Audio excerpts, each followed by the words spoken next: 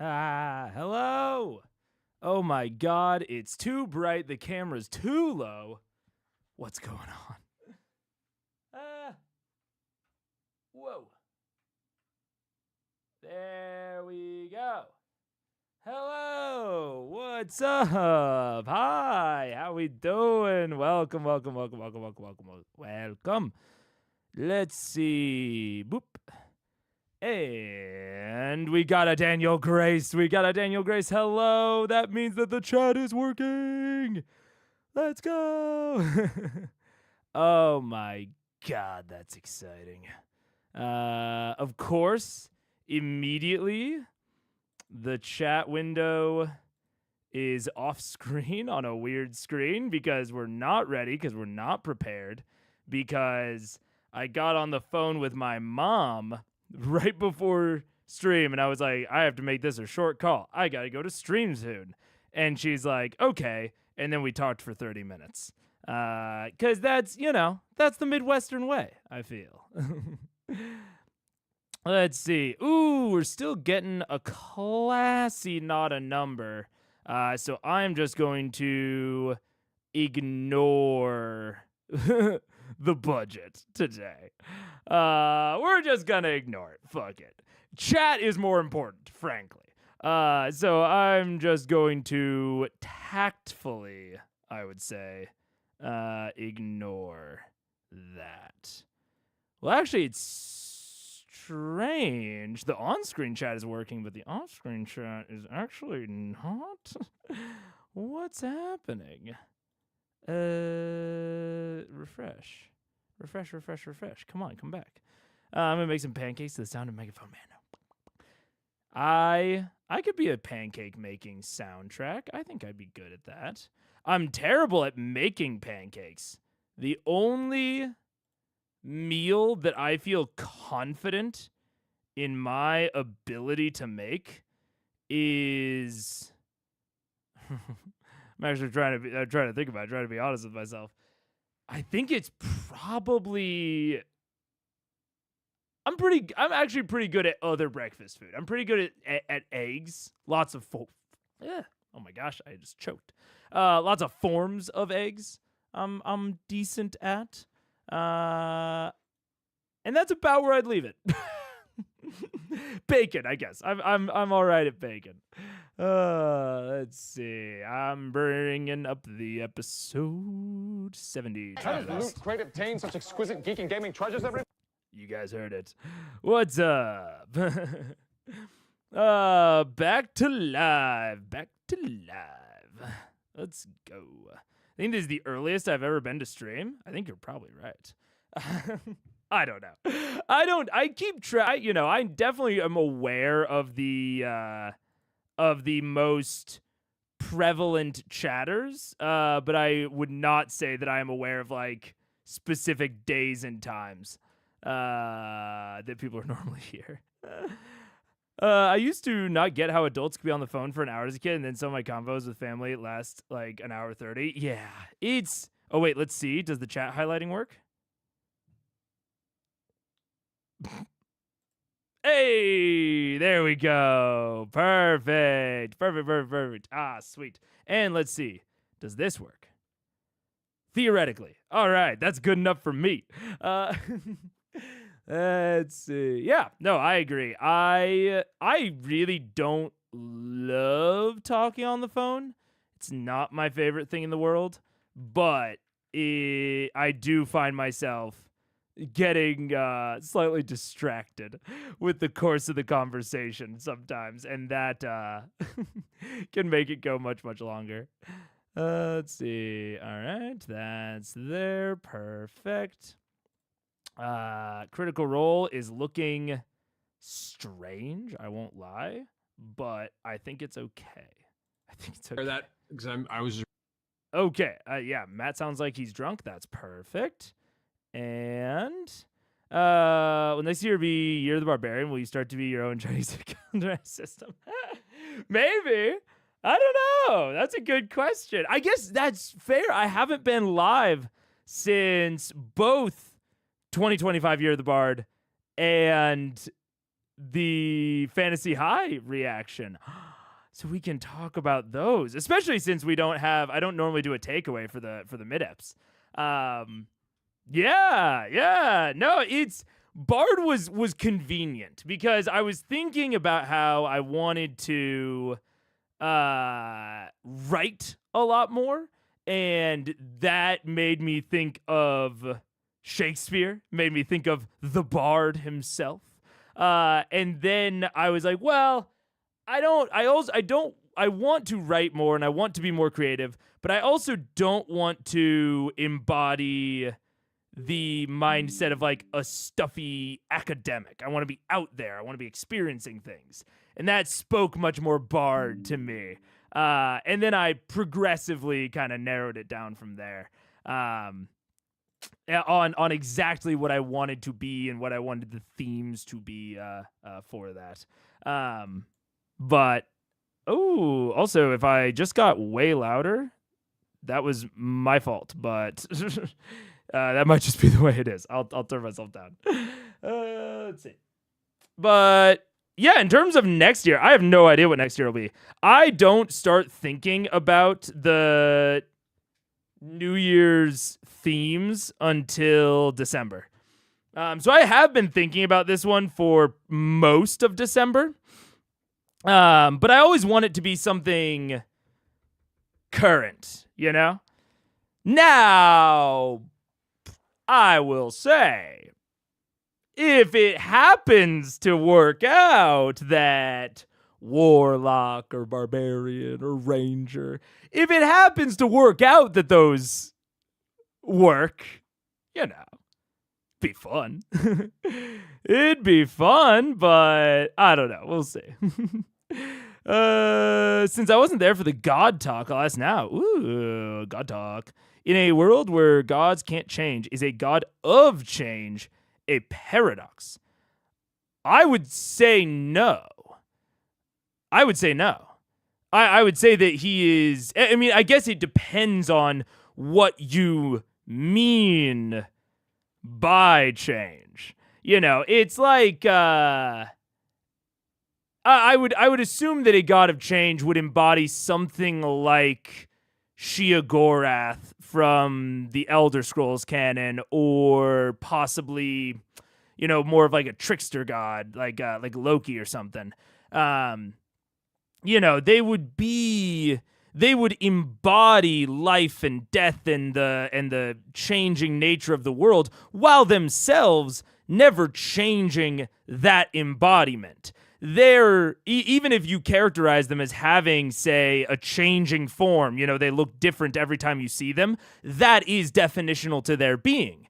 If you set them up that way, where they're the god of change and they have a new body every time you see them, maybe even every time you fucking blink, that is their law, essentially.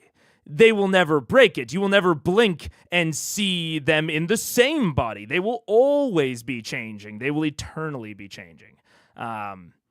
Is at least how I view the sort of unchangingness of a god. It would be like gravity. I think about, when I think about like characterizing the gods as unchanging in the way that we talked about last time, I think about it as how we think about the laws of physics, right? We don't consider gravity being able to change. Gravity follows a very distinct law. And, you know, there's obviously some nuance in like, oh, gravity's, you know, local gravity can be higher or lower in these areas, but it always follows that kind of, that law, that formula. And I think similarly about gods. Zeus is not going to wake up one day and decide that he doesn't want to bang mortals anymore. It's just not in his nature. He's a philanderer. That's just how he is. Expecting Zeus to change is like expecting there to no longer be thunderstorms. That he's going to fuck mortal women. And that's just who he is. You can either accept that or you cannot, you know? That's how I kind of view it. Yeah, unless they're gods, god of gods changing, yeah, something like that. I cannot wait to see what Year of the Warlock would mean in practice. Speaking of cycling through the classes, did you check out the new Artificer UA? I don't typically check out UAs, like broadly. I have thought about, so I mentioned in the 2025 Year of the Bard of all of the kind of new types of content that I want to do, the fact that I'm focusing on stream less, and something that was maybe a clarification that I should have made there. Not saying that this is even related to what you're saying, but it's tangentially related. I'll bring it back. Is that it's not even necessarily meaning that I want to stream less, necessarily. But when I think about streams, like last year, when I thought about a new idea, my immediate, instant first thought would be, why is it alive? What makes it a good live experience? And that is one of like the core mindset changes that I'm trying to have this year, is not necessarily being 100% concerned with the live experience. I have also been thinking a lot about what are lives I can do that will be a good video experience. So I'm not saying that it's like my entire mindset, 100% of my mindset is changing. I'm trying to get it, like I said, kind of closer to 50-50.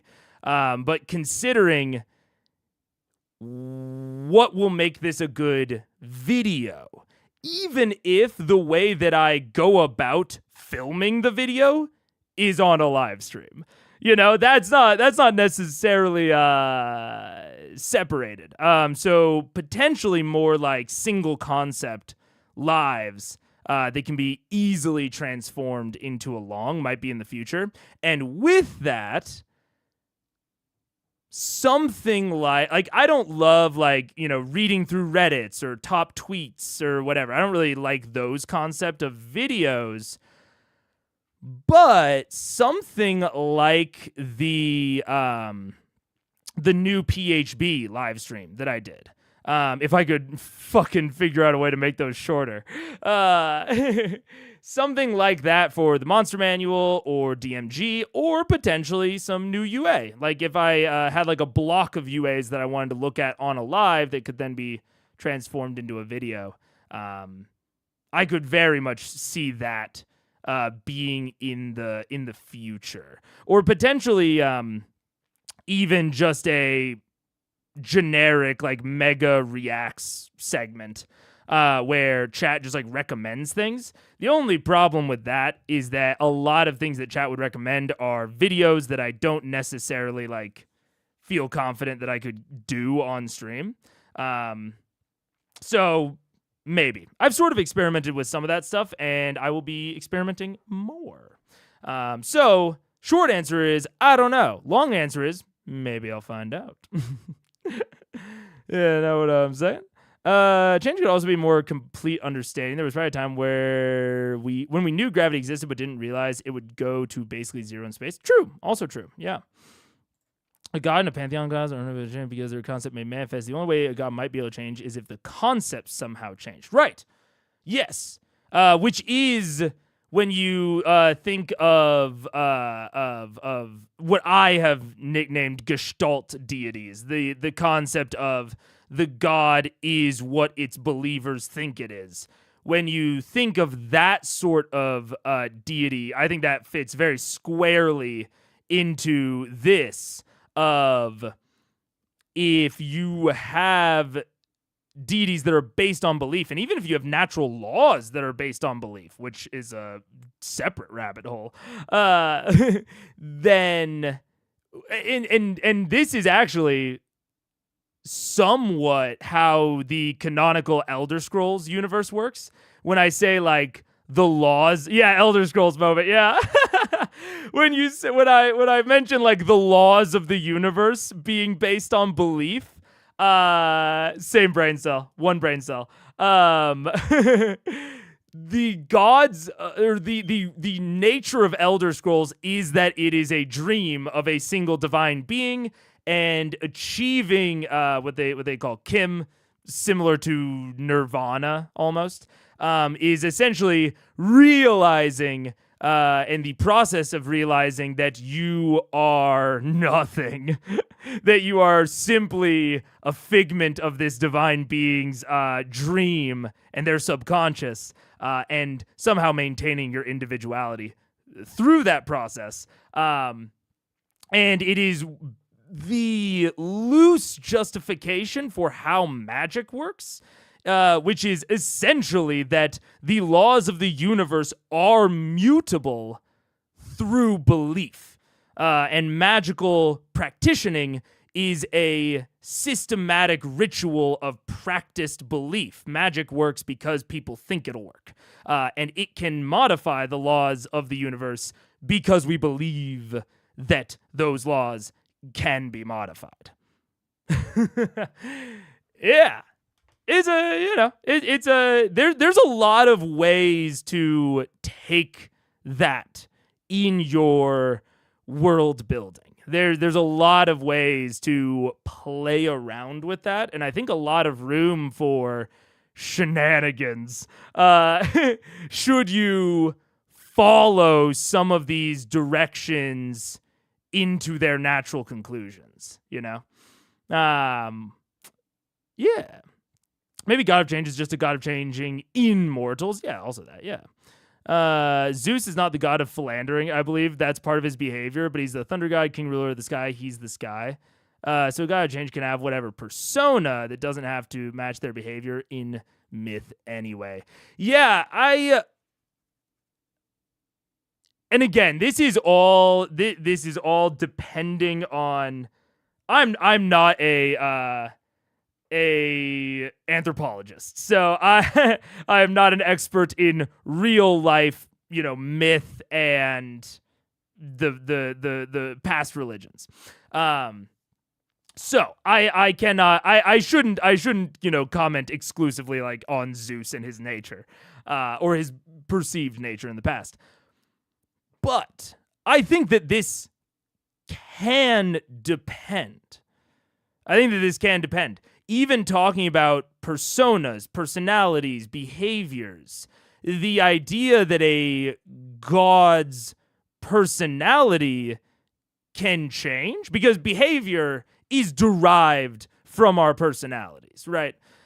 So I think the idea that behavior could change is possible if there are reasons that jive with their personalities for that behavior to change. In the example that I'm giving of like an unchanging deity, I would say that Zeus's personality cannot change. So the parts of his personality and his underlying motivations that cause him to go philandering won't change. However, if there was, say, some sort of reckoning amongst the gods, and they had a council, I don't know, and they set out a rule for themselves of non-interference, and they threatened punishment to any god that violated said rule, that is not the gods changing necessarily. That is imposing law and punishment upon themselves. That is not necessarily them changing. So his underlying personality has not changed, even if his expressions and behavior might change. And I think that can be possible even in the concept of like an unchanging deity and unchanging pantheon, because you can have those reckonings, those laws, order, punishment based on the events of the mortal realm.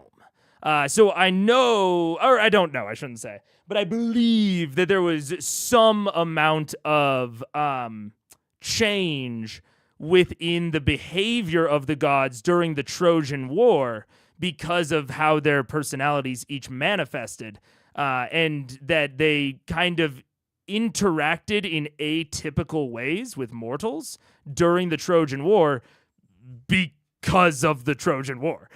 So their behavior might change based on circumstances, but their underlying personalities probably don't. But all of that said, it super depends on your world building and your pantheon. Yeah. Let's see. I changed by my uncle appearing to him 3x spirits. It can't be done. Lol. What up, Jericho? Yeah. Taylor and Kim has said Kim and not Kim. Taylor and Kim has said Kim and Chim. You know? I don't know. I looked at it like key, which I also typically would spell key CHI, not KI. But I super don't know. Yeah.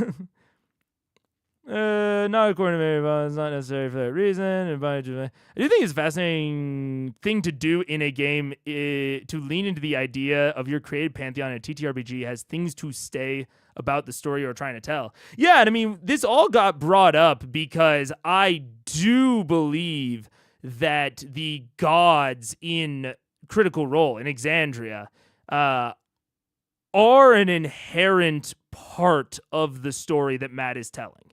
Like, obviously, divine interference is a feature in a lot of games, especially when you have something like the cleric class, and to a lesser extent, the warlock class.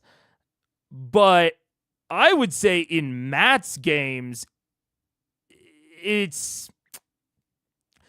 not necessarily the overriding theme, but I would say that, to put it more, I guess, generically, I would say that one of the overriding themes so far of Vox Machina is contending with the effect of outsiders. And when I say outsiders in this context, I mean people or entities from that originate outside of the material plane. I think that a lot of the themes of Vox Machina are contending with outsiders coming in and fucking with the material plane. Even the Chroma Conclave. Like, the Chroma Conclave are all dragons, obviously. But the way that the story is set up, this is not literally true within the fiction, but within the context of the story of Vox Machina, the legend, you might say.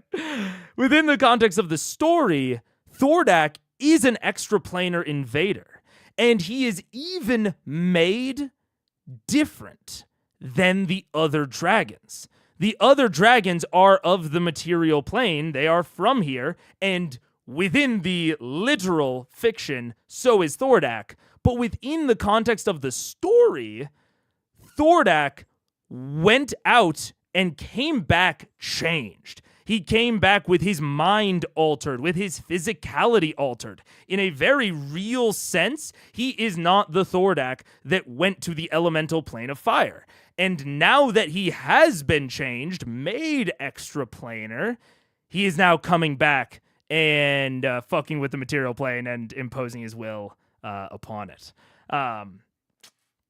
So I would say that Vox Machina, I can't speak for campaign 2 and 3, but I think that Vox Machina is, if not necessarily entirely about this, there are substantial themes and tones around divine interference and dealing with these not unknowable, but entities that are so big that direct confrontation seems impossible, at least at first, without planning, without strategy, without cleverness. Yeah. It's very, very interesting. Yeah. Yeah. In D&D media, the gods are more like 20th century fiction characters. A little bit, yeah. I looked it up. It's pronounced Kim. Oh, there you go. Sick. In Critical Role, Matt does use the gods to express things about his world. Yeah. And I mean, and his world is very, very, very divinely affected as well. I mean, you only have to look at Vasselheim to see that. But the evidence and the effect of the gods is all over the place, you know?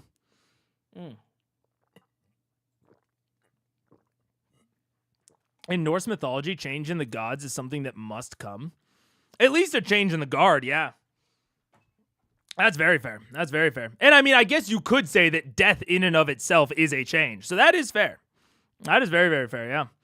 And that is like you guys are saying, a cool distinction and a cool example of how you can change your pantheon from the default.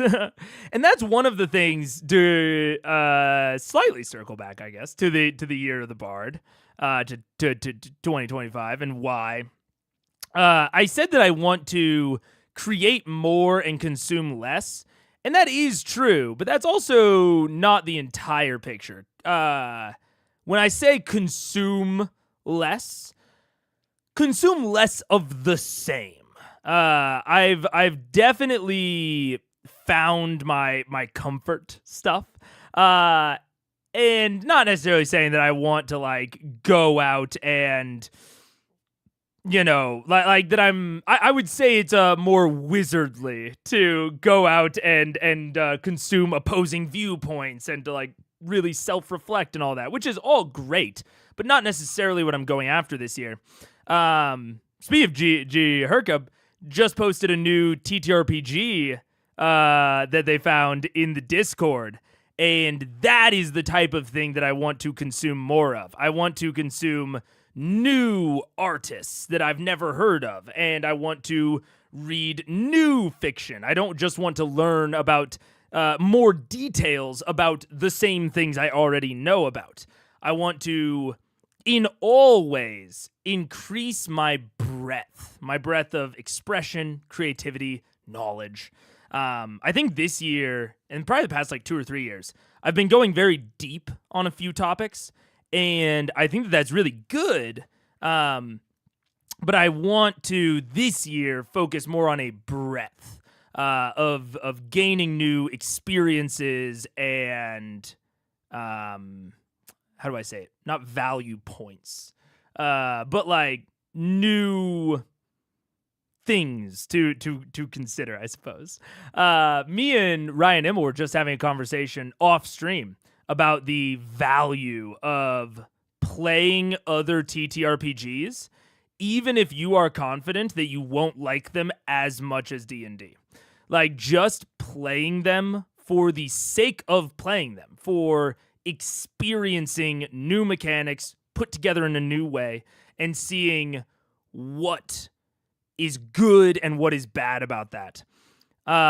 Even if you are confident that you won't like it as much as D&D, that experience can still be incredibly valuable and can improve your D&D so much. And I want to apply that sort of mindset to a lot of areas of life. The pancakes turned out delicious. Hell yeah. Yeah. For how gods operate is a good approach for his type of D&D and storytelling. It's not how global myths operate, is the role gods play in culture varies tremendously. Yeah, I mean, I think that it also I think you are correct in especially, my type of D&D. My D&D worlds, and I've talked about all the time how one of my primary values within D&D is consistency, and breaking rules strategically, not necessarily just when it would be cool. Because I think that Matt is really good at breaking rules when it is cool. Whereas I break rules when I'm trying to think of exactly how to quickly say it, or how to succinctly say it. I break rules when it will be obvious that I'm breaking them, and breaking them gives the players more information. Yeah. That is, and so I do think that from that perspective, the type of gods that I am talking about definitely do help with that. And definitely reinforce that sort of theme. I wouldn't quite go so far as to say that it's not how global myths operate. I think it's like, to use a very basic example, the Christian God operates in this way. The Christian God is described as unchanging. Now, has he always been described that way? That's debatable, depending on critical scholarly sources, how Yahweh is described and how he evolved into the current incarnation, I guess you could say, of the Christian God. So I wouldn't necessarily say that it's not how myths operate, but it's not exclusively how myths operate. Very much so. Very, very much so. Yeah. And therefore, their mutability also depends on their culture and story. Yeah, it extremely depends on the culture. Yeah. And I mean, some cultures don't even have what we would consider as gods, but we might still consider those things religions. Like, I think if you ask most people, at least most people in the Western sphere, I will caveat, I think they would probably consider Buddhism a religion, but to my understanding, limited admittedly, Buddhism is a non-theistic religion. It doesn't even have gods, or at least gods in the way that other more theistic religions might conceptualize them.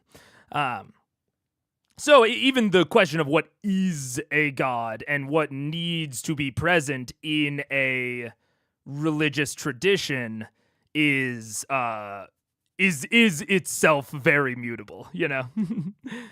Everyone go listen to Epic the Musical. I was seeing shorts with sounds from that. It looks wild. It looks wacky as hell. Yeah. I don't know anything about it other than that it looks wacky as hell. Yeah.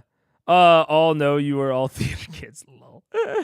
You're speculating on a pantheon in a rule-based world. Rules of the game or rules of the story. IRL religion isn't not created that way. Ironic, because religions love rules. Yeah, that's fair.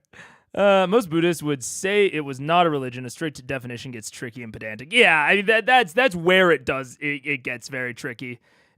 Is like even what is the religion with the Tao? Is the Tao is the way? The way. Taoism, yeah. Yeah.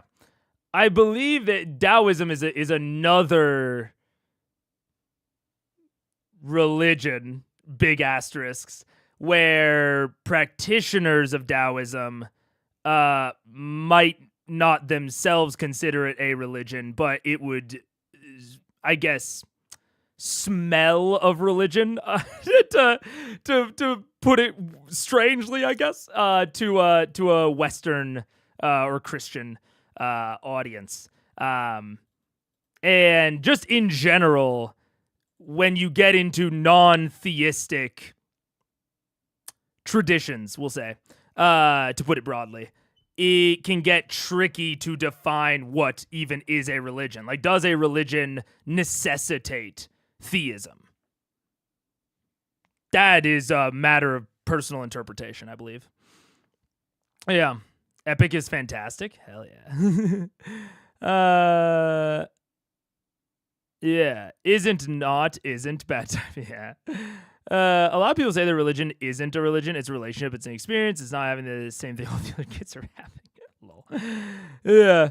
Taoists might revere Lao Tzu, but yeah, it's not really a religion in the same way. Well, I think that is the big kind of underwriting thing, right? It's not a religion in the same way.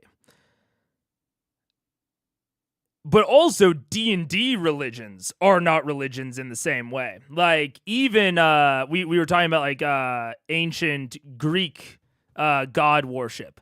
The way that the Greeks and Romans, I don't know much about the Norse, so I won't speculate. But the way that they worshipped their gods is incredibly different from modern religions. They had cults. They acknowledged a large pantheon, but typically devoted themselves to one or a few within said pantheon.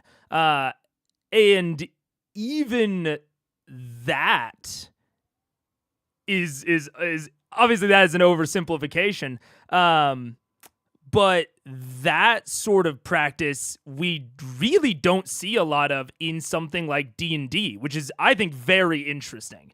That we have this polytheistic pantheon. I would say it's the standard in D&D type stories to have a polytheistic pantheon. But it is a polytheistic pantheon that a lot of times in practice smells a lot like monotheistic pantheons, I guess. Like the practice and the worship, when we see it play out in a lot of D&D stories, a lot of the times it's practice and worship that resembles our modern practice and worship, which is not how the ancients in antiquity practiced and worshipped.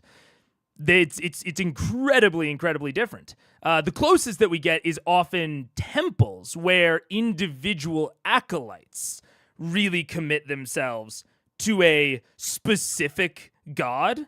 But even that often does not relate, one-to-one in the way that ancient cults, formed and practiced. Theshel, same brain cell. Yeah. They're kind of cults, but they're really not one-to-one,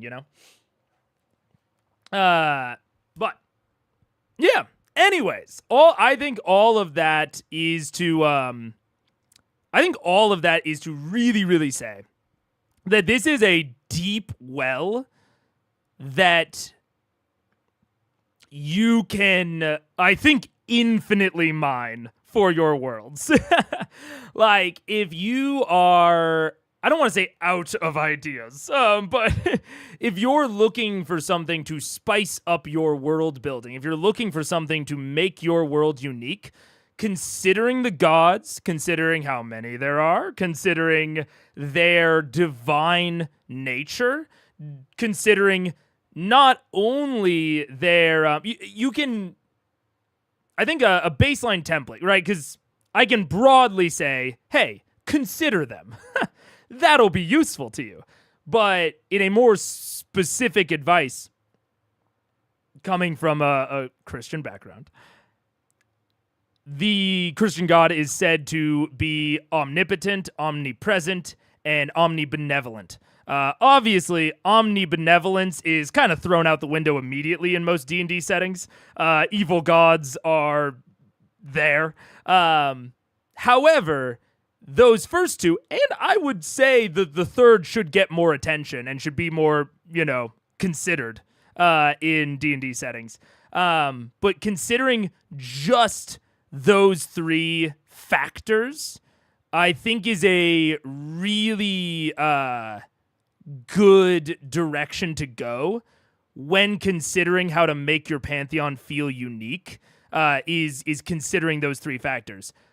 Are they omnipresent, or do you have to go to specific places for them to hear you and for them to be aware? Do different gods have different levels of presence? If a god is omnipotent, how can they be limited to a domain? Good question to consider.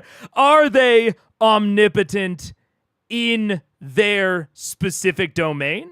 Are they omnipotent in only a factor of their domain, but maybe they aren't in another factor even of their domain? Where is their domain even constrained to? Though I think all of those sorts of things are where you can start to base some of this thought process. And if you really want to be analytical, I guess I might say, about it, I think that even just making not a flow chart, a tree, let's say, of all of the possibilities. So start out with like those three factors, in the middle: omnipotence, omnipresence, benevolence, and start branching out all of the alternatives. So what is an alternative to omnipotence? And try to list all of them that you can even possibly think of. And then look at those singular points and try to branch them out into varying possibilities. And I think that there is like I said, I think there's a very, very deep well there that can and should be mined. But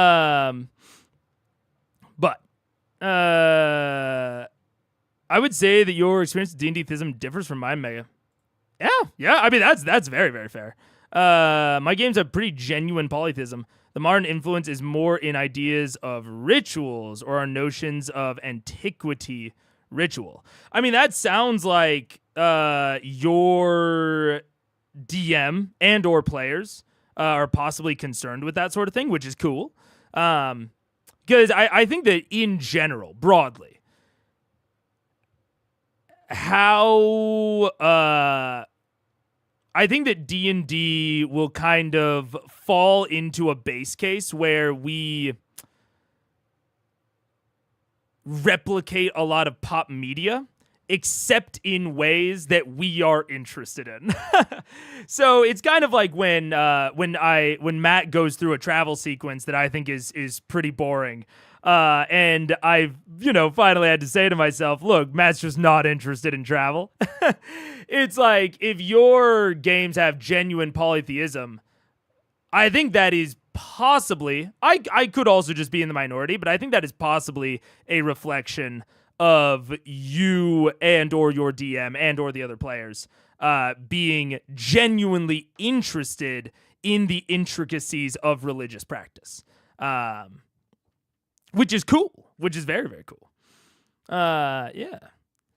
Let's see. If a god is... Oh, wait. I already said that. Yeah. I think the moment you go polytheistic, you also can't be fully omnipotent. That is a question. I will say this. I will respond like this. I wouldn't necessarily rule these things out. Like that, I think this is a fair take, especially like a world building take that like you could bake into your world, and I think that would be a fair rule. But do consider, could that be the case? Could it be limited omnipotence, like I mentioned, or could all of the gods be omnipotent? And legitimately, can you find a way to make that work? It's more of a challenge. It's more of an exercise than anything else. I'm not even saying that would be interesting if there were multiple gods that were all omnipotent. But could you make that interesting? Could that be interesting? Could that work if you analyzed one of the other two? If maybe all of the gods are omnipotent, but they have limited knowledge. They have limited omniscience. Or not limited omniscience. They don't have omniscience. And so therefore they are all very powerful, but they can't see everything. They may be able to see explicitly different things. They might not be able to see fuck all. They might be asleep. And there might be multiple of them. They might be dead. They could have been omnipotent in the past and are not anymore. Or they are not because of something that was done to them, or an accordance that they all agreed upon to not exercise their omnipotence. And because they are all omnipotent and they all agreed, they were able to self-limit their own omnipotence. And they, even to a degree where they can't remove it themselves, but perhaps a mortal could. And maybe one of the gods is starting to regret the deal. So, I don't think this is an incorrect take, but it is an interesting exercise to try and go down the rabbit hole of how could I make this work. Yeah. I had assumed that omniscience would homogenize ways of thinking. Once you know all things, how could you have disagreements? Well, okay, so this is even what it means to know all things. So we'll switch from omnipotence to omniscience. Is it spatial omnipotence? Omniscience? Is it temporal omniscience? So are the gods, or is any given god able to know everything about past, present, and future? Are they only able to know everything about the present? Are they only able to know everything about the past? Only able to see into the future, but they are blind to the present? This, and even if they are omniscient in all things, does that homogenize thinking, or does it split? The gods in most minor of spoilers for the Cosmere, I would say, only in the aspect that there are gods in the Cosmere.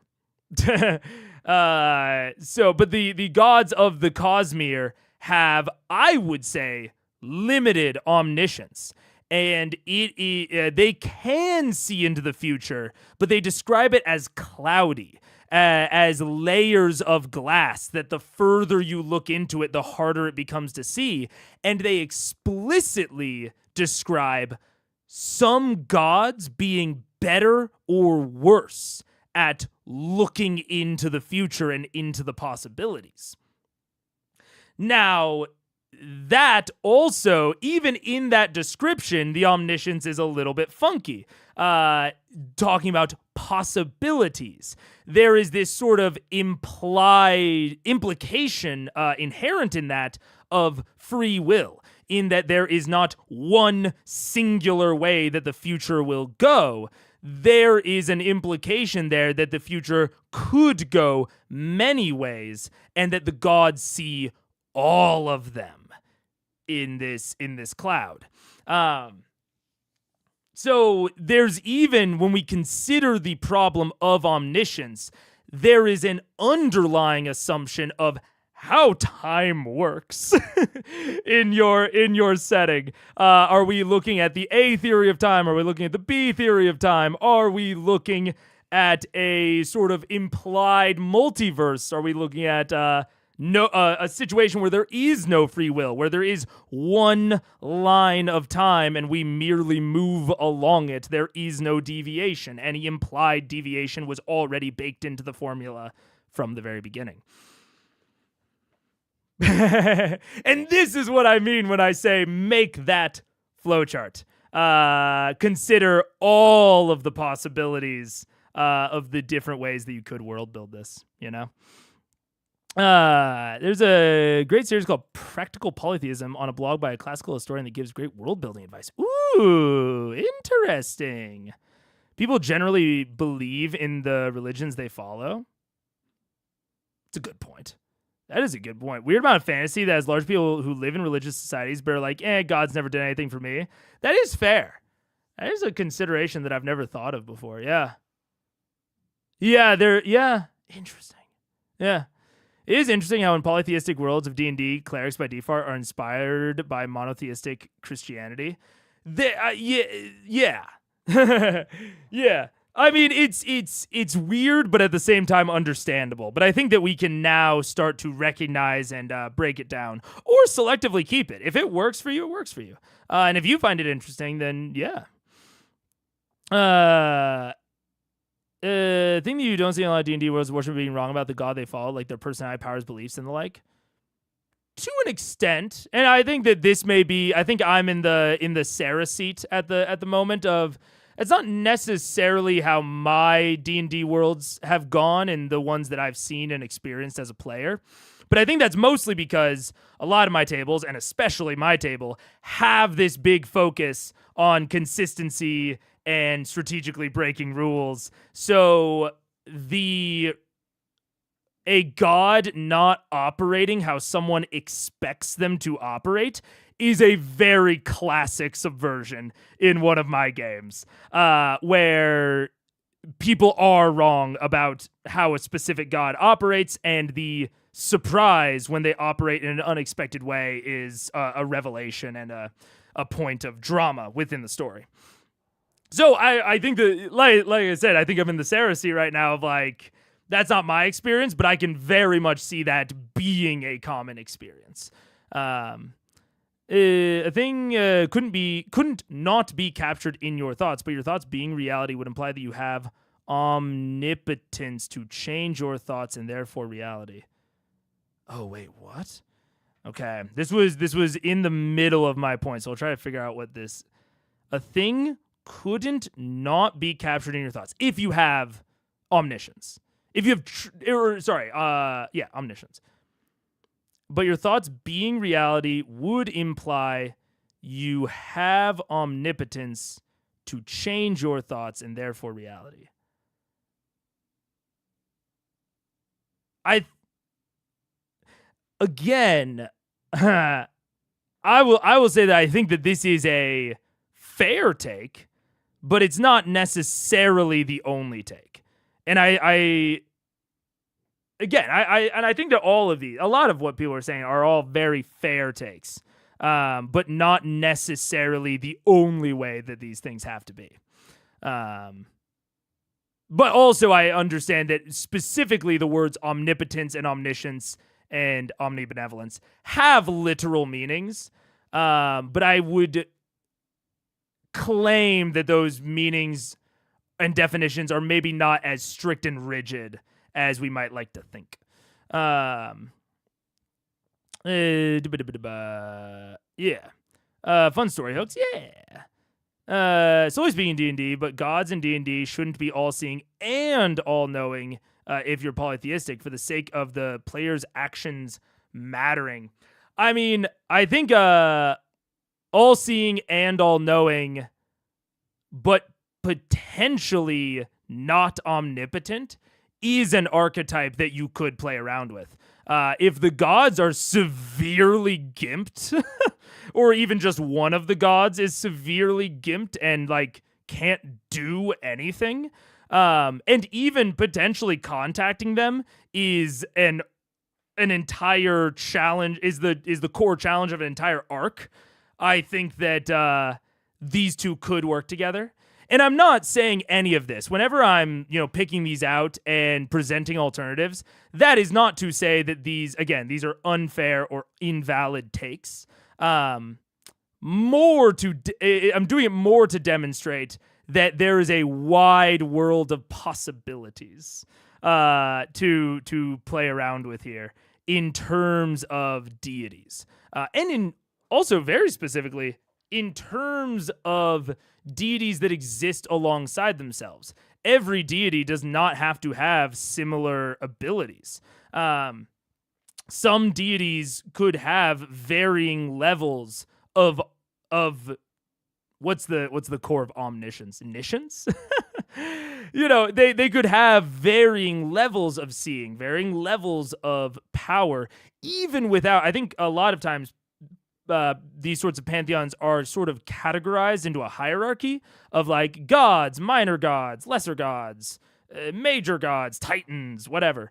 And I think that's fine as well. But I also don't think that it's how it has to be. One god having incredible sight and incredible knowledge, but limited power, compared to a different god with extreme power, but limited sight and limited ability, and limited knowledge, existing at the same level, I think is valid.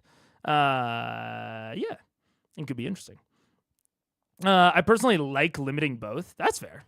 only all-powerful in their domain and not all-seeing, so that 90% of the time you can get away with small bad actions, but there's always a risk a god saw, and big actions are basically impossible to hide long-term. I think that this, I think that this is a good way to phrase your thought process around this, of talking about what it does to the story and what it does to the game. You are saying that you like these two qualities of godhood because it allows your players to essentially fuck around a little. But when it comes to larger fuck arounds, there's an implication within just the fabric of the world that it might carry more consequences. Those consequences may or may not be divine, obviously, but not implying, but instituting these rules of godhood bakes it into the fabric of reality that this sort of like what we do in the dark sort of tone of, yeah, if it's small, if it's isolated, if it's hidden, no one will know. What are you going to do? And then on the bigger, more public, more world-altering aspects, people are definitely going to know. And how do you interact with that? I think that is a very distinct tone to accomplish at your table, and that those aspects of godhood definitely encourage that. Yeah. Google Orthax gods to gods.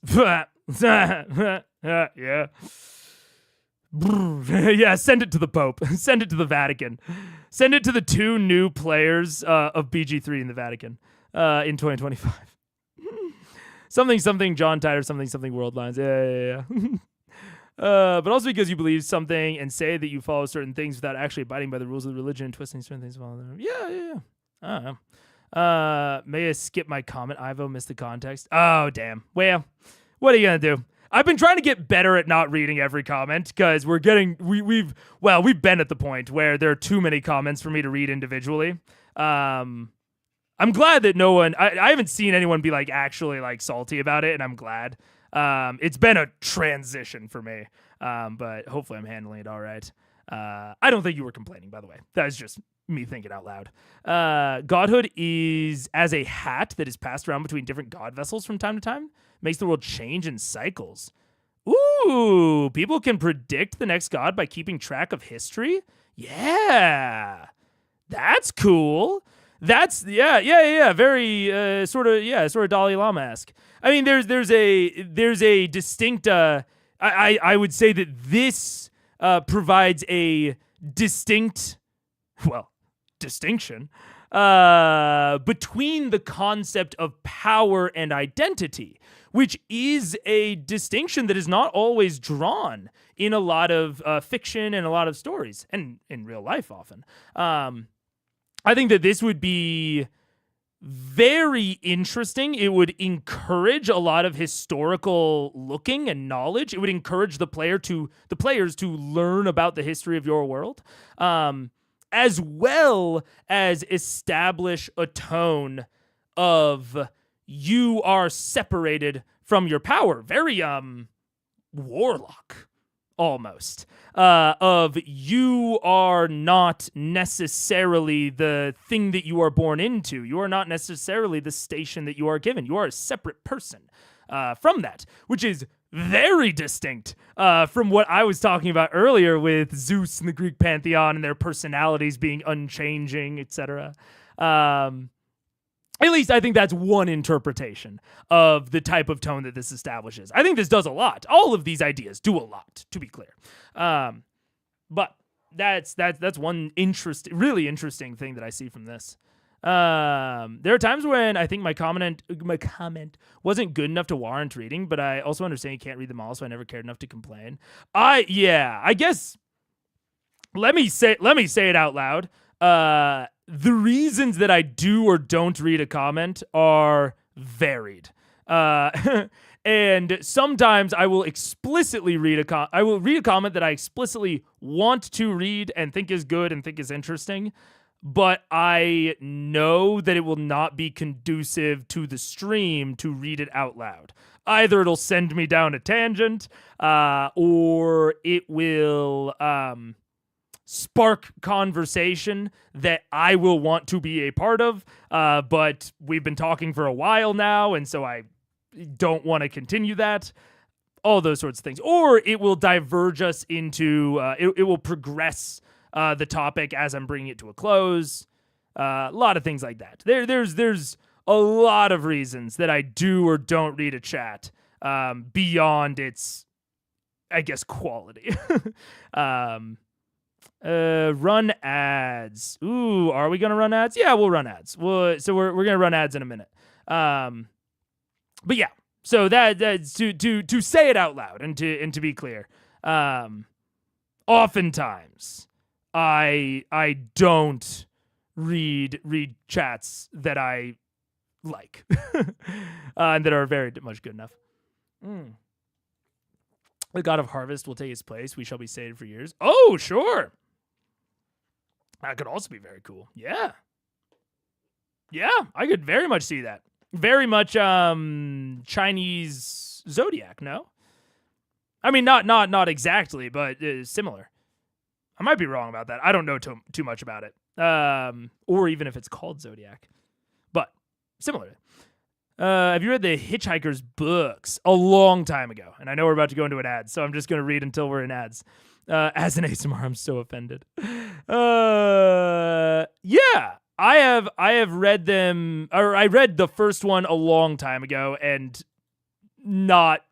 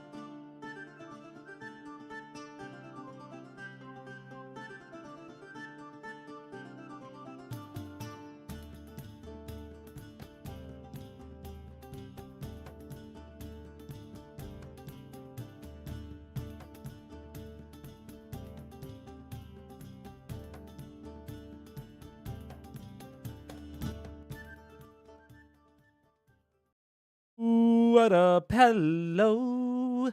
We're gonna start D&D soon. Why is... Oh, because... Oh, I forgot about what I had to do last time. No more side monitor. Character spoken. It's still not a number. Oh, and it's still fucking up and going back to 0. Well, alright, I'll fix that later. So I guess that is just going to be empty space for this stream. I guess I'll move chat in there. Sure, why not? It makes my, oh my god, it makes my view so wide. There we go. I guess we'll slightly we'll slightly fix that. This could be a tangent. I read it. I'm going to give it an elevator pitch. An elevator pitch about Wish. My short answer is I consider it depends on the world, but in at least the most recent custom world that I world built, I consider the power of the gods to be somewhere in the 11th to 12th level spell range. Very powerful. Very, very, very, very, very powerful. I also tend to highlight the risk of Wish. And if we're being very, very honest, I've only ran one campaign to the point where any player would even theoretically have access to Wish, and it is not something that I give out. Period. Like, I don't like give out like a scroll of Wish or something like that would like allow them to use it before that level. Generally, I don't love the, I don't want to say implications, but the ramifications, I guess, of Wish kind of existing. So I kind of dodge the problem, but even when the problem does exist, it's solidly below, but not that far below. But that is all I'm gonna say. And we are going to start Critical Role, episode 70, part 2. Recently made aware of that. On my Halloween day. One of us. Cool beans. Yeah. Become one of us. Alrighty. So, picking up where we left off, the rest of you guys have done some research, gathered some information that may or may not be helpful. What do you want to do for the rest of your preparation for whatever you wish to do going forward? This is before Betty Bye time. Yeah, you guys are still. I have a few things I think we should do. Okay. I think there's a lot we need to do. First, I think we should brew some tea and not drink it. Oh. It only lasts for how long? What? The teapot, The venomous tea. It'll probably last for the day. All right, yeah, it lasts for 24 hours. 24 So hours? wait, you want to make poison and not do anything with it? We'll keep it. Just in cases. In case someone comes over for tea? Emergency poison. Right. Just in case. Why wouldn't you just make it in front of her and then it's way less conspicuous? That's true. In front of... Sorry, Then why are I'm we not smart. drinking Let's the tea? make some and put it in a flask, and then we'll just Are you also talking can do it about for later. Raishon? No, just to have some poison. Poisonous dragon? Just to have some poison in general, not well, necessarily for Russian. Fine. Maybe we'll make it in the morning. Maybe an enemy will come over, Breakfast you're tea. right. Maybe an enemy will come over. Just As- have tea at the ready. As a specific master of dragon and dragon knowledge, Yes. just so you're aware, green dragons are Poison. poison by nature. I don't think this is for Raishon. Okay, just making sure you're aware. I was actually thinking it would possibly, if we Yes. had a bit of poison, we could get it into the system of one of the larger creatures at some point, a big pot Tea? of poison. Maybe. I knew you didn't think it was for Raishon. No. Yeah. Raishon's not going to drink tea and die. Right, Sean's not going to drink tea and die. All right, this is a separate conversation, so I could pause it. So I'm allowed to. I also agree. Raishon was very evil. I still don't think that the players trust her. And originally I was saying that she should. It's really hard. With Raishon specifically, I want to caveat all of my sort of more DM advice territory with Raishon. Put a massive caveat on it, put a massive asterisk, because I think that this is one of the sequences and characters where I am least able to evaluate the way I would handle it or the way I think Matt should handle it. I think this is one of the situations where I'm least able to do that because her motivations are so, close to the chest. Vox even explicitly understands that she has hidden motivations for the things that she's doing. And so it's very hard for me to, without knowing her actual behind-the-scenes motivations, to evaluate the way in which she should flip. You know what I'm saying? Like, there's a lot of things and a lot of characters and a lot of actions that I can analyze, even not knowing the motivations of the character that's performing them. I think that the Briarwoods were kind of like this. However, with a double agent flip specifically, that is such an inherently like personally motivated decision, right? Like the idea that you were working for X and because of something personal to you, a personal motivation, you are flipping the side or the faction that you are working for. So it's tough for me to even say how she should go about doing it when I don't know her personal motivation. So take everything that I say about Raishan and the scenes of that sort of stuff with a massive grain of salt. Massive. Yeah. Now VM thinks Raishan is the devil they know. Maybe she is, maybe not. Yeah, I agree. I agree with that. I definitely agree with that interpretation. That, and I think it was well done in retrospect. Like looking at the effect that it had on the players, I think Matt handled it really, really well. I think it again, it kind of depends on her motivations as to how well she handled it. But I agree. I think that from what I imply her motivations to be, I think that the devil you know is a good position for her to be in, and that Matt is wise to go down that route.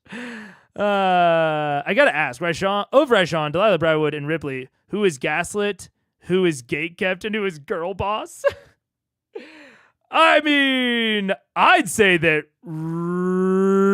Raishan is gaslight, clearly. And I think that I'd say Ripley is gatekept and Delilah's girl boss. Like, I think that Delilah brought her husband back from the dead. You know? I think she's girl bossing all the way into the afterlife. Whereas Ripley is, you know, she's disseminating guns, but she wants to be the manufacturer, you know? She's looking for that knowledge, not letting VM in on it. That's what I would say. Yeah. I would want to at least think I know their actual motivations before entertaining the thought. Yeah, they're very... And that is one thing that I think I can say with confidence is that whatever Raishan's motivations are, they clearly involve working with Vox Machina. And I can confidently say that Matt knew his players well enough to get them to agree to that, but also make it difficult. You know what I'm saying? Like, he really threaded the needle of getting them to ultimately agree to working with Raishan while making it a huge interpersonal conflict amongst the party. So whatever's going on with Raishan, I think that Matt had a good, accurate read of his party and his players. Yeah. I think in this instance, that zone of truth could be a very good utilization. That's fair. Oh, yeah. Percy is gatekeeping guns. True. Percy is gatekeeping the guns. Ripley's girl failure. No, Topaz, I see you. Oh, man, did I get muted? Wait, what? Where's Topaz's personal stuff or previous stuff? Oh my god! They updated it. Oh my god, that's so sick! Okay, sorry, I just have to show off, or not show off, I guess show off for streamer.bot. Hey, sponsor me. The streamer.bot interface got updated so I can press Topaz and it shows me post history. It shows me chat history. That's so fucking cool. I can also time out of here, should I? Uh-oh. But that's so sick. That's so sick. They didn't have that before. And it's something that like Twitch native chat has that I always thought was so cool. But anyways. Weird, my post about Ripley having a gate scroll didn't go through. Oh yeah. The chatbot hit it. What? No, chatbot. I was just complimenting you. What the hell? You're dropping chats? Oh, wait 1 second. Do I have my live streaming tab pulled up? Ripley literally kept a great gate scroll too. That's true, she did. What the heck? It's even in top chat. It's not even in pure live chat. Why did the chatbot hide that? What the fuck? Doaz is so good at holding the line. Don't silence them. I wonder if it hit my comment earlier. Might have. It might have. That's so strange. I wonder. Let me see if there's a possible filter.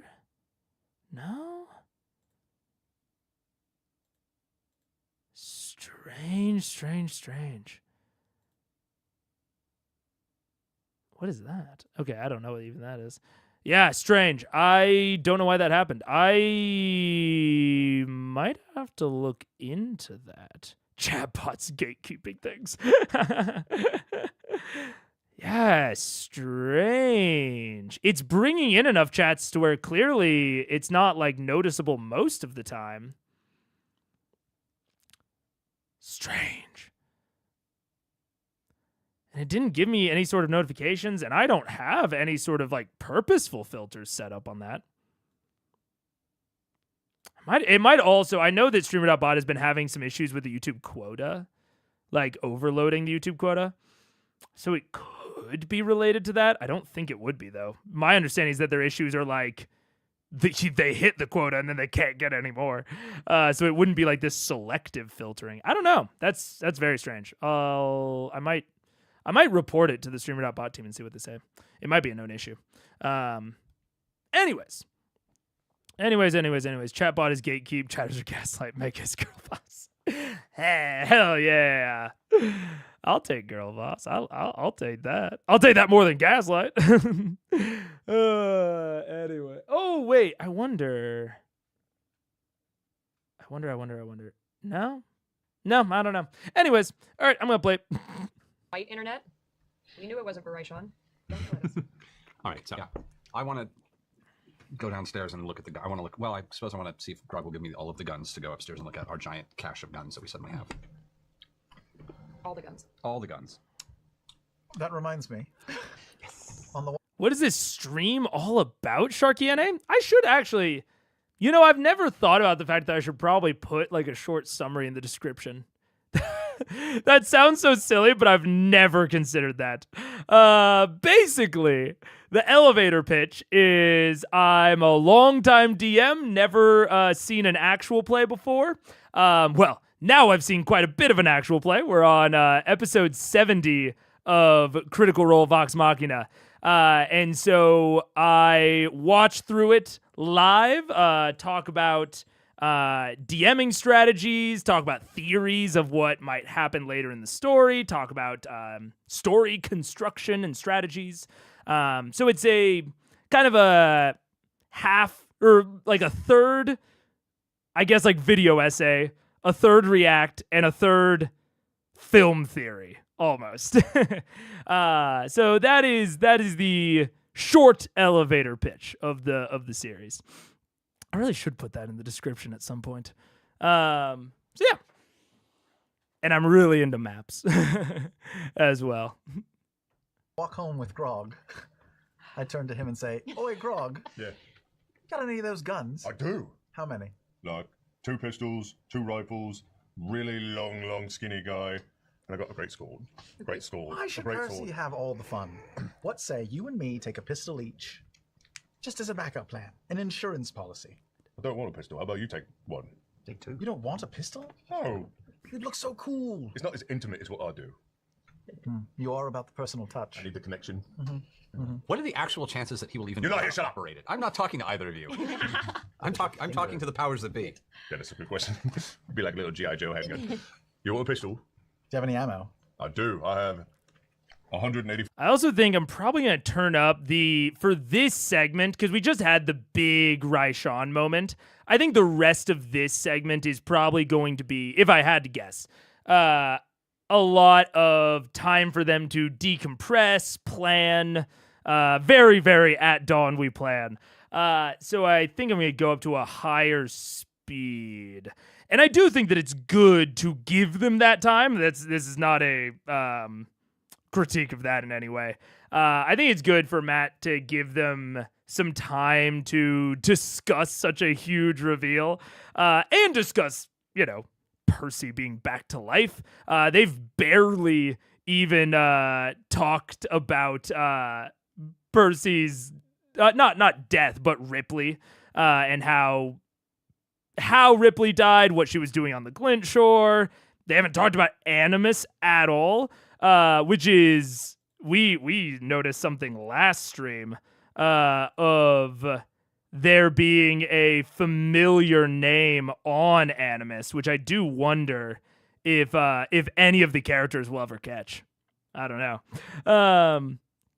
But I think it's good to give them kind of a slowdown session, especially given that, or at least a slowdown half of a session, especially considering that they, number one, have just done so much, and their next timer is, I think, going to expire in like 5 or 6 days.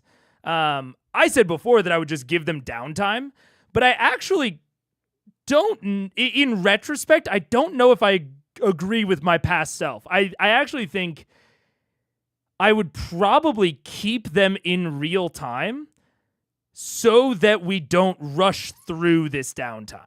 Like, the actual downtime mechanic in D&D is better for parsing through large portions of time that you don't want to interact in real time because it's going to be boring.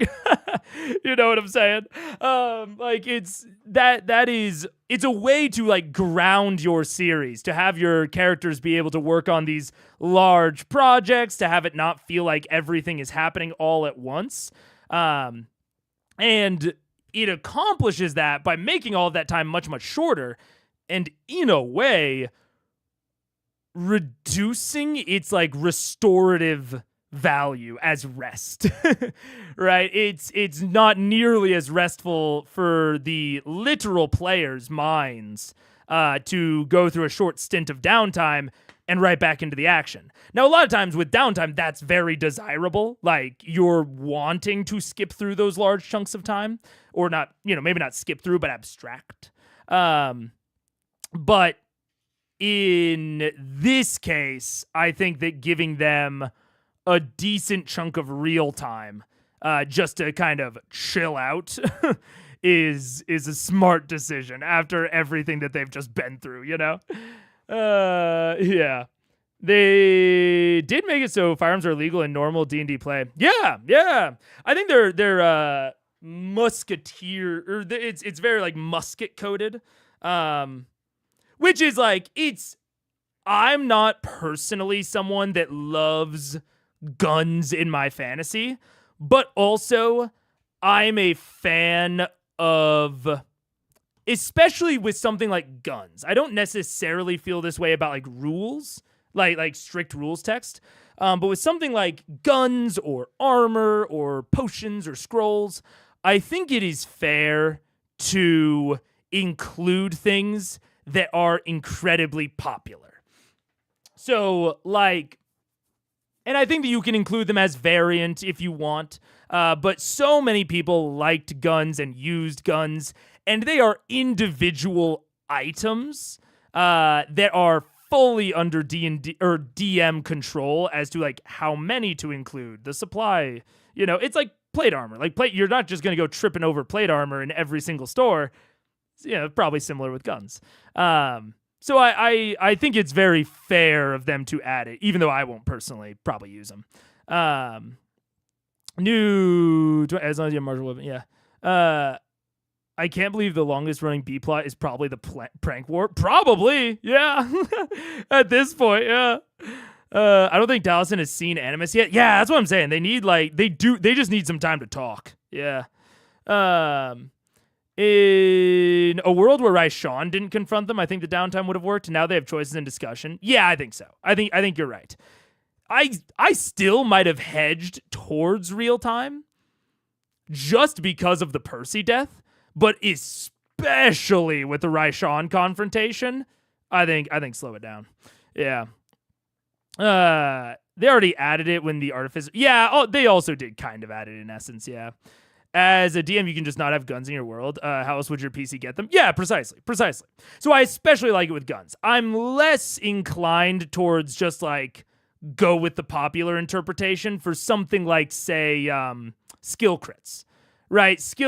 I'm not as in favor of things that I would have to actively homebrew away if I didn't want to use them. I think that, not to say that those, necessarily shouldn't go with the popular version. I'm just less like default cool with it. For something like guns, where precisely what G. Hercom said, the supply is literally limited of them, however the DM wants it to be. For those, I'm more just like, throw them in, whatever. My players only have to consider them if I introduce them, The line between cannons on ships and guns feels so narrow to me that it's weird. One is often included while the other is not. That is fair. I have not had a substantial seafaring campaign before, so I've not had to deal with that. But I think that is fair. That's fair. Don't turn it up too fast. There's good jokes right here. Okay, I'll go to 1.35. But I don't guarantee to keep it there. Like, the jokes aren't necessary. I don't have a whole lot to say about the jokes. You know what I'm saying? This isn't comedy critique. This is more D&D critique. So, if there's not a lot of plot happening, I might end up turning it up again. We'll see. Also, I personally love when a type of weapon or technology is introduced to the world, if only because it's how it can develop differently from our own. That's fair. Yeah, and that's I like all of that is to say, I like that they introduce that sort of thing. I think more tables of like materials and options are very cool because they're just like there's such a la carte things that the DM can pick and choose from. As opposed to like fundamental rule text. I'm way more like extremely more permissive about it, even like when it comes to like homebrew at my table. I am extremely more permissive of homebrewed items and materials and technologies.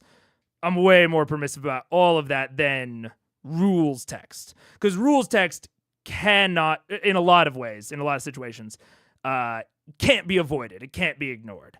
So I'm way more critical and considering. I'm way more critical and considering about rules text as opposed to just like items, technologies, etc. Boop. 5 rounds. Holy shit. Yeah. So I take out one of the 2 pistols. Do they look the same? They look comparable, yes. Which one? Is there any blood on either of them? Are they? A little smattering on each of them, yeah. I'll give you the super bloody one. I want the bloody. Yeah, I toss it to him. And I'll give him 6 ammo. 15 rounds of ammo. Thank you, Grog. Thank you very much. I don't know what to do with this, so I'll just pocket it. I'm pretty sure if you look into it. Don't even encourage that. I've seen Percy do that a lot. Stares right down the barrel and make sure it's working. Yeah, that's where the expression comes from. Right down the barrel. Yep. Don't do that at home, kids. Don't do that. Don't do that. Don't do that. All right, so you go looking for Grog, who is not around the castle. And eventually, as you step out, you notice Scanlan and Grog both walking up the pathway to the front of Whitestone Castle. Oh, good. We need to go through the guns. We need to see what we have. We need to clean them up. I've got a plan. Yeah, right. Yeah, we need to. You need to clean up the guns. I do. I need to clean up the guns. Who has those guns? You have. Oh, I have the guns. You do. That's right. That's right. You were very clever. What do you have? I have a book. It's a very nice book. I have. Are you joking? No, I have a cloak. Would you like a cloak? For what? The guns. I thought we were making a trade here. I just assumed you. Yeah, no, we are. All right. Do you want a cloak then? Vestige. He wants it. No, I've just got a cloak. What does it do? It looks smashing, and it's quite warm. It's a cloak of smashing. Yes, it is a cloak of smashing. Deal. All right. All right. I will trade you that for the long barrel thing. I'll need them all. In a minute. No, I need them all. I really don't have anything else. So it's You don't just. have any guns? What happened to your guns? Well, no. Well, I need to clean. Okay. What about your glasses? I sort of need those glasses Do to you? clean the guns. Yes. Give me your glasses. Just let me hold them. Oh no. Show some faith. Do it. We're friends here, right? Do it. Is everybody here? Is everybody No, watching? it's us? just Just the three of you guys and the 3 guards back by the in front of the castle. I don't know what he's doing. I would not trust him. But then again, you don't have a choice. I don't trust him either. I have, I did have siblings. I'm aware of how this Yeah. happens. That's How many fingers am I holding up? 4. Was he right? He was right. I don't know why you need the glasses. I need the glasses because I can't see things that are up close. I can see Yes. things that Oh, are far yes, I away do. perfectly fine. How many fingers am I holding up? I don't know. Is he right? He doesn't know. Very well. You pass. Glasses. And I'll give him the 2 rifles. He also has Ripley's gun. Yes. Why don't we come inside so I can explain to you my plan so that you can feel good No, about this is very all? important for me out here. I have a position of power and I'm not about to give it up. What else you got? I have a title. I can title you. Oh yes, title him. Man, Would you like a title? just handing him out. Take like notes, Galen. This is how you get shit done. I'm listening. All right. I will title you if you give me everything currently on that I need. I need all the ammunition, all the guns, especially the complicated guns. I'm gonna need everything. Yeah, I have one other pistol. I have 170 rounds for the little bitty guy, and I've got 26 rounds for the rifles. All right. You want the full plate armor and the great sword too? No, playtime and the great sword are completely up to you. Okay. I'll give it all over. What's my title? Grand Poobah de Doink of all of this and that. Grand Poobah de Doink of all Of this and that. Of all of this and that. That sounds amazing. It comes with no money and no land, but it is a title. I'm unfamiliar with protocol. A Grand Poobah. How do you address them? Is it a Your Majesty, a Your Highness, Your Grace? What? No, it's hey you over there. Hey you guy. Hey, you guy. Hey you guy. Yeah, yes, Old my, bean. my humble servant. Sweet chestnut. Are those all official names? Oh yeah, they're used in very different ways. You have to use them. Well, look, let's keep it on There's the a lot low to low, know. right? I don't want too many people getting jealous. Oh, so, no. like, only in private quarters will you address me by my official title. Okay, all the shortened versions thereof. Yeah. Yes, of Which course. I look forward to learning. No, you will enjoy them. I'm sure we will all enjoy. This is a great day. It is. It is, right? Yes. Man, I just keep coming up in the world. I just keep coming up. Just against all the odds. You I feel like an started out Eminem with song in the nothing, background right now. and now you're here. 8 Mile. Look, now I know that Percy and Vex are, an item. But I did not pick up on that back in the day. So I was legitimately worried that Percy might just be like, who cares? A title's a title, whatever. Yeah, sure. Fucking Grog, take some shit in the army. I thought he was gonna make him like a lieutenant in the army or some shit. And then Grog was gonna be like, aha, do I have any men under my command? And he was gonna be like, no. Oh my gosh, you would have thought Percy was gonna give a real title. Oh yeah. I wonder if Cassandra would approve of that. This might be taken. The old Poobah Dink Doink? Is the old Poobah a demotion? I feel like the old Poobah, it speaks of a certain je ne sais quoi. It speaks of experience, of wisdom. You know what? Hey, maybe old Poobah would be better for Grog. I don't know. Polymachina gets closer every day. Yeah. Percy only likes people with titles. That's why he had to give Vex one. Let's go with He was starting to develop feelings for an untitled peasant.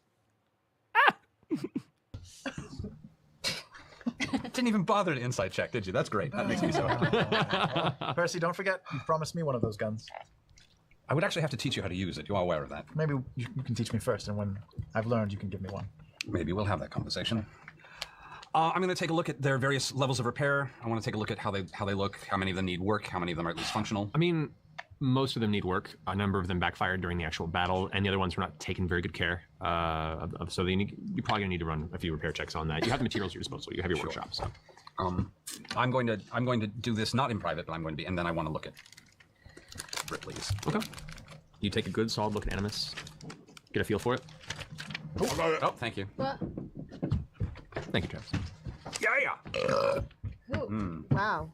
Oh my god, Peasants really? anymore. Okay. Or Bailey-esque. Can I find Vax while he's looking for the gun? Yep. Yeah, I want to go find Vax and Keedith as well. Oh, Alright. sorry, I meant Vax. Oh, me? Yeah, you. You want to find me? Yeah, you. Hi. Hi, what's up? Hey, so like, remember when you showed me your boobies during the fight with Kern? Pretty mean. Oh, you saw them. Wow, really? Like out of the peripheral. Okay, yes. Yeah, I wanted to say thank you on a very delayed timeline by giving you this potion of superior healing. Sorry, I'm not paying attention to the married couple flirting. I'm zooming in on my attention on Talison's face because I think it sounded for a second there like Taliesin was reacting to the conversation, but I certainly think he was not. I'm almost I'm positive he was reacting to Animus, which is interesting. Given that I don't really remember the list having extremely substantial qualities, like it was a gun, that was, cool enough. It absolutely could have given him something that, was just kind of in the background. The list was enchanted. I mean, I know it had magical shots. Interesting. I guess more of what I'm saying is, whatever it had, I would not expect, whatever the list had, I would not expect to elicit that reaction from Taliesin. And I expected Animus to be similar, if not identical to the list. So, there's something going on here. And to also be fair, we don't know the exact way that Smokey works, Like, we know that Smokey was in the list and that he could manifest out of the list and, infect Taliesin. And they defeated his in-person sort of visage, and then threw the list into the lava. And that appeared to totally that appeared to at least mostly sever the connection. But then when Grog died to Craven Edge, which I have theorized might have been Smokey in Craven Edge. And I have not seen anything to necessarily disprove that.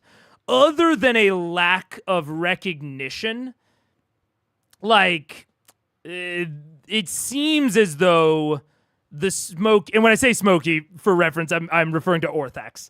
Smokey's my pet name for Orthax.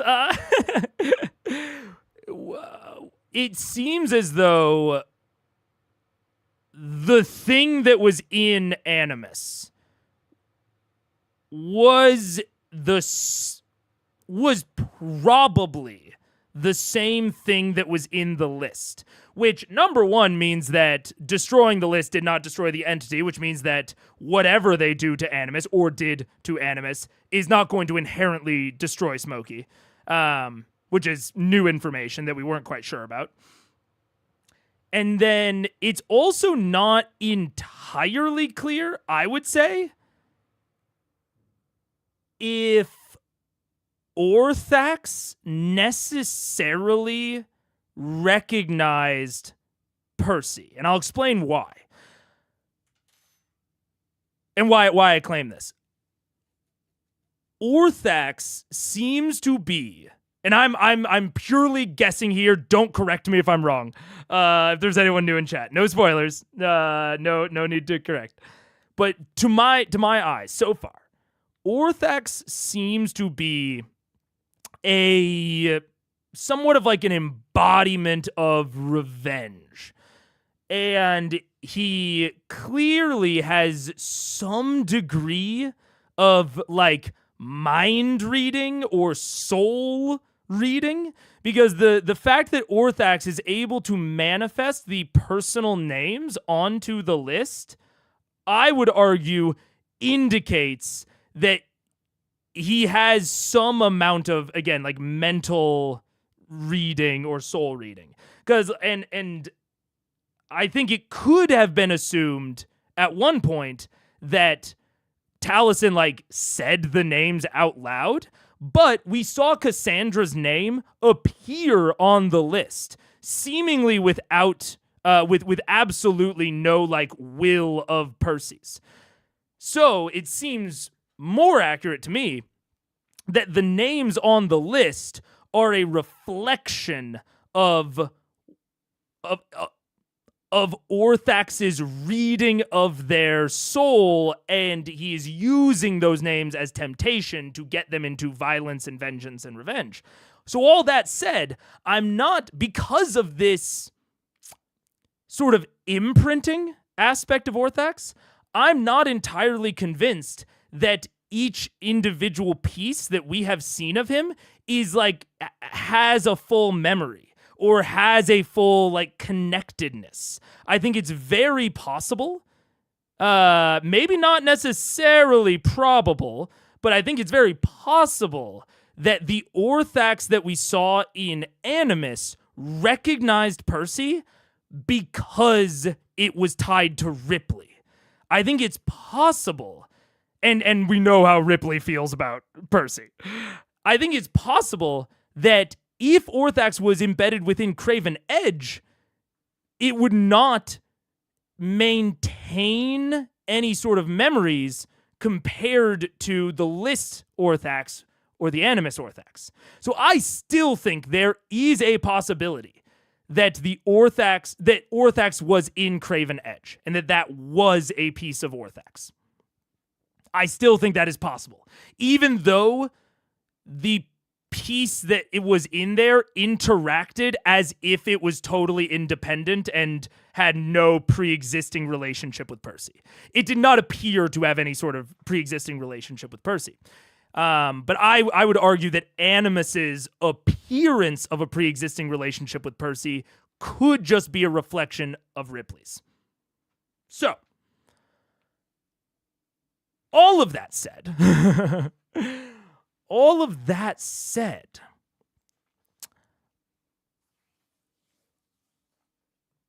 I wonder how much of Orthax is still in there, if that makes sense. Like, if these are kind of individualized pieces, is there an entity that is still going to be coming after them, or by splitting Orthax from the weapon, are they able to essentially split or split off or destroy that memory of them as well?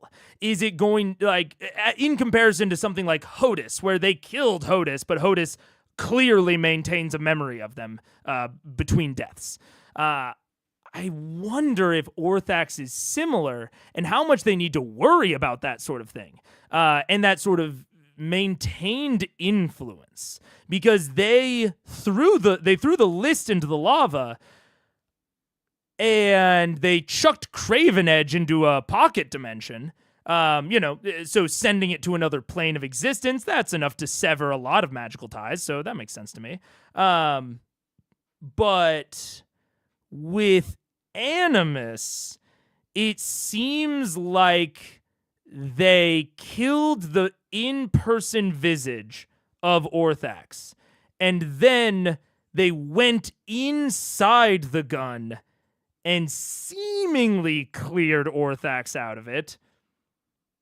I don't know how convinced I am on that, especially given the fact that Percy, who was formerly tied to Orthax with the list, still bears the scars, both metaphorically and metaphysically. When Grog dies to Craven Edge, Percy manifests seemingly a visage of Orthax that is like contesting the entity inside of Craven Edge to stop the entity from feeding further on Grog's soul.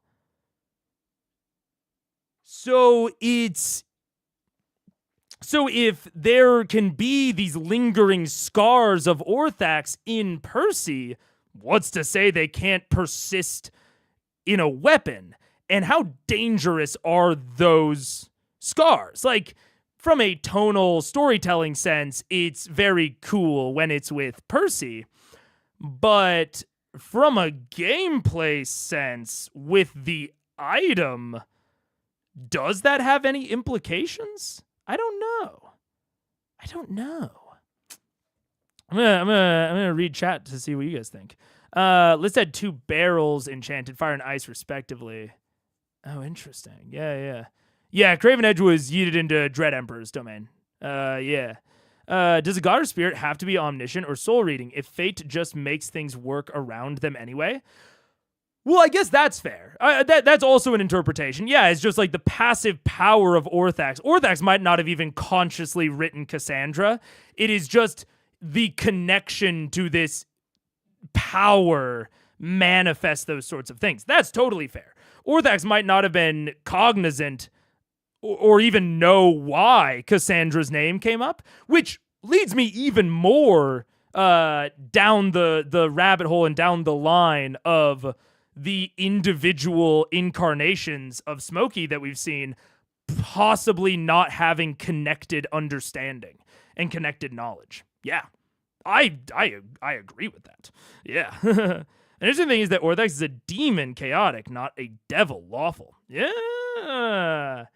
And I've thought for a long time I've had this kind of individual incarnations of Orthax theory. And I'm not quite sure that Animus disproves that. And I'm wondering if whatever power, what all got me thinking about this is the way that he reacted, to me possibly bespeaks that the scar of Orthax is still on Animus in the same way that it lives inside of Percy, and possibly is empowering Animus in a way that it never empowered the list. I don't know. I think Orthax can only buy the weapon design he gave to his dealer. He only existed in the list in Animus because he gave Percy and Ripley respectively those guns. Did he?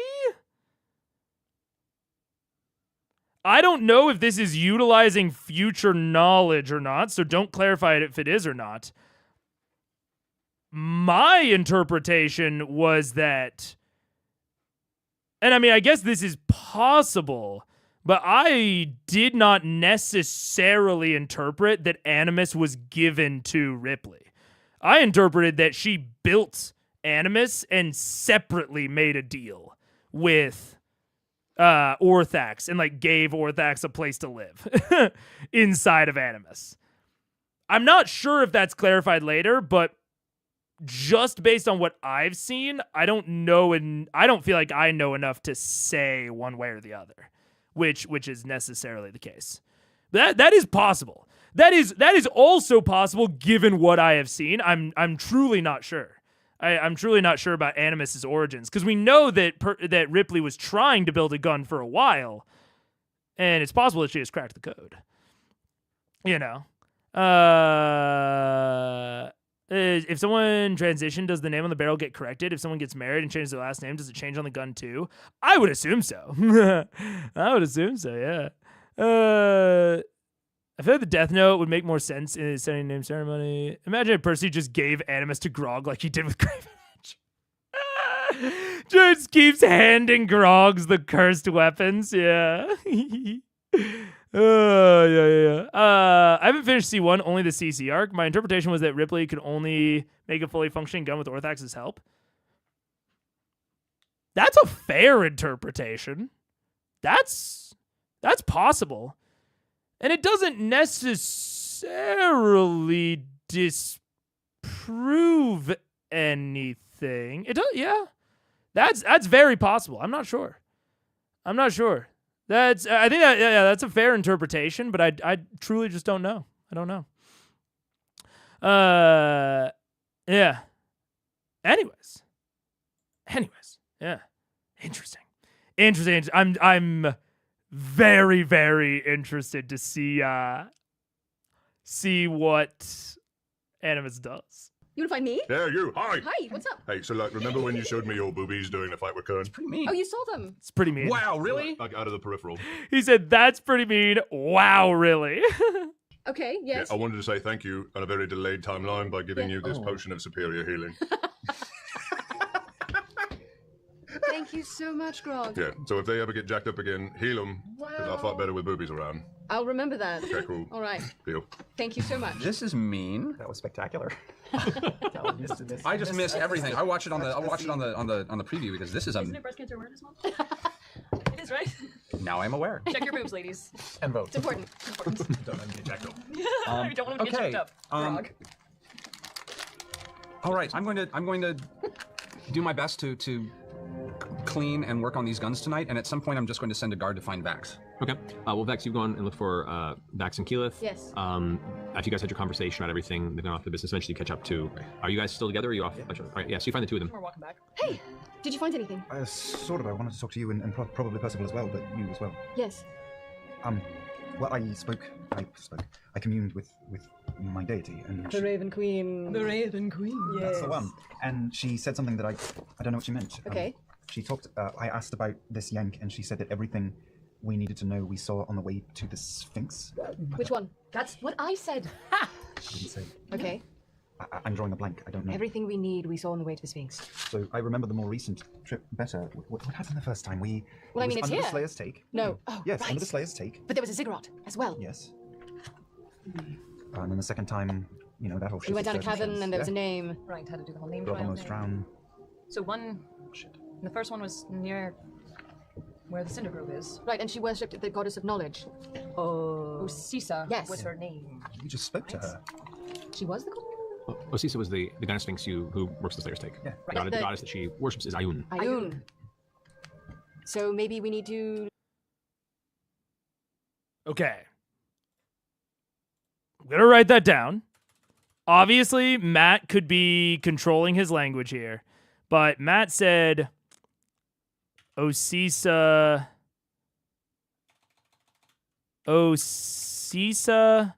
worships Ayun, according to Matt. The only reason that I'm being specific about that is because I was debating last stream about the difference between a follower and a creation. Now, a creation can obviously worship their creator. That's a standard part of a lot of mythoses. But he didn't say Osisa was created by Ayun or something like that. So, Talk to Ayun. No? I mean, we just talk to a god. That's like kind of impossible unless you're I just a champion. did it, yeah. Yeah. But I didn't understand what she told me, so Worthless, really. 6 or 1/2 dozen for the other. Yeah. That's a nice cloak you have there, Keyleth. It's a little baggy. Yeah. But thank you. I'm not going to take you a cloak once you I stop know. using it. It's all Well, too useful. This is true. Yeah. It looks lovely, though, stacked next to the rest of my clothing. What would you drop? Do you want it back? No, I do not want it back. He only gives cloaks to those who really, really cares about Keyleth. Really cares about. This is really awkward, and I'm going to walk the fuck out of here. Good night, ladies. I got a wink from Vex. I'm standing right here I still. go off looking for Percival. Good man. They share their awkward smile. You find Percival down in his workshop currently repairing weaponry with Ripley's gun just kind of placed on its own out in the middle of the table. Hello. Oh, good, it's you. Mind? Not at all. I was actually hoping you would stop in. Good. Hi, Percy. Gods, what does all this shit do? Mostly break. Quite successfully. Just like us. I just broke in the temple that you... I assume it was vague and unhelpful? It was. Excellent. First, I don't think I ever officially thanked you for it. Welcome. Thank you. Tried. How you feeling, buddy? Oh, I'm terrified, but other than that, I think I'm good. I came here for a reason. You're the brain. You're the one who hangs brain, and I don't know what to make of my conversation with the higher power. I asked about Yank, and I asked what we should do, and she talked about the Sphinxes. She said that everything that we needed to know we learned on the way to the Sphinx. I don't know which one. I don't know if it was the Gyno Sphinx or the not Gyno Sphinx. I would assume it was the Sphinx that was guarding her treasure. Oh, you should take a look at this. And I just point at the open book with the picture. Look what we have. That is our friend. Oh, is that Yank? So Well, it's one of the Young's brethren. Did you follow me down here? I said I didn't fucking want to. Well, obviously Keela's there, so I figured I was too. Hell. I thought you were working kind of in the middle of. my door's open. Take a left I'm in road. my thing, but it's open, and I've already sent people. I said hi, Percy. Yeah. It's not my fault no one notices I'm around. It's not my fault I'm a fucking wallflower. Scared the shit out of me. This is some nasty business. This is what we're dealing with. Yes. And if all goes well, which it never does, that will be fighting the White Dragon and possibly the Green Dragon. And one of the two of them will kill the other. And then we swoop in and clean up what's left. I don't know if it's smart, but I'm really curious. I know. I understand. I feel the same way. It's probably not going to work. It's probably going to go terribly, but that's all right. I think it might. It might work. I'm feeling good about that. Do we even know how to use the gate scroll exactly? Scanlan has to use it, right? Yeah, the little guy could pull it off. It's gonna have to be either Scanlan or me, but. Hey guys, Scanlan, hey! the door was open. Just thought I'd come in. Grog's right outside in the hall. Grog. Hi guys. Oh, Come on in. Have you ever been here? Look at all this fucking esoteric bullshit. Wow. This shit's crazy. Orders, is that a man. brain in a jar? Orders. No. Yes, that is something in a jar, though. It's not a brain, though. That's What's that a picture of? Oh, that's the Calistro. Ooh, what are the other ones? One is called it's a snake lady, a Merilith. Ooh, are they all together? Or is it we just got the one guy? I think it's just the one guy. Hopefully other things can't come through, can they? Read that scroll again, Scanlan. What, my gate scroll? Yeah, see how it works. Yeah, well, so I left that at home today, but I think that it just calls the thing that you call for. You give it a name, it goes, it grabs it, it brings it in. It doesn't bring other things through, doesn't leave the gate open. The gate does stay open for as long as your conjuration, which is about a minute. So other things could come through. Yes, that is true, But you they'd can have close to. the gate once it passes through. I could correct? drop it, yes. However, this is a tricky spell for me because I am not. As much as it pains me to say this, I am not good enough to cast this spell. What? You're selling yourself short. I'm really good, but I'm not quite that good. So I can cast it, but it carries a risk. If luck is not on my side, it will not work. Well, Like it burns when you pee risk, or it's going to fall off in 3 months? Like it just won't work forever. I get one shot. If I don't do it right, it's gone forever. we talking about your penis still? Or? Yes, my penis will fall off. That is terrible. well we will However- have Raishan with us. I'm not giving this thing to Raishan. You help me clean this one. But do we know anyone who is at a slightly higher Allura? skill level than me that we Allura could Gilmore. possibly Gilmore. bring? Also, Kima wanted to come with us to fight the White Dragon, remember? Is she an gonna have to leave arcane it caster? behind. She's not, but if Kima is going, then maybe Allura would Allura want will to. go. But where are they? Where are Not they? here. We can't bring them. We'd have to tell them that Raishan's with us. No, we wouldn't. Yeah, it's a speaker assume. Raishan will be in disguise. That Nice. sounds. Raishan has had Terrible. everyone fooled for a long time, though. Do we know where Kima and Allura are? You haven't checked in to see if they're here or not. Oh, Since Oh, you they could be at the arrived. castle. maybe we should go look. They don't stay in the castle. They stay at one of the houses on the northern end of the city. I thought they were out of town. Should I call for a god? Call for a god. God! There's one really, literally just down the hall. Oh, God! Hi guys. who has now arrived? Yes? And stands up. You called Grog. Yeah, no, please don't use my official title. If you would, could you go see if Lady Kima and may Lady have Allura are around? I do wish for me to fetch them. Yes. Go forth quickly with haste. And then rushes off. You have armor and chainmail clinking in the distance. What time is it? It's like mid-afternoon. Oh. You guys have spent the day doing research and checking things out. You know, you woke up in the morning and you had your conversation with Raishan, so it's like 2, 3 in the afternoon. I have another question. How far are we timeline in the year? How close are we getting to Winter's Crest? You are maybe close to 3 months past it, so you have a ways to go before it's Winter's Crest again. When's the next solstice? The Celestial Solstice? Yeah. You're not sure, actually. Make a nature check. I mean, isn't there's not like a summer solstice and winter solstice? I mean, there are solstices, yes, but the For a year. 24. 24. The next solstice is going to be in about a month. Roughly 28 days. Relevance that has. I'm sure none at all. Well, No, I see what you're getting at. Thordak was busted out on the Winter's Crest solstice. Right. Also, the Briarwoods were rushing to try and get the ziggurat up and running in time for the solstice. Right. Important days there. Very important days where nature and stars tend to align and planes can blur a little bit. Can I ask just a quick question? Like, I really like this plan to use the gate thing and then Yeah. like go attack Vorugal. Yeah. I don't even feel like we need Raishan for it. Shouldn't we just like lure her away to somewhere and then just fucking kill her? This is luring her away. The sooner she dies, the happier I'll be. So we get her over there and then we kill her after. And if everything goes No, I just feel like horribly wrong, then I feel like we'll she's be weak afraid. and she's on the fringe because remember she's like just barely helping out. What is she going to be doing to help us anyway? We haven't decided. She Stuff was on going to a be. suck with I thought she was going to be like another magic user, like Yeah. dressed as a human or something. arcane knickknacks. I like tricks, but Ripley got us pretty good. And I don't feel like walking around into another trap where we're weak before another fight. Well, I think better to get Raishan away from here. Yeah. And in that fray, she might not be touched, but she might be whittled down a little bit, and that's better than nothing. she'll spend some power. We have to get her away from Whitestone. We have to. I guess we couldn't get her anywhere with like a low ceiling. The dragon form doesn't have such an advantage. I think the does it? ceiling would give. No, Maybe but I it mean was like like a a cave cave. or something. We could do that. How? I mean, Vorugal lived in a cave. Yeah, but like a Follow big us into cave. this cave over here. I swear nothing. A cave that He was assume on would that- fit he was in, on that but little pedestal. All right, that's your job. It wasn't a cave, it was inside the chasm. Yeah. The giant chasm. ravine. I think out in far away on another continent is a great idea. What about the little cave in Glitchall? I'm happy just to take her to... She's going to follow us already. Well, here's my question. I'm sure she's anticipating us turning on her, Yeah. turning her. What would you do if you were a green dragon anticipating people turning on you? Turn on them. Not be I would put surprised. well, it depends. Ready to flee. If I needed them, I would put myself in a position of safety, make myself useful, and then make sure that I would back somewhere where they would not attack me as quickly as possible. If I didn't need them, I would just turn immediately after the fight. She's going to put out the barest amount of effort to help us from behind. If we die, her plan foils. If we do not feel she put in enough effort, her plan also foils. I just picture Thordak going, rush on, use your treachery and intellect and go kill Box Monkey. My feeling is use your treachery. Where are we? We're in my shop right now. Okay. Yeah. Yeah, keep that in mind. We could be getting spied. Can I do it? Because are we being watched? You have no sense of being watched by any exterior force. Also, we know we're walking into the ship. That's no surprise. And our plan doesn't necessarily have to be kill Vorugal. All right, we're running ads in a minute. Also, I will say, this is something that can't be done too often by a DM until the players get a certain amount of prestige.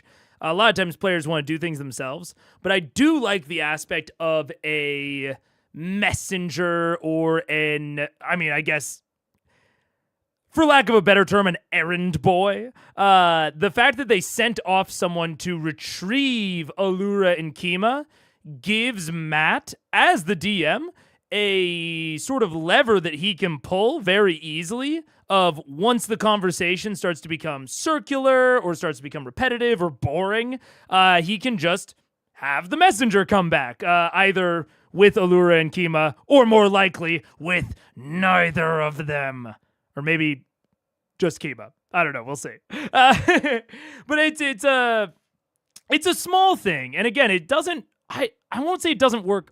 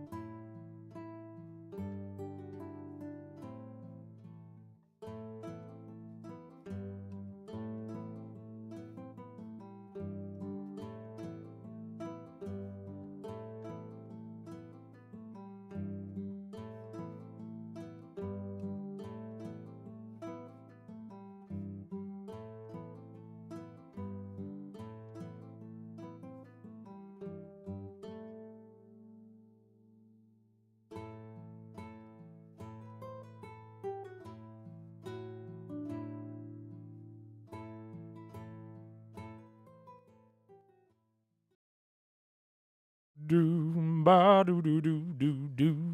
up? Hello, I'm back. What was I saying? I was going to say that I don't think it's always possible, but it's cool when you can make it happen and when your players are willing to.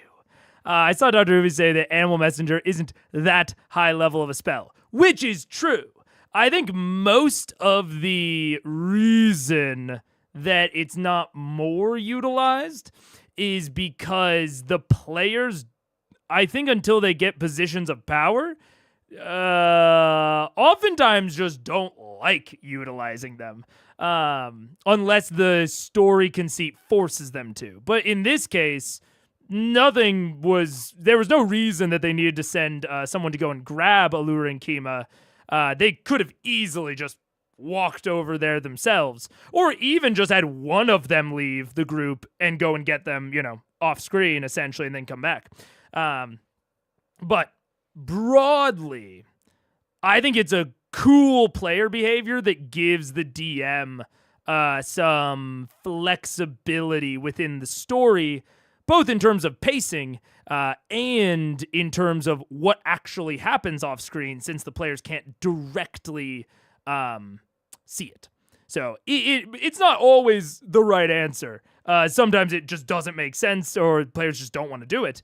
But I think if you can justify it as a player, it gives your DM some unique and interesting things to work with, as opposed to going to do the thing or get the person directly.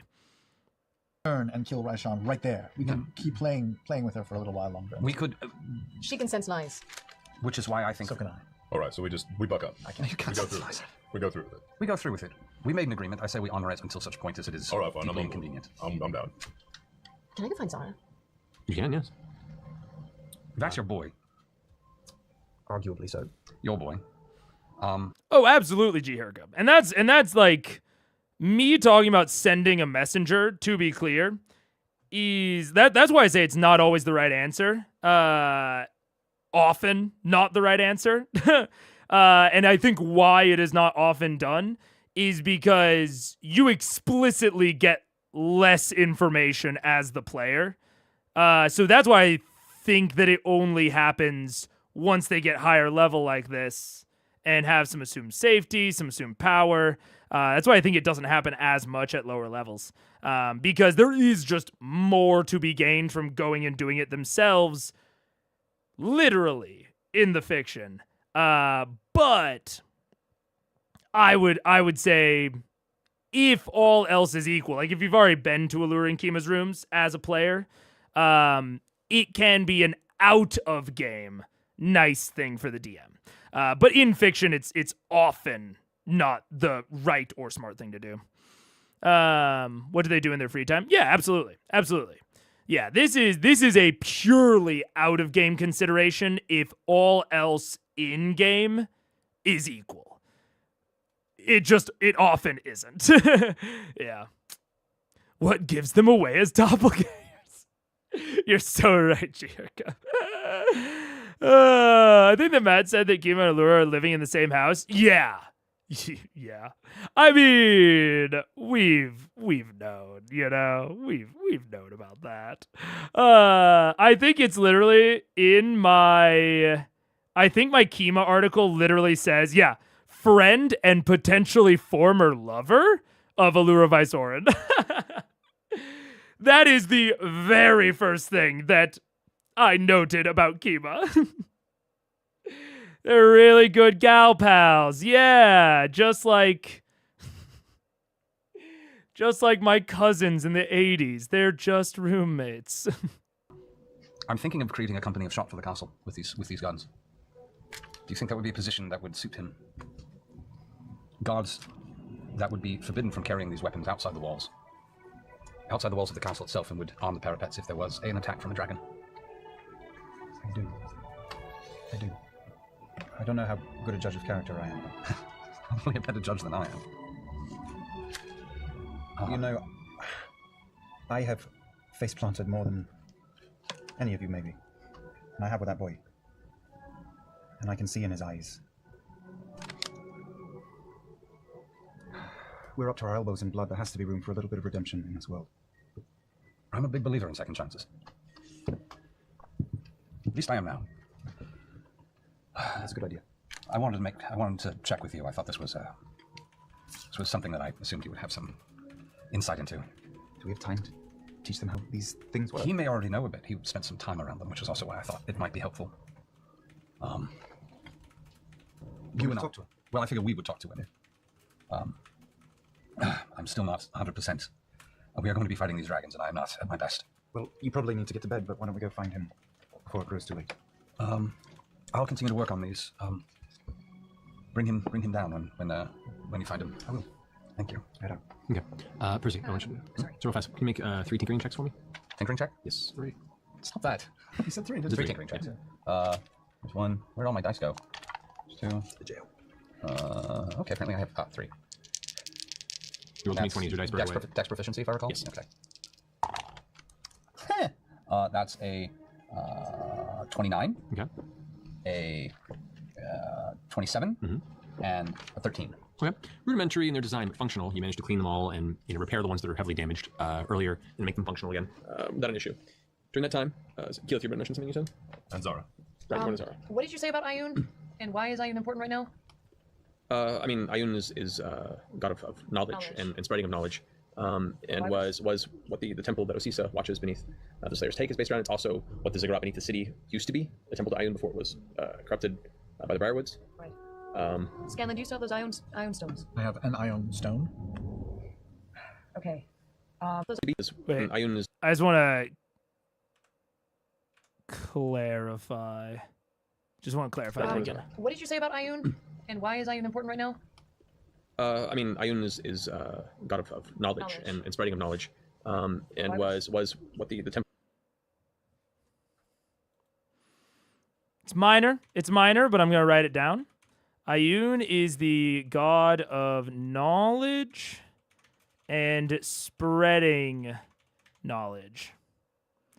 Somewhat of a parallel with the spreading aspect to Kamal, giving them the knowledge of the vestiges. Obviously, this is a bit of a stretch, but given that their knowledge of Kamal first came from Osisa, I think there's still possibly something there. Just a quick note, Just a quick note, It's a spreading of knowledge. I don't think I'd gotten that precise wording before. I think I just heard God of knowledge. But God of knowledge doesn't necessarily mean that they want that knowledge getting out. So if Ioun does, that is a distinctly different characterization than she could have, I think the chatbot just blocked my message. It wasn't very important, but I just thought I should inform you when it happens. Uh-oh. Yeah, the last one I have from you, Ebster, is, and historians will call them best friends. What? Oh, I don't know. If it blocked your message, then YouTube did too. Because I'm seeing historians will call them friends. And then I think the chatbot just blocked my message. So I think that was YouTube, which is another layer towards troubleshooting this shit, is that YouTube also sometimes just randomly filters messages for no reason, which I freaking hate. I should also check really quick just to make sure. I think we're live on Twitch right now, and I haven't seen any chats from the Twitch side of things, which is totally fine. I just want to make sure. Yeah, we have one viewer, which might be me. The Twitch side of things is not huge, but I just want to make sure I wasn't missing a message. I'm going to test it really quick. Test. Okay, cool. Twitch is there. Just want to make sure it was working. Okay. Oy vey, why can't everything just be stable? It's probably not good now, but it's kind of a, what else are they going to do? They don't have time to train others. Oh, with the gun stuff, yeah. Chatbot being homophobic. She could have been Ioun, the god of knowledge and gatekeeping. Honestly, yeah. Honestly, yeah. Like in the modern era, we consider knowledge to be like a global communal good. But that was not always the popular opinion. and certain genres of fiction, like, Eldritch horror, Lovecraftian horror, definitely view knowledge in a different way. So it's worth noting that she likes the spreading of knowledge. Yeah. That Osisa watches beneath the Slayer's take is based around. It's also what the ziggurat beneath the city used to be, the temple to Ioun before it was corrupted by the Briarwoods. Right. Um, Scanlan, do you still have those ion stones? I have an ion stone. Okay. Was Raven Slumber the name of the temple? That's my necklace. Yes. That's your necklace. That's your necklace. That's got Trinket in it. When he's, when we're not in the city, he's out of the Yeah. necklace. I've never seen. Yes, he's always around. And what if we go back to that temple? And do what? Max is gone right now. I'm also. You also go. She said so. She's been helping me clean, so. Never mind. Just keep going. I'm just trying to figure this out. All right, next. You go ahead and you find Zara, who's in the process of still researching in her room, trying to her main set with her and ALLURA, while she was focusing on the ziggurat and the essence of it. So you find her, and she's tomes are going to spread out, and she's actually kind of fallen asleep on her desk in her room. Knock. Zara? Puts her wand out right in your direction. Darling, I'm so sorry. I didn't mean that. How are you? How are things? Tiring, if anything. I'm just gonna wipe this bit of drool from the side of her chin. Immediately sits off right in her chair. I never noticed the drool, don't worry. Good. Just trying to figure out what we can from these siphons. Anything interesting? Not yet. Though it's been a lot of fun throwing things into them and watching them go away. Speaking of,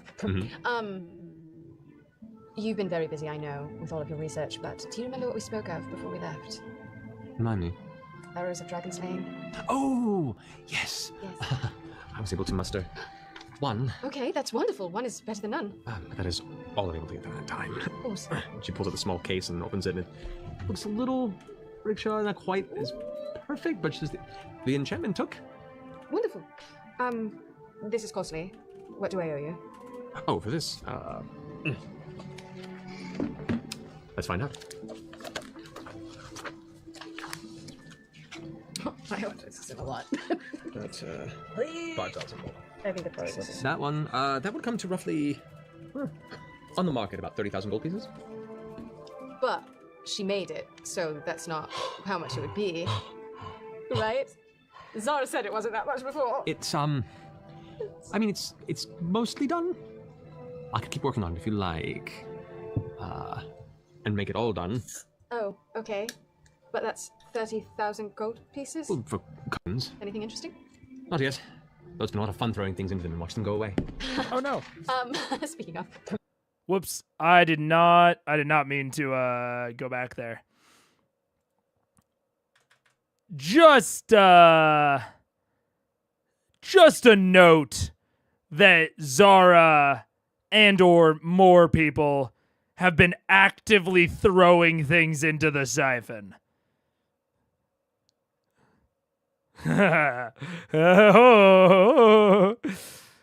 Actively throwing things into the siphon.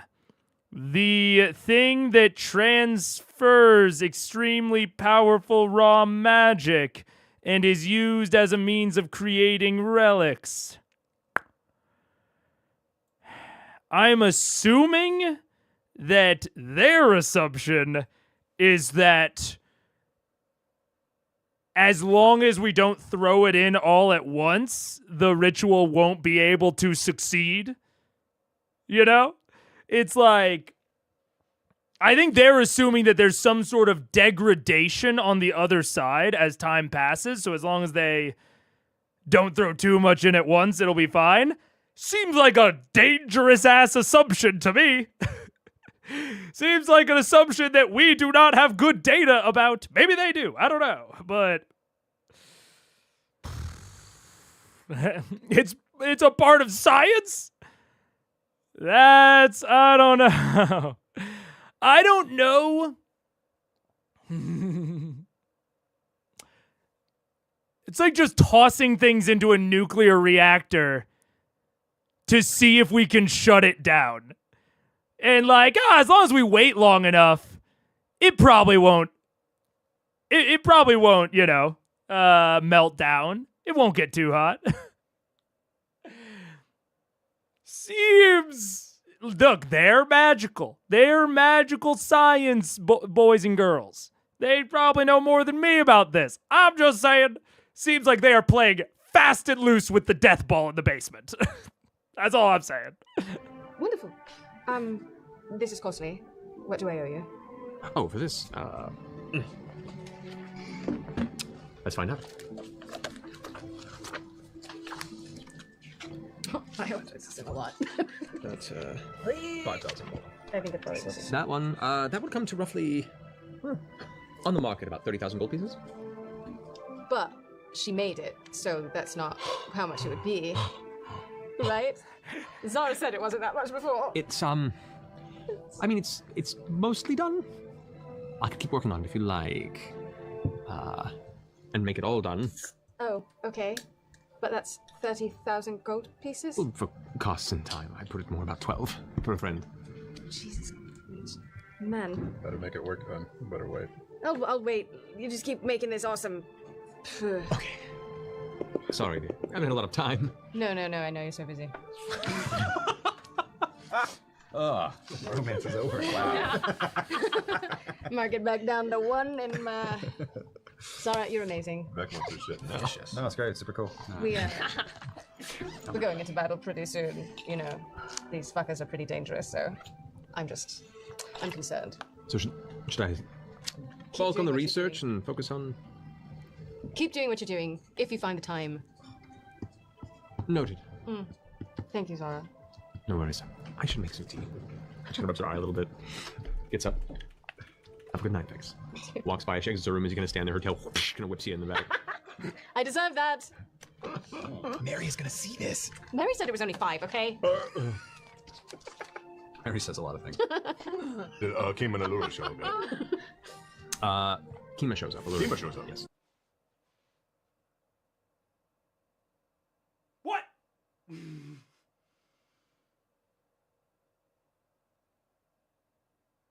Why would it only be Kima? Huh, Matthew?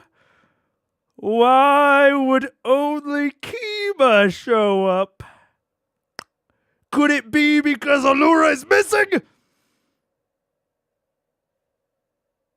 Kima! As she kind of walks up, it's midday. She's not armored at all. She's just wearing a standard linen shirt. It's kind of sweat through. It looks like she's doing some sort of physical labor work, and she kind of comes up with the dirt smeared in her face. Grog, it's been a while. Yes. Whoosh! Yeah, you little badass. Yeah, you big badass. So, what can I do for you? Where's Yeah, the thinkers are inside the room. Hey. Where's Allura? Do you need me to get her as well? Well, yeah, the guard was supposed to get you, bud. I'll be right back. Guards. She leaves for a bit. You wait a little bit longer. Eventually, she comes back with Allura. Not quite as dirty as Kima. They both arrive. Hello. I'm glad to see you returned. Can I help you? Yes, Why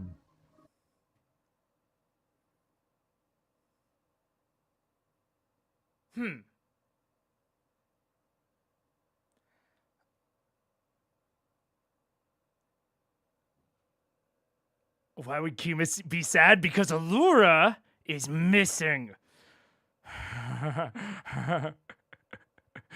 I mean, maybe she's not, clearly. But that was weird. That was weird. That was weird.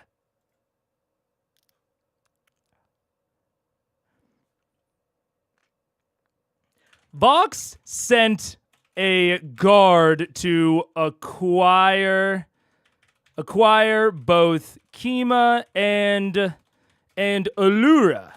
The guard never comes back. Right? I'm getting mad. I'm going crazy here. That was so suspicious. Kima shows up. The guard never comes back. At least the return is not verbally acknowledged by Matt. Fuck. No. I can't go down this road again. I can't go down the road of Kima suspicion again. No. I never lived it down. It still works its way into chat every stream. I can't. No. But I am a man of science. And I can't ignore where the science is leading me, where the clues go. The guard never came back. Kima shows up alone. Grog notes. No, actually, not even Grog. Scanlan notes that. Actually, I should also note she's dirty. She's dirty. I'm hyperventilating. Okay, I'm going. Copy all of it. They both arrive. Hello, can I help you? They're dirty. Why are they dirty? Physical labor from Kima? My ass. There's no way. She doesn't lift a finger. That's also not even true. Not even close to true. No. She's wearing a standard linen shirt that's sweat through. She's not armored. Maybe because she's not proficient? Because it's not her. What if it's not her? Dirt smeared on her face. Grog, it's been a while. It has, you little badass. You big badass. Do you need me to get her as well?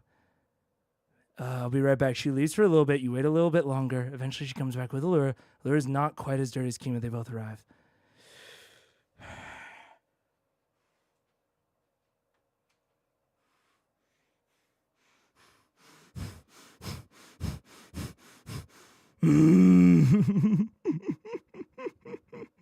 Maybe Kiva was just somewhere else and the guard found her first and was still looking for ALLURA. Maybe.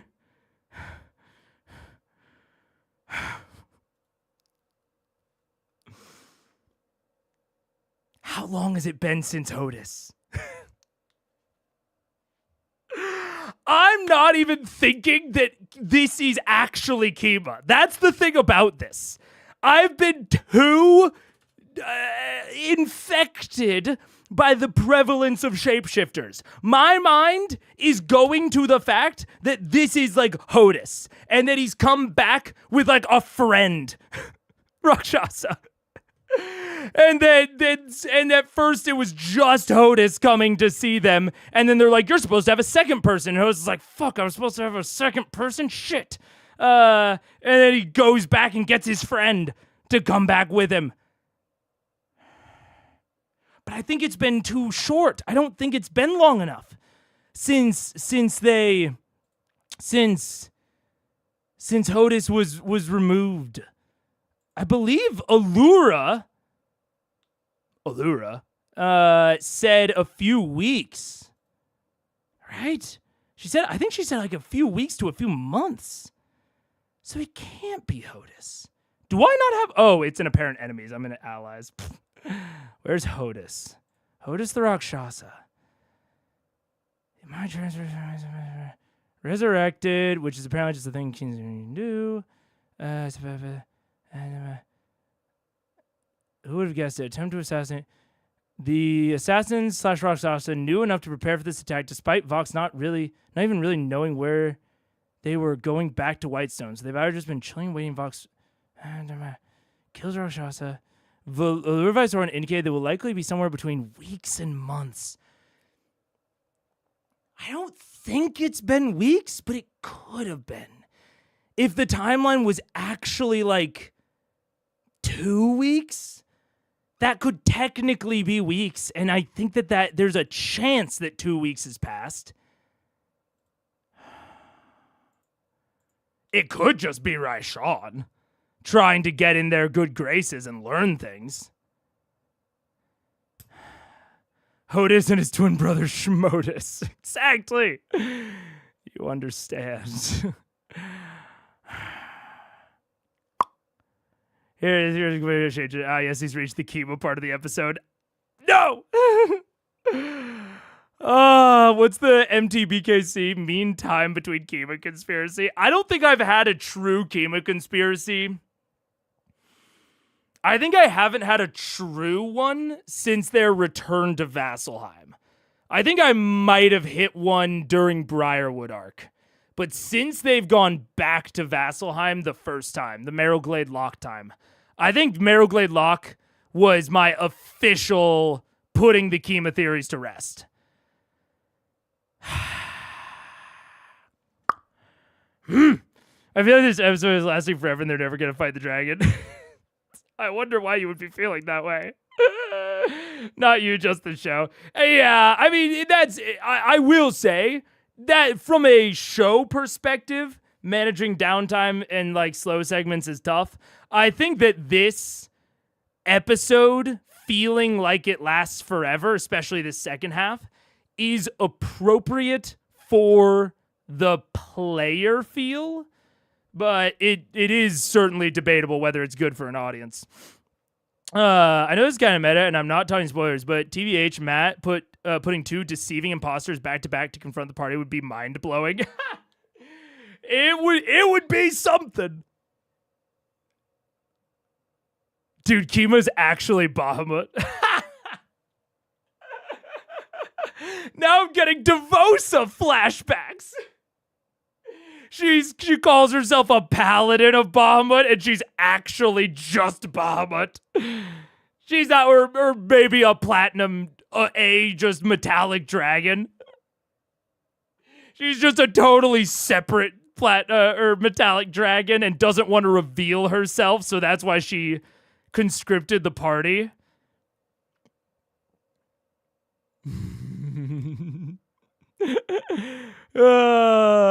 You know what? Are there any metallic dragons that can charm people? D&D metallic dragons. No. Metallic dragons charm. Do dragons have a connection to charm effects? Dragons can produce an aura of either fear or awe.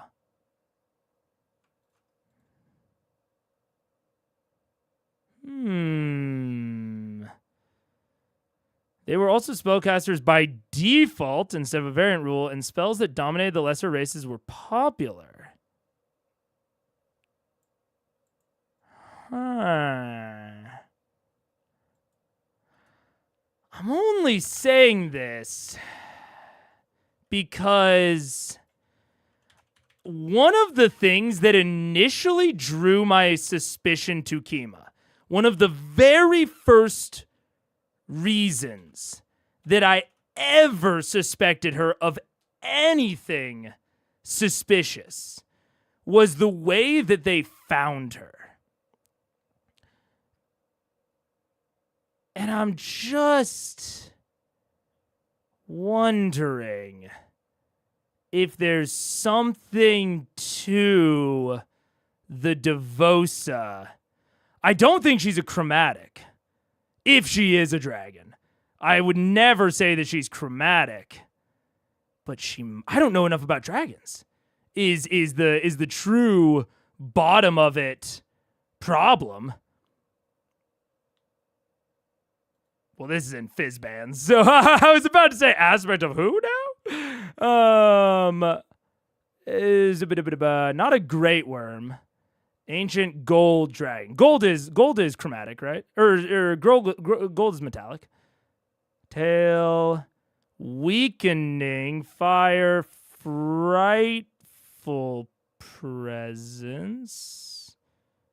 Detect, tail attack, wing attack. Ancient silver. Is silver chromatic or metallic? Lawful good, okay. Paralyzing breath. I wonder if there's a charm somewhere in here. Bronze. Lightning repulsion. Ancient sapphire. Wow, lots of sapphires. Copper. Slowing. Hopefully I didn't pass it over on accident. I see chat going. Chat is going. I see more frightful, sleep. Maybe not. Maybe not. Huh.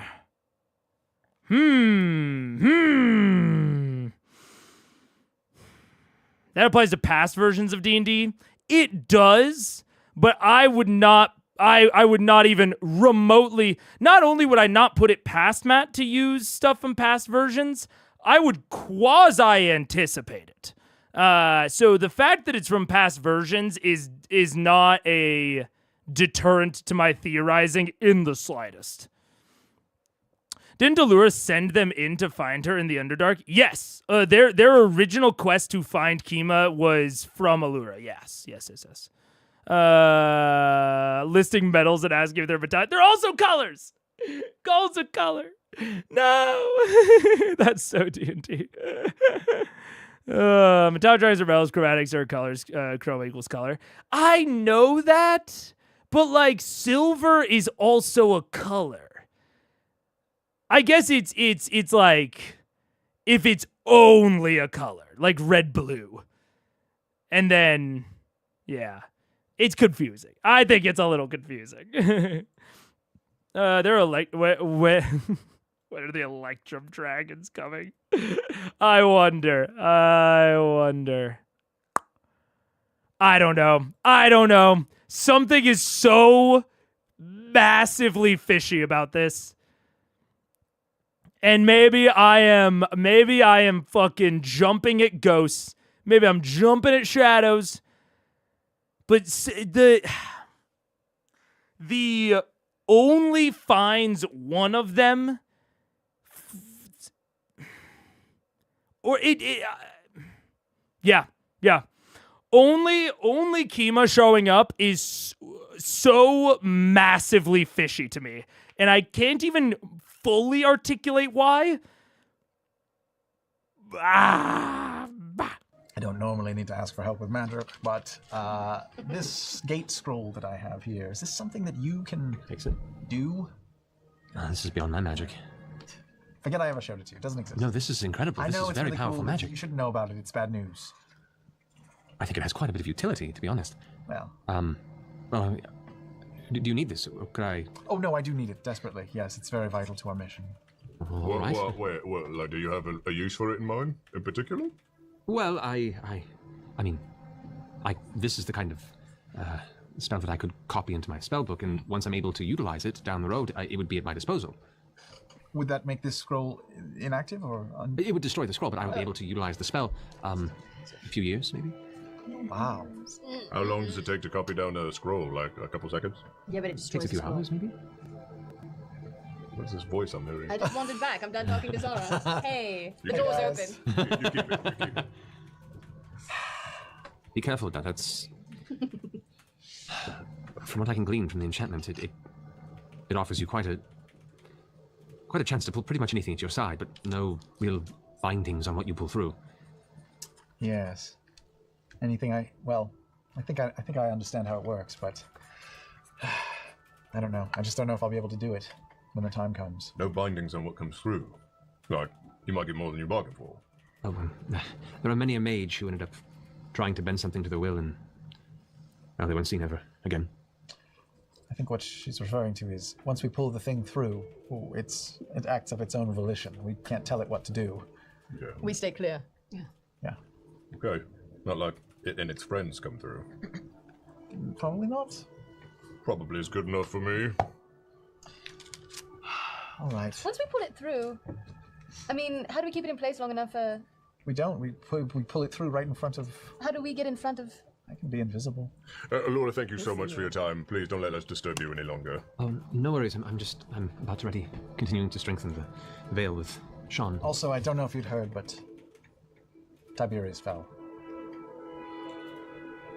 Oh, I'm sorry to hear that. These are dangerous times. I've got something I've got to do. Stay safe. Be careful with that. And she kind of walks out of the room a little dazed and kind of rubs the top of Kima's head. Yeah, I watch her leave. How is she? She's just a little thin these days, to be honest. Her and Gilmore both. And there's a lot going on. A lot needs to be found. A lot needs to be done. And there's just. Oh, no worries. I'm about to ready. Continuing to strengthen the veil with Sean. Also, I don't know if you'd heard, but Tiberius fell. Damn it! I can't copy something out of the transcript without it going back to that time code. Damn. A little day. How is she? Top of Kima's head. Yeah, I watch her leave. How is she? She's just a little thin these days, to be honest. Her and Gilmore both. And there's a lot going on. A lot needs to be found. A lot needs to be done. And there's just a never-ending barrage of responsibility, which I despise. Where are you guys off to? Well, something you might enjoy, actually. Really? It's this big, toothy grin curl across her face, and her fingers tend to twitch him. So? You like killing a dragon? Oh, I was hoping you'd say that. Let me get my armor. How soon? When? Pretty soon. We only save you for the big fights. Alrighty. Stay right here. I'll be right back. And she darts off with a spring in her step and a little chuckle as she heads down the hall. Before she comes back. No. Well, it'd be the best bag ever. Come on. Won't she ask why Assume is with us? No. Yeah. Maybe Here's not. my thing. She's gonna find out eventually, and then what do we say when they all know we've known them? Look, when we start attacking Secret soon, then we kill Kimo. What? She's probably a dragon too. Shit, I just totally did that, didn't I? But she wanted to come and fight the dragon. I'm an idiot. Look, we don't have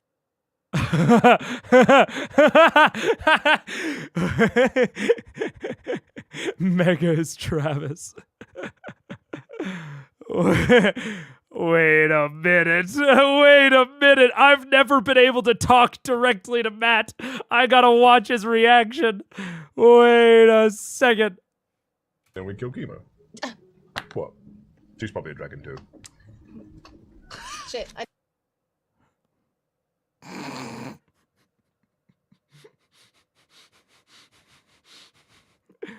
Cause he's just laughing and he covers his face. What? She's probably a dragon too. Shit, I just totally Suspicious! did that, didn't I? But she wanted to come and fight the dragon. I'm an idiot. Look, we don't have to tell her. As soon as we hit Rashan, she'll reveal herself anyway. That was our agreement, not tell, right? But then what happens when Kima goes, did you guys know? Yes. Yeah, she didn't ask. Paints us as pretty shady folk.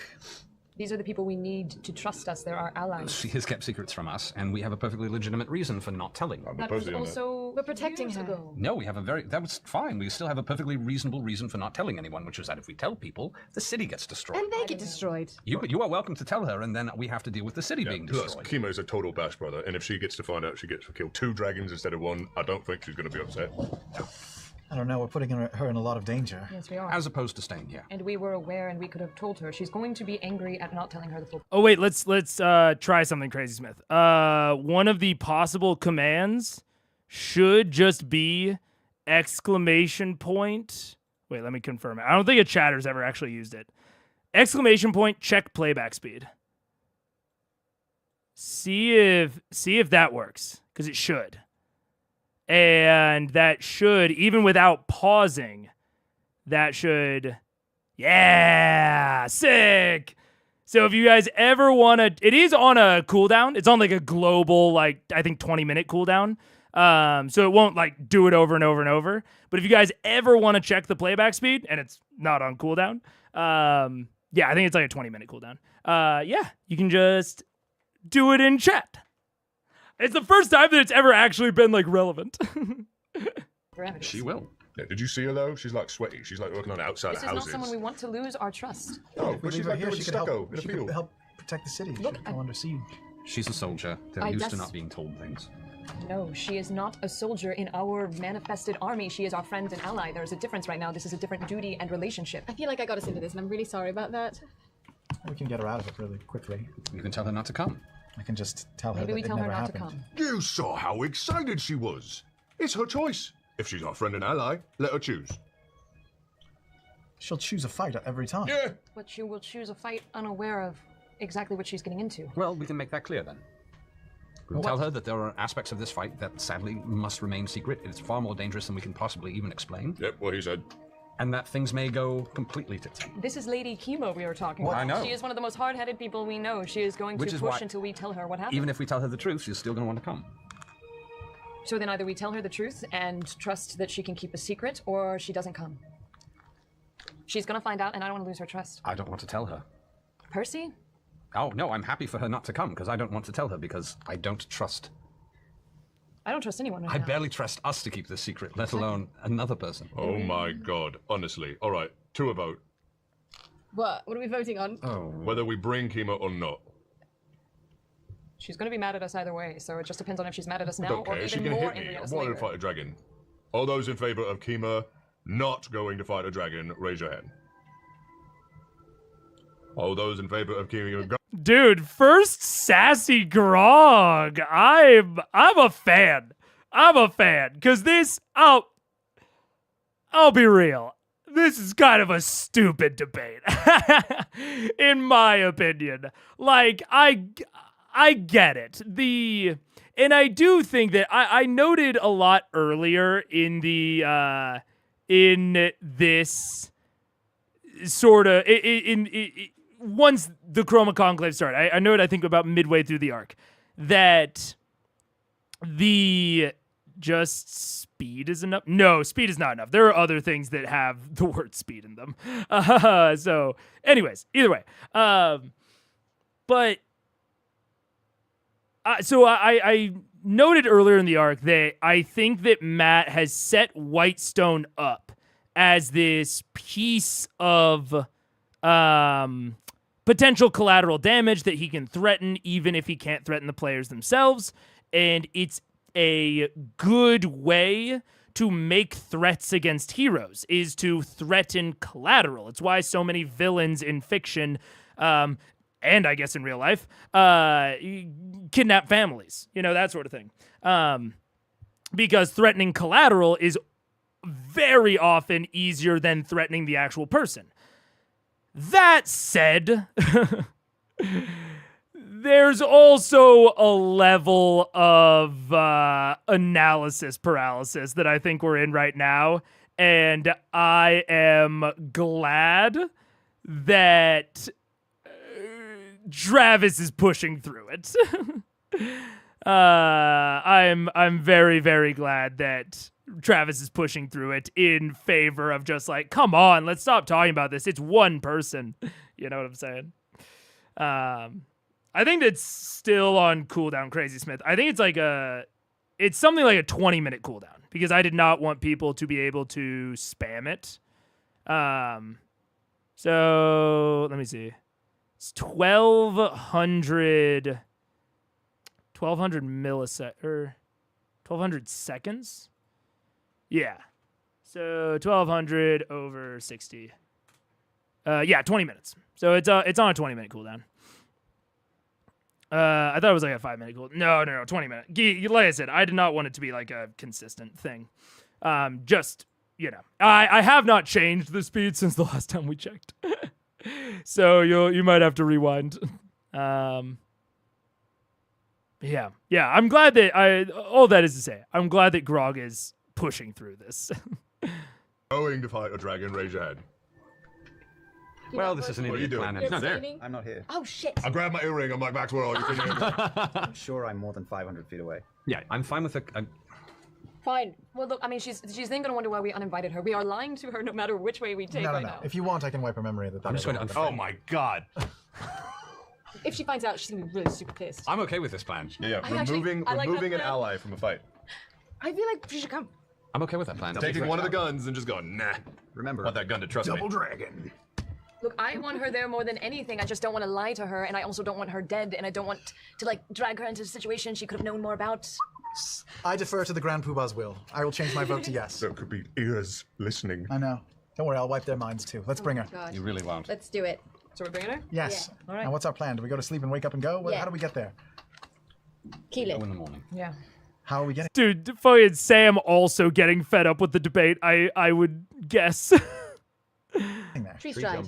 We're gonna burn her spell in the morning to get there. Shouldn't we go now, sleep there? No, I was assuming we would go there tomorrow, set everything up, and then have it happen the day after. That way we can go camp in our house deep in. With Raishan? Yeah. In my house? Raishan's not getting in the mansion ever. By the way, that 2-week time period that we had from the... How far into that are we? We have like 2 days. Yeah, you got like a handful of days left. Okay. Just checking. We set up, we go there, we set up. Raishan can handle herself. Fine. Let's just go. We're going? Right now? Well, you know what? I gotta handle something first. Oh, boy. While this is happening, Vax, eventually find your way to the kind of makeshift training barracks that are established kind of on the northeastern side of the city, where Kashaw was earlier training recruits. You can see now amongst, this late in the afternoon, most of the training has come to a halt, but Jarrett is still in the process right now of instructing Kynan. Kynan has been given more standard white stone armor to get rid of the kind of dark roguish look that he had before, partially because to help him just mentally feel like he's in a different place and have some connection to the city. But Jared is in the process now of working him through some sword play. As you approach, the two of them kind of stop, and Jared looks over towards you. Ah, Vax, it's good to see you. What can we do for you? Well, first, how's he coming along? He's a bit rough around the edges, but he's actually a pretty decently trained fighter. Yeah, I agree with that. Kind of just like quiet and... I'm on, sort of on some Derolo business right now. Can I borrow the boy? I don't know. Do you want to be borrowed? I suppose. Did I do anything? No, you're fine. Will you take a walk with me? Sure. I need to head back to the castle.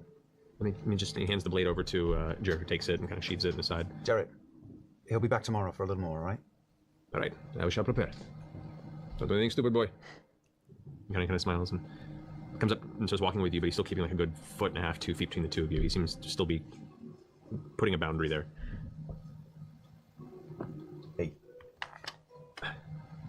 Listen to me. I wanted to give you a little more time. I wanted to. And I don't think we have it. Things are moving fast. You didn't know what was going on. I don't fault you, I fault myself. That day you showed up. Look at me. I had a point, but I made sport of you while making it. And that is on me. And I'm sorry for it. I'm sorry too. I should have taken it for the lesson it was. I was too dumb and young to let it get through my thick skull. Hey man, I'm a little bit older than you, but I'm a massive fucking shithead. I make plenty of mistakes, and I only knew how easy it was for shit to blow up in your face, and now it has. Percival and I want to offer you a means of squaring yourself off. What do you need? This city is in danger. And it needs people watching it, and I know you're training. Percival has a task for you, and I think it's well suited for you. You were around Ripley, you were around her other men. And you know how to use a sidearm. I've toyed with it. I wouldn't say I'm a great shot by any means. Sure, but the number of people who know how to use those things, I can count on 2 hands. Here. We have guns now. We need people to use them, so I want you to come and talk to Percival for a bit, and we're going to work out a plan for you to show some people the ropes. All right. Okay. This is your second chance. I don't doubt you are going to make the best of it. I truly do not. And again, I was going to wait on this because I can see the pain in your eyes, but there isn't time. And I want you to be well equipped, so I want you to take these. And I hand him 2 of the 3 daggers that I bought that day. And I take out the keen dagger, which requires attunement. These are mine, and now they're yours. Water under the bridge, and I don't want to hear a word. Just walk with me to Derolo. Okay. Thank you. I'm sorry. I'm sorry. He walks along with you, eventually leading you back to Percy's workshop, where the instruction is given for the weapons, anything beyond that he doesn't understand about the rifles, and nothing construction, but just general outfitting.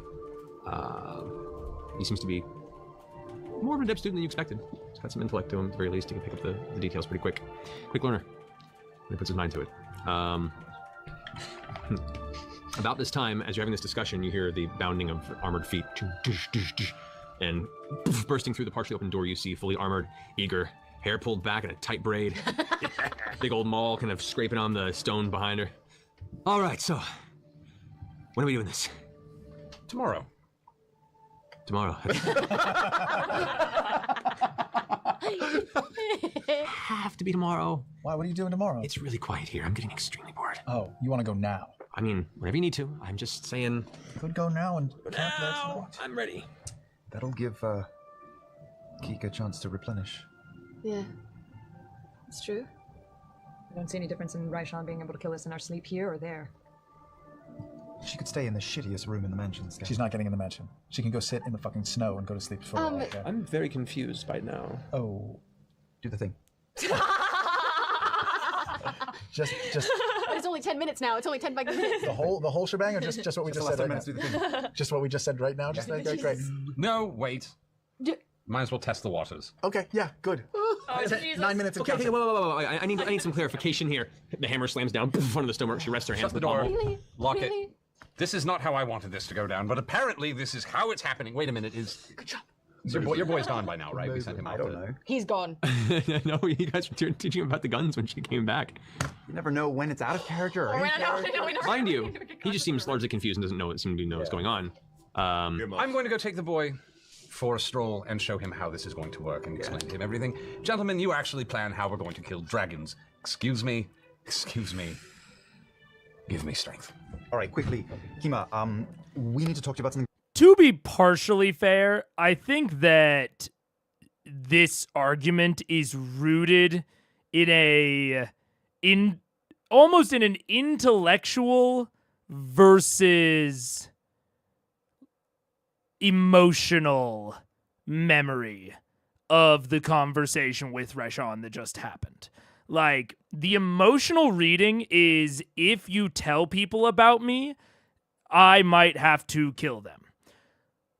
What she actually said was she responded to a threat about people looking into her and said, if people are following me around, I might have to defend myself. And then Keela said, if you kill any of our friends, I'll fucking slice your head off. And she's like, I might have to. So if they tell Kima, as long as no one interacts with Raishan about it, it doesn't matter. I think that but I also do think that some of the fear from Percy and or Keyleth is that they won't be able to convince Kima not to tell people and or not to look into Raishan. But also, I think that they're maybe overblowing the risk a skosh. Although, I don't know. It's hard to say. We actually don't know Kima that well. The characters kinda know her. They've spent a slight bit more time with her than the players have. But not that much more. They've only hung out with Kima like a handful of days. I probably less than a week all told. Maybe less than 2 weeks all told. They don't know her that well. So I don't know how either of them are confident in what she'll do. But also, fucking stop trying to invite Raishan into the house. Fucking vampire cuck. He's fucking Vax over here is trying to invite her across the threshold. Dude, stop it. Did you learn nothing from the Briarwoods? Don't invite them in. The mansion is literally the only place they are safe from Raishan. Do not let her in. Jesus. Oh my God. Oh, what's up, Weasley? How you doing? Welcome. Oh. It's reasonable logic to assume that Kima is smart enough to not just go smashing around the shape-shifting assume. Yeah, exactly. I think it's also kind of the players trying to second guess the GM, which is fair. And I think that you will. I don't necessarily think that this is like behavior that needs to be avoided at all costs. But I do think that. I think it's a general thing when there's a subversion. Basically, whenever there is a break in trust for the characters, it doesn't always happen, I wouldn't say. And it may, it happens to different degrees. But I think even when, it's a very reasonable break in trust, like assume being Raishan, right? They trusted that was assumed. They trusted that they knew who assume was. And to an extent, there was a break in trust by revealing that assume was Raishan for the characters. But I do think that can somewhat emotionally, especially in the same session, there's only an hour or two later.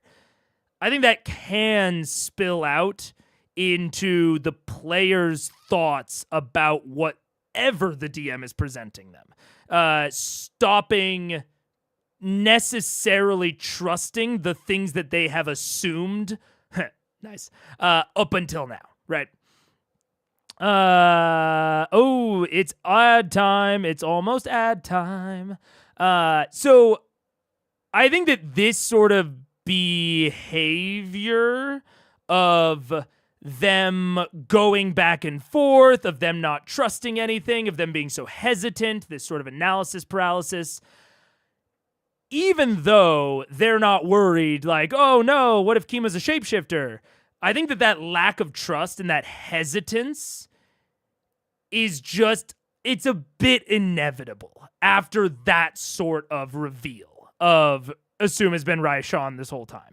I think that it is especially going to happen in a shapeshifter type reveal. Because it is this established thing. It is this established reality that is being changed. You know what I'm saying? So I think that is partially to do with their current mindset, their current hesitance.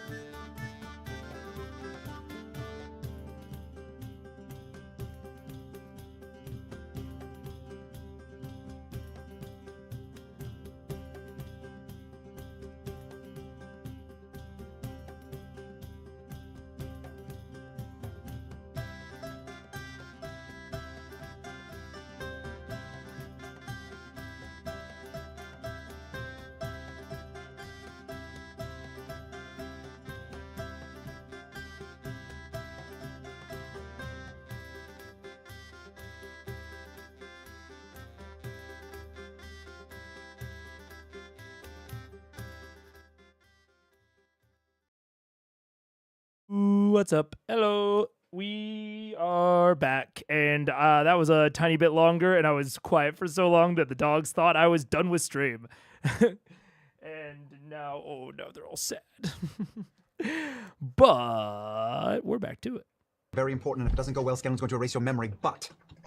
Excuse me? I can do crazy things. We're in a bit... No, nobody's doing that to me. Of course not. Nobody of course would do not, that to because you are so cool. This is going cool as so a well. cucumber.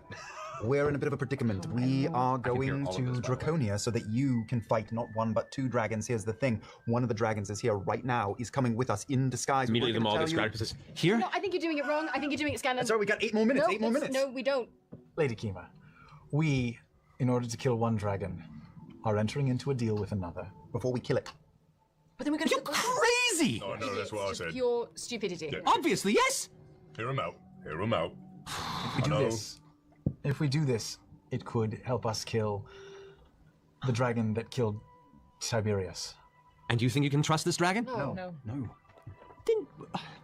We're banking on being Come a little on, bit guys. right now. All right, look, the dragon is actually poisoned by a curse. She's very, very weak. Great. Yeah, don't need to we kill plan- her. Perfect. We plan to take advantage of that. Why don't we kill the dragon here and then kill the other dragon Look, there? pick up Whitestone. Yeah, we're just Don't worried give us about away. the We have to get panics away in from the the city. Lady Kima, you're looking at a group of idiots who have felled dragons, killed beholders, negotiated with sphinxes, gone to other realms and other planes, and somehow managed to get out of it more or less alive. You are a lucky bunch of sons of bitches. That I'll give to you. Do you know what also this is like?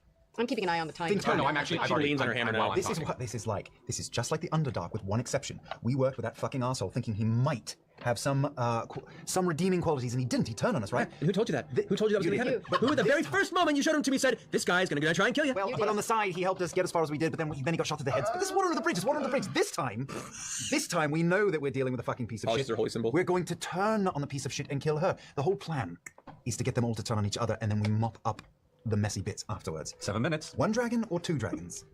You want to play? Let's play. Or you can let us go into this without you, and probably all die. Yeah, you're all going to die. Oh, You were ready to run with us, girl. Oh, I'm coming with you because I'm not going to let you die. Oh, you are? God. Stupid bunch of gits, I swear. Bahamut, are you serious? yeah. This is ridiculous. I'm not going to tell anyone that you made this plan until it's done. Thank you. Because it's as stupid as shit. It It could is, be, but but- with you by our side, it has a slightly better chance of going. Yes, it does. Gimme, can you be cool? Please don't call me that. Look him. Can you be cool? Where's the dragon? It's in Draconia. 6 minutes. What about the one that's here? Whereabouts are currently unknown. That one is Hiding. going to show up after the fact in Draconia. So this whole deal, you just don't trust me enough to tell me where the dragon's sleeping in our place right now. You're acting very weird. We made a deal. We made a deal. It's for your own protection. We can't tell you everything. What if you go running off? What if you go try to kill it in here and Whitestone gets destroyed? Please. Kima. It's a temptation, believe me. It we is know. very tempting, trust me. Yes, it is. But I'm also not stupid. After all we've been through, We've all almost died like 100 times. we're asking you to Been trust our us. character now. We're asking you to trust us blindly in this scenario, and I know that it's not ideal, but we have saved you before. And Kima, please just remember, between me and you, of all people, before we trusted the Illithid, we trusted you. Well, There we was a trusted time- her. You didn't. so You're right. That's I not didn't trust helping- you. that's I was about to say. They trusted you. This is just fucking. I mean, didn't. It's like But a you know, I'm staircase. getting to my point. Just- I'm getting to my point.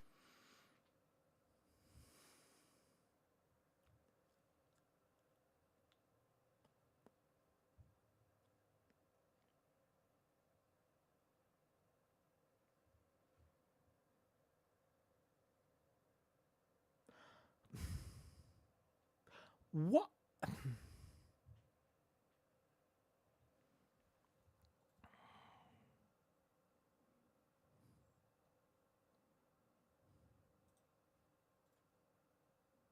Hello, everyone. My name is Matthew Mercer.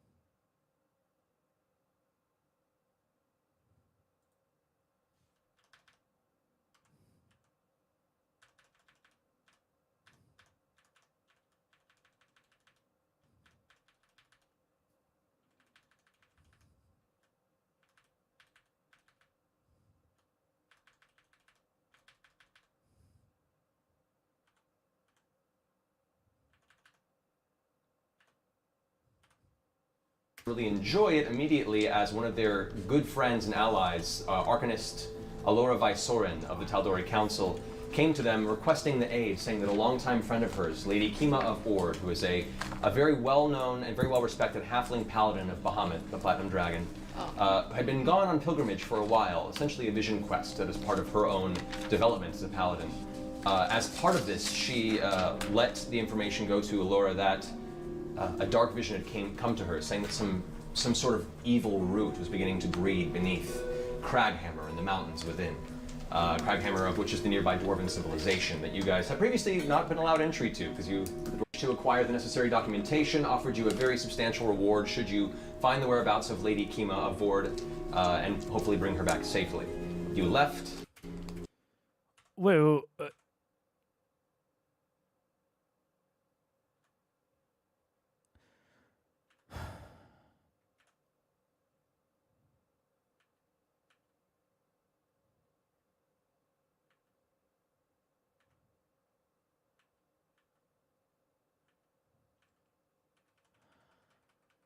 why did ALLURA send them? As aid for a longtime friend of hers, Lady Kima Vord, who is a very well-known and very well-respected halfling paladin of Bahamut. Also, Kima of Vord, in retrospect, is fucking weird, dude. Given that it's, I'm assuming, referring to the High Bearer. Fucking weird, if you ask me.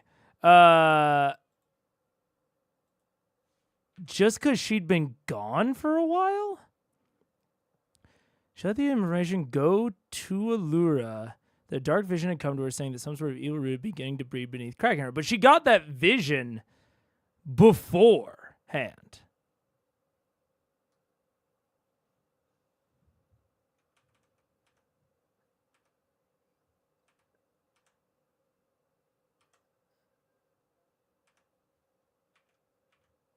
Came to requesting the radio a long time, who is very well known. The Platinum Dragon had been gone on a pilgrimage for a while.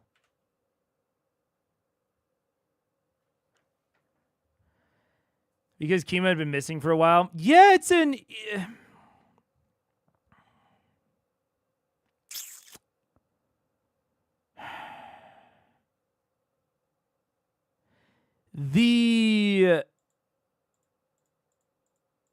I never thought about it before.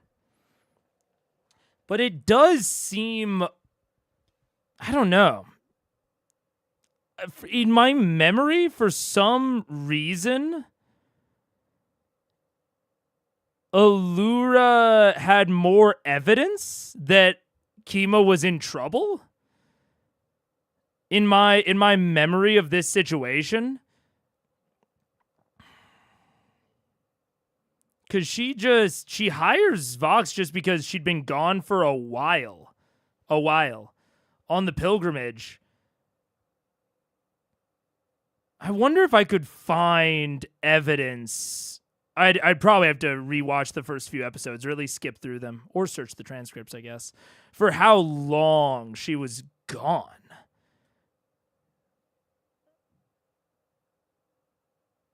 I mean, obviously, it was convincing enough to convince the party, but I don't know.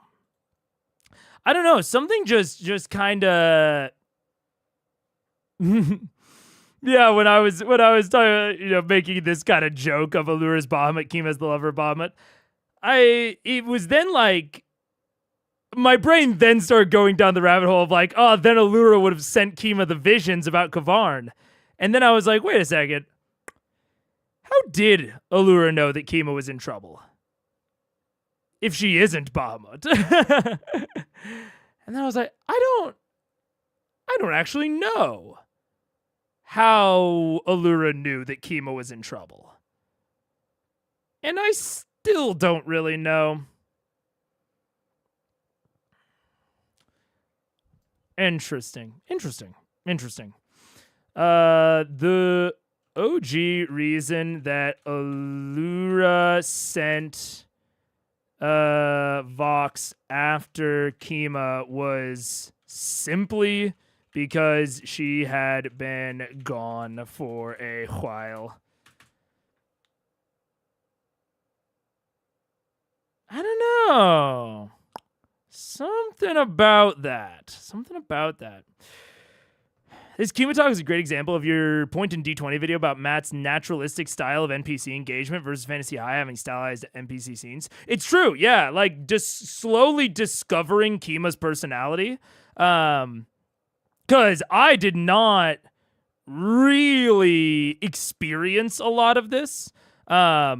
Like, Kima's personality has been slowly revealed to me. I feel like if this was Fantasy High, I can't speak for the rest of Dimension 20, I suppose. But if this was Fantasy High, Kima, when we first met her, would have been like, I'm just ready to smash some heads. Or something like that. Like, well, if I'm not receiving a vision from my god, I like to be smashing in a skeleton skull. But I definitely didn't get this this sense from her when we first met her, because they met her in, very different circumstances. Yeah, no, I agree. I totally agree. But it also allows for some more, I think, depth than I've seen so far. I 100% believe that Kima could pull a god. I mean, yeah. It's called Sapphic Sense. I don't know what Sapphic Sense is. Yeah, I mean, it's not like there's magic to communicate long distances. Well, that's kind of my point, is that in my head, ALLURA had like scried on Kima or something, or Kima had somehow gotten a message out. Like that's kind of what I'm getting at, is in my head, ALLURA had more evidence as a powerful magic user than it's been a while. I mean, I guess she definitely has scry. And given how familiar they are with each other,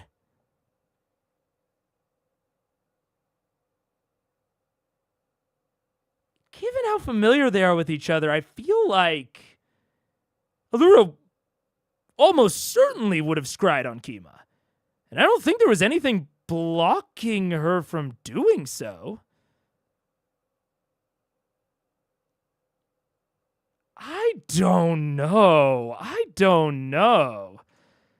Seems a bit of odd reasoning.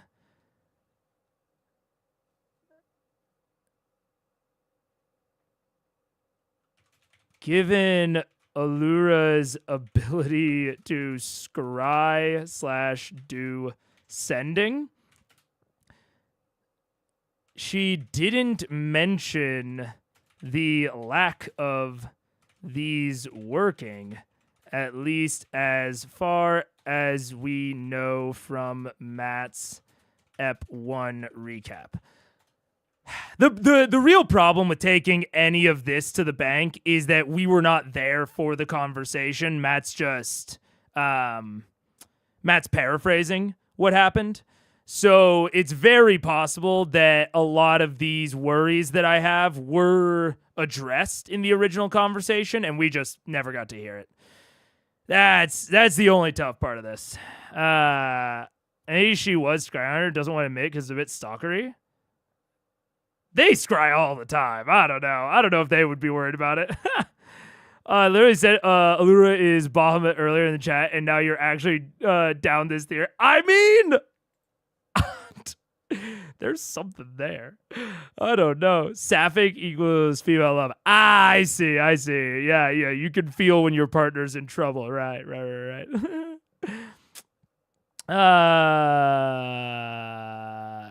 Interesting. Checklist, can't communicate, not dead. That's, yeah. But we don't know if she did. She might have. She might have mentioned that to the players, and we just don't get to see that, yeah. What if the Mind Flayers were blocking the scry? Very possible. I actually know they wouldn't have been, because they scried on the ziggurat, and Kavarn saw them. So we know that they weren't blocking the scry. Yeah. It's also, it is also pre-stream stuff is wonky. We can chalk it up to a plot device. All of that is super possible. It just never stood out to me before, and it is standing out to me now. And yeah, super duper possible that it is absolutely nothing. It's possible that all of my things that I'm noticing were actually addressed. We just didn't get to hear them. I don't know, though. Don't know. Are we still on the Kima is evil train of thought? Honestly, no. The only way that Kima would be evil here in my head is if if this is currently a shapeshifter pretending to be Kima. It's possible that Kima's hiding something. That is super possible, but I don't think she's evil. And I don't even think this is like a Raishan situation where I don't think it's Hodis. It's theoretically, I think, technically possible with the information we have, but I don't think it's Hodis. Because Kima's been around. And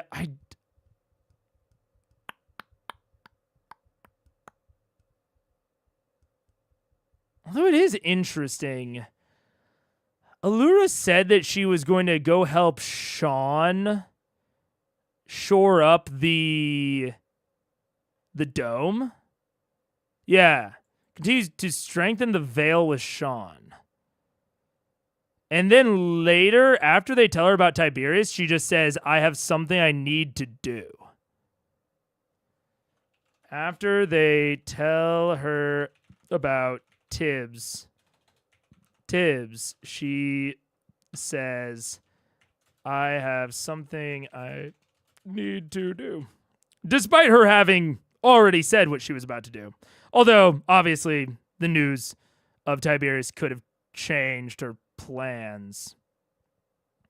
I'm more suspicious about ALLURA than Kima at this point. ALLURA's been going in and out of suspicion for a while now. I think she could be a good chromatic that is, or not a good chromatic, but a chromatic that's not affiliated with the Chroma Conclave. I think that's theoretically possible. I think she could be a metallic dragon. I also think she could be... I've said before that I think she could be unwittingly collaborating with the Arcana Panasophical, who I think is evil. It's also possible that she might see maybe the Arcana Panasophical is collaborating with the Chroma Conclave, and she's a dissenter, but they convinced her to just deal with it. And she is becoming slowly disillusioned with the Arcana Panasophical's essentially like reasoning. Like maybe they said, we need to collaborate for X, Y, and Z reasons, and she got voted down. And she's kept their secret, but she might be getting closer and closer and closer towards not, like, flipping on the Arcana Panasophical. Because we haven't really heard anything about them, really. Except for, I think she mentioned that she still had some contacts. And we know that Osgrood, the guy that hired them for Rhymefang and was on Animus, is part of the Arcana Panasophical. So if they ask ALLURA about Oz, she should theoretically know him.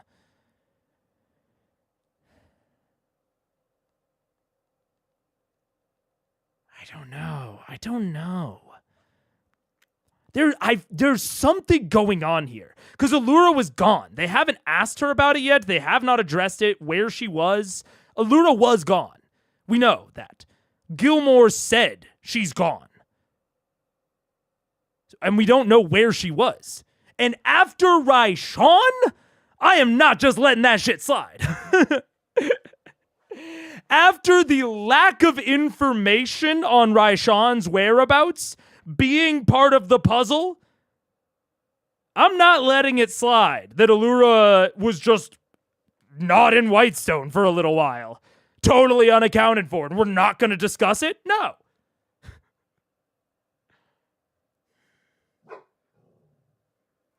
There's something going on. There's something going on here. It would not be hard for her to pull one over on VM, considering they accidentally reveal one thing they weren't supposed to. Oh, no. It would not be hard for ALLURA or Gilmore or Kima to pull one over on them at all. Yeah. The discrepancy could just be the shock factor. Absolutely. Yeah. She could, when she says, I need to go do something, it could be I need to go into the other room and cry. Very possible. It's just everything together.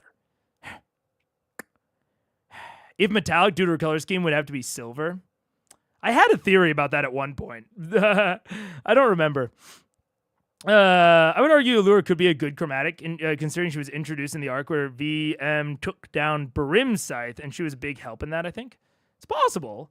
It's possible. I don't think, given how much Matt seems to stick to a lot of historical stuff in D&D, I doubt that he would make a good chromatic. I think he would make a Raishan type chromatic at best. A chromatic that they can work with, but one that is still explicitly evil. That's just what I would expect out of Matt so far. Could absolutely be wrong about that. But that's where my head is at, and why I don't. If she is good, which I do think she is, although she might be making some bad decisions right now, some evil decisions, but I think she is going to be good at the core of it, and therefore I don't think that she'll be chromatic if she is a dragon. I think she would be metallic. Gilmore could have been gone as in not in the room. Not from my recollection of it, but I could be wrong about that. Yeah. I haven't caught up to stream, but I'm looking forward to it. Hell yeah. My impression, and I wrote it down at the time when they were talking to Gilmore about it, I had a whole thing. That's why for a while I was theorizing that ALLURA was kidnapped. I was going on and on and on at the time about her being gone. Could have been a misinterpretation. Very possible, but... Arvely, she's Artagon, here to get some revenge. She's Garm. I mentioned it in the Discord a few months ago. I think it was, I don't remember, it might have been after Draconia. I mentioned that I had a dream where everyone in Whitestone was secretly Garm doing a fucking shadow clone jutsu. Everyone except for Kima. And she was also confused and surprised. So it's very possible that Garmeli's doing some fuckery here. I don't know. But we grew past that, and now I trust you more implicitly than most people in this world. Good. This is precisely why you people need me. How much longer do we have? I think all these words are fucking it up. She seems down. I think we should just go. Get it on. Here's the thing, though. You have to pretend like you don't know. It's super important. Right, can you be cool? You're asking me to lie. Well, oh, she's a holy person, isn't she? I'm not real good at lying. How about you just don't say anything? That I can do. No, okay. Perfect. And don't attack. 4 minutes. Should I just wipe her memory? No. It might be easier at this point. No, because... We're good. You come near me with any sort of magic mumbo jumbo, I'm gonna clock you in the head, Scanlan. Lady Kima, I don't know what you're talking about. Oh, God. I love you. I'm gonna clock you in the head. Well, if you try and wipe my memory, little gnome. Kima. We've got 3 minutes left. Kima. To what? He can choose it. That's true. You know our mind. You know what our plan is. Fine, yes. You're kind of a firebrand. Do you think it might be better for you not to know? You know now, but to not know going in, and then you just kill everything on sight when we're there? I have no idea what you're talking about, and this is really starting to frustrate me. Yeah. Are we gonna kill a dragon? Yes, we're gonna go kill a dragon. We're gonna kill 2 dragons. 1 to 2 dragons, yes. Great, okay. I think we just were talking to Matt for a second there. I don't know if we were talking to Kima anymore. I think for a second we might have been talking to Matt. What's the plan? We leave tonight. We go. Sure, let's we go where the dragon is. We're going to release bait. When the dragon is done with the bait, we go in and kill the dragon. Yep, pretty much. And then another dragon. Maybe a third after that. If we're totally weak, though, we can't fight the second dragon right away. We have to save up our strength and then fight it after so we don't die. I'm not gonna lie, I admire your drive and gusto. Just be smart about this. Look at that. She says she can't lie. And that she did it so well. I thought you were going. I'm listening in to this whole thing through the earphone as I'm talking about it. Why I keep telling you how long you have is because I'm laughing so much. All right, well then. I'm gonna go talk to the sentry. I'll see you guys. Where are we going? We're leaving now. Just gather your shit. I'll meet you there. Where? We're At the sentry. Okay. She's our ticket there. Oh, great. Don't talk to anyone, Kima. If we're leaving soon, I'm sticking with you guys. I'm going to let's assume in on our plan so that she knows. Scanlan, could you wipe Kynan's memory, please? Kynan? Yeah, he's Kynan here. didn't barely hear anything. No, I left him. You left with him? You took him. I haven't been in the rooms. I took him away. I reject that statement. Excellent. Yeah. As well. Yeah, that's why. That's why. I see. I was focused on the fire. Oh no. I've walked in to show him how I would like things to function with the new power. And as you're listening, you gave him all the instruction. He takes it in pretty well. And, There was a conversation. Yeah, Jerry catches up with you, and you both kind of coordinate with that. All right, you head to the sentry. All the rest of you gathering the rest of your materials and supplies. Oh, I'm going to. Well, we have time. I want to attune my cold snap armor to me. Okay. So I'll probably not have my bracers attuned. Okay, so that's 2 damage off of any of your ranged attacks. Right. So can I get what cold resistance and added AC or something? Yes. Okay. Go. I'm going to attune. Oh, Animus. I'm going to attune Animus and drop the gloves and missile snaring for this fight. Okay. Pretty well, Willies. Wow. As you attune the weapon, there's a brief familiar dark glow on the weapon, and all the 3 names that exist in the barrel all dissipate. It's now a clean barrel. Oh no. Wait.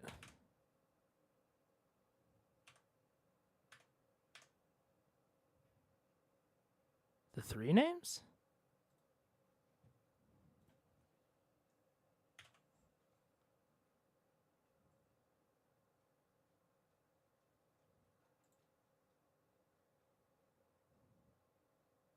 Oh, there were 3 names. Okay. So for a second, I thought I got confused. I was like, 3 names, but it's because fucking Bertrand Dwendal goes on to a second line. I thought there were 4, and I was like, 3? What? Okay.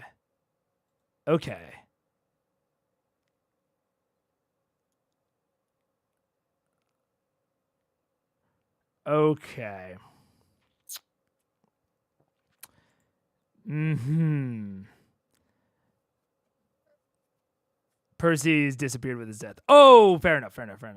Interesting. It's now clean barrel. Clean barrel, though.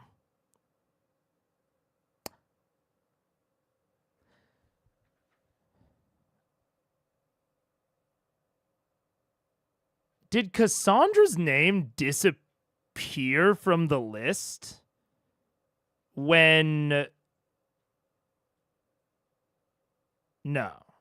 It didn't disappear from the list. It was there on the list until they threw it in the lava.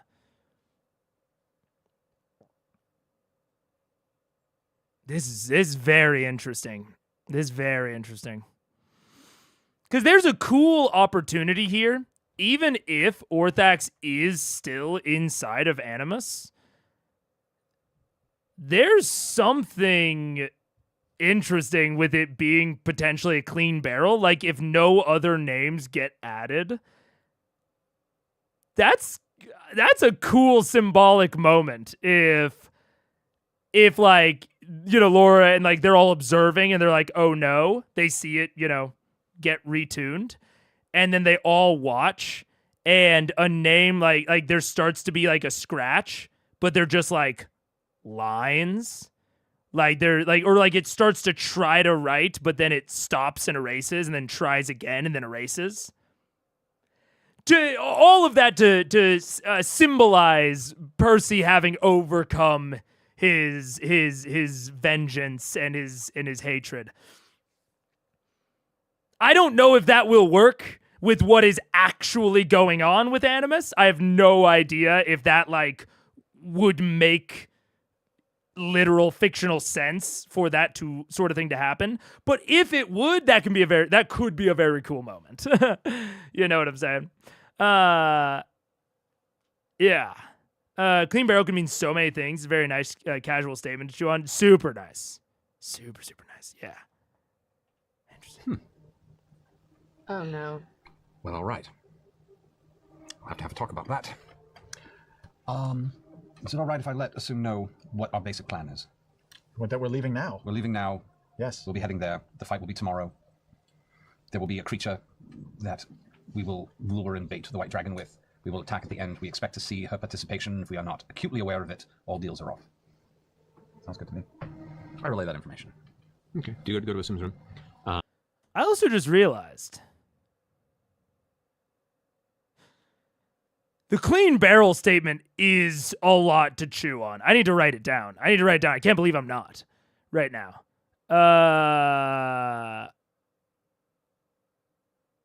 As you attune to the weapon, Animus.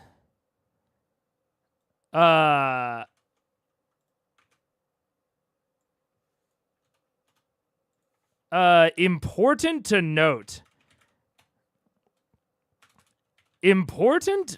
note. The names did not disappear when Ripley died. This is not me.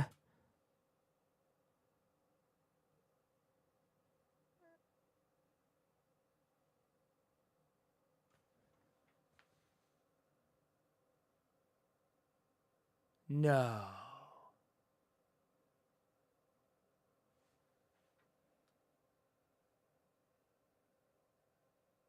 Oh, we just don't know enough about how the names work.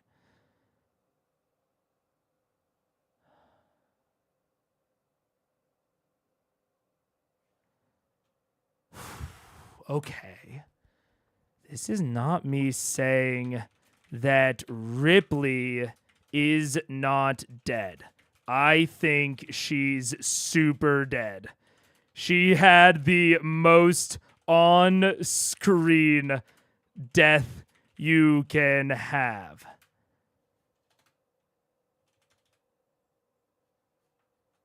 However,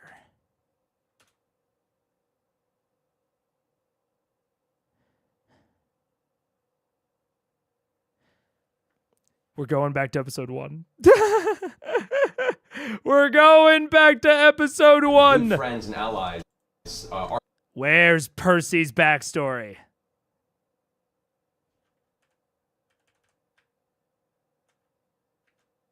Where's Percy's backstory? No sharing with the class yet. I'm still cooking.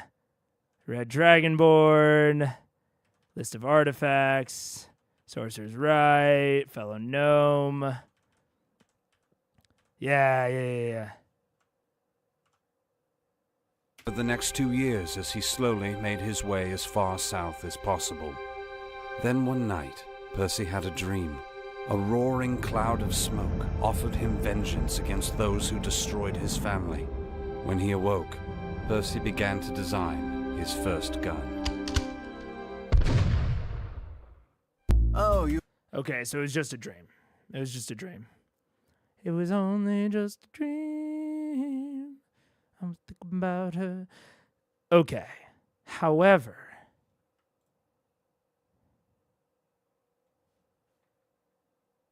despite Ripley having manifested Orthax, or an Orthax-like being, we don't actually know that Animus was technically linked.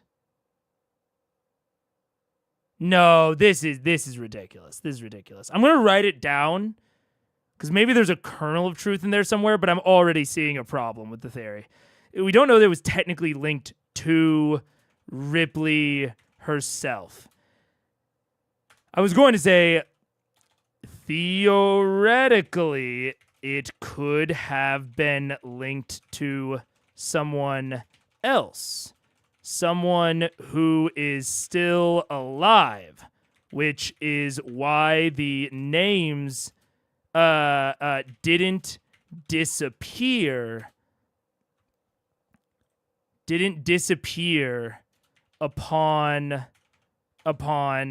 Ripley's death, if that's a thing they would have done. My first instinct is that this other person could have been Kynan. Gasp. What a twist. But I think that's incredibly unlikely, given that Percy's name was the only one of Vox's on the gun. If anything, it would have been Vax. Now, that doesn't mean it couldn't be someone else. Animus means like an animated spirit, right? Animus. Hostility or... Oh, wait, what? Oh. Never mind. I did not know what Animus meant. I'm glad that I am seeing it. Okay. Animus meaning hostility or ill feeling, which just kind of tracks. And motivation to do something. I mean, unfortunately, that is almost so on the nose for an Orthax weapon that I don't even know that it tells us anything. Fuck. Because I was like, oh, maybe the word will tell us something. But that is very on the nose for an Orthax weapon, yeah. Huh. The dream was probably from Orthax? Almost certainly. I mean, I called him Smokey for a reason. I think I conceptualized him as the cloud of smoke, yeah. So, didn't they find the remnants of Ripley using a gun design in Whitestone? She was midway through building one in Whitestone. They found like a broken prototype that assumingly is what blew off her left hand or her right hand. Whichever hand is blown off, they found evidence of a broken gun, assumingly, having killed her hand or lopped off her hand. Orthax and his cousin Borthax. Yeah.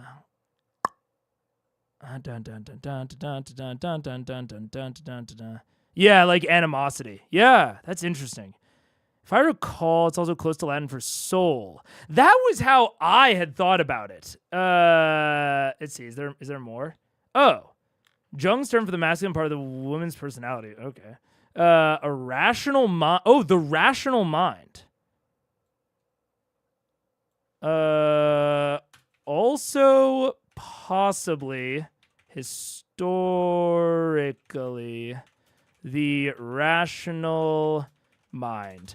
I don't think that Matt would have pulled on this one, so I'm not going to write it down.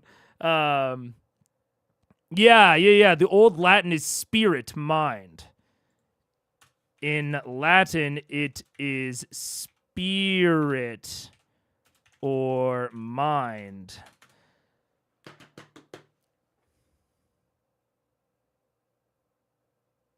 Spirit or mind?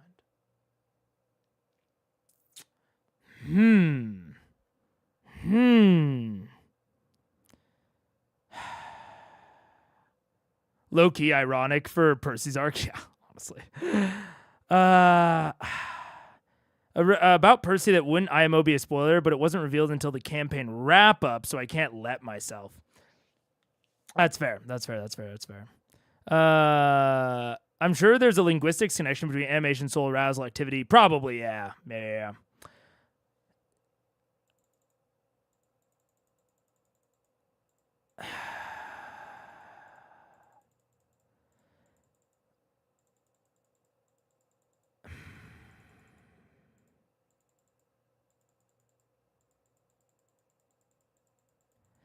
God, I have a my mind is going in a few directions.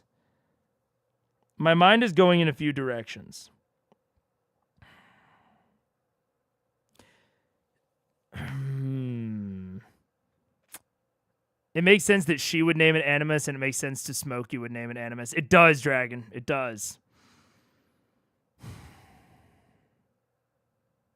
My only wonder...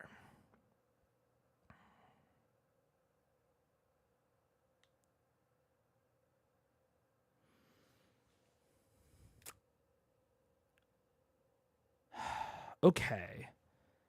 The list consumed souls. We know this. The list consumed souls. Craven Edge, which isn't explicitly tied to Orthax, but is similar in tone and function, sucked life, or drained / ate life energy, and also attempted to devour Grog post-death.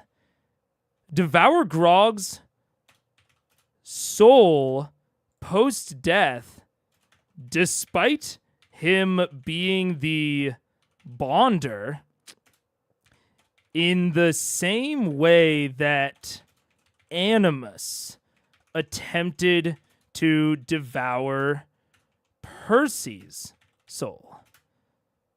Soul post-death.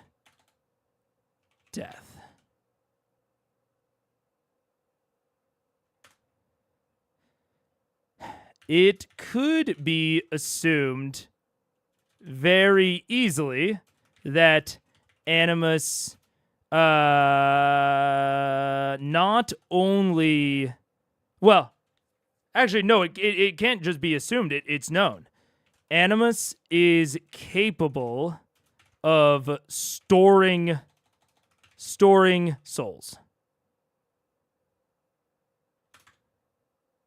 It is theoretically debatable if Orthax is a soul in the same way that mortal souls are souls, and thus if he counts as being stored in this way.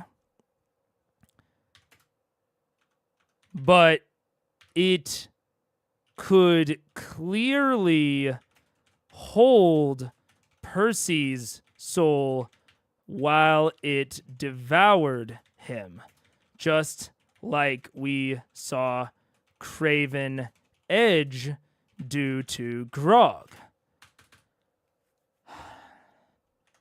So, the term Animus could be a reflection of its more malicious properties and tones, but it could also refer to its connection to souls.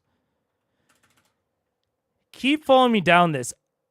I'm wondering if the names are... I'm wondering if the names are derived from a portion of soul that is placed into the weapon. Animus / list. They essentially trade.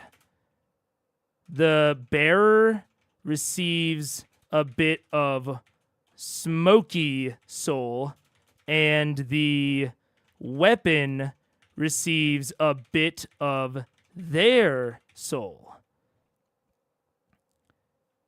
Which, again, is how it determines the names.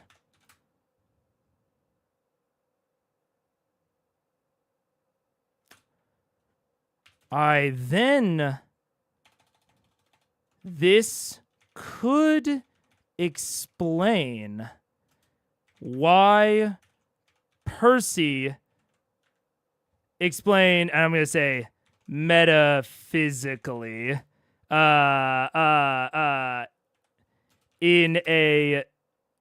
metaphysically, diegetically, non-diegetically, the reason is obvious. And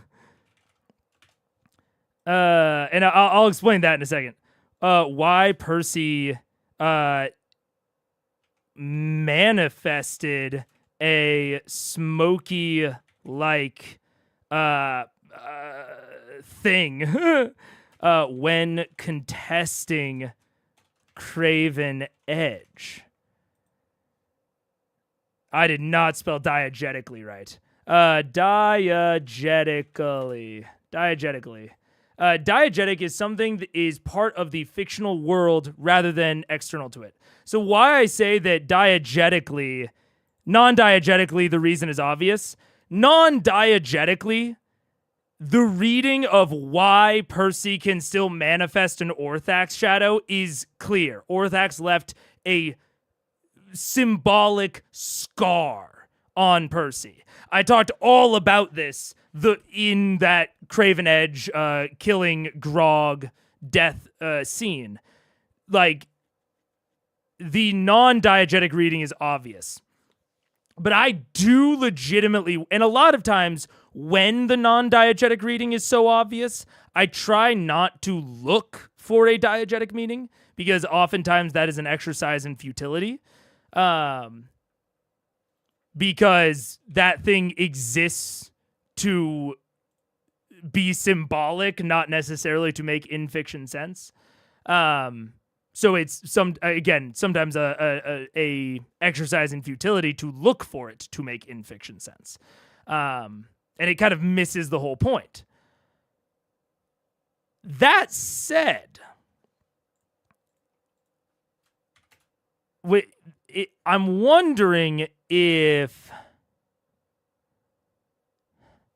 this could explain why Percy manifested a smoky-like thing when contesting Craven Edge, but Grog has never manifested anything even close after they got rid of Craven Edge.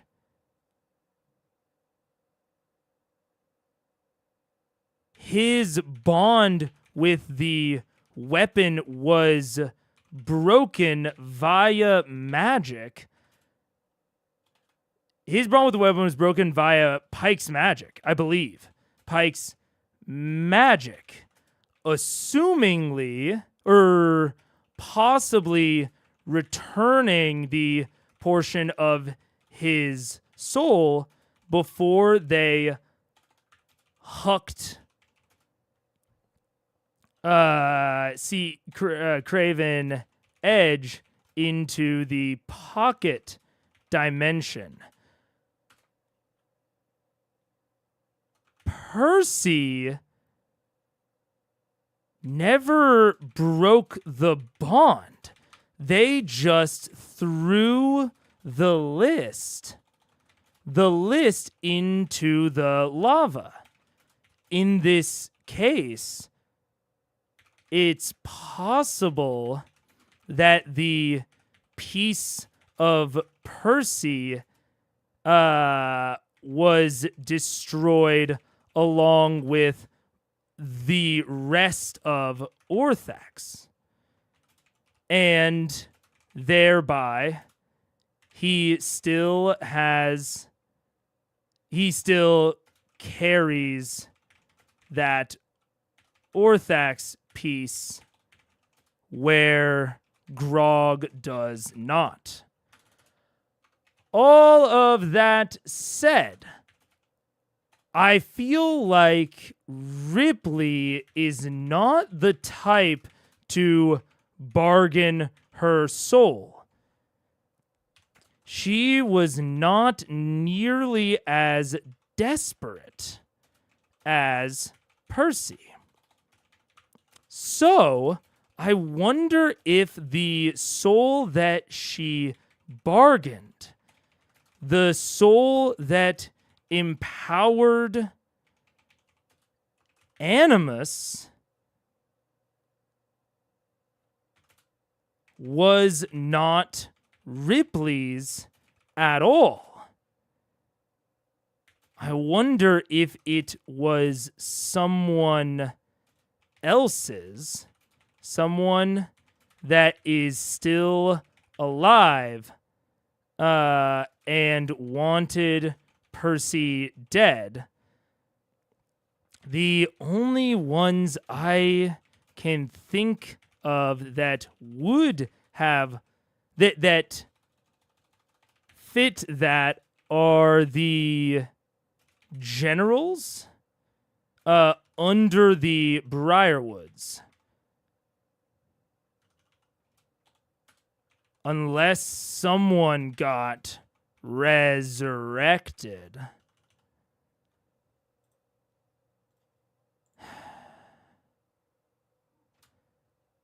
Daxio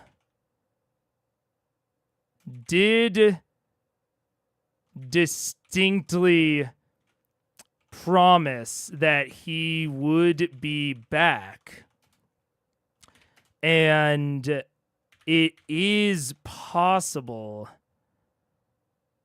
that he would mainly be out for Percy, given his connection to the Briarwoods. There could also be a secret Briarwood, a child or sibling, etc. I guess theoretically the Briarwoods also could have been rezzed by the wider Vecna cult, especially after the siphon didn't close. If the Vecna cult is still monitoring the other side, they would likely know that the Briarwoods failed, and thereby, what did they do with the Briarwoods' bodies? I don't remember. I don't know if it got narrated, what they did with the Briarwood bodies. Oh, fuck, we're about to run ads. Oh, no.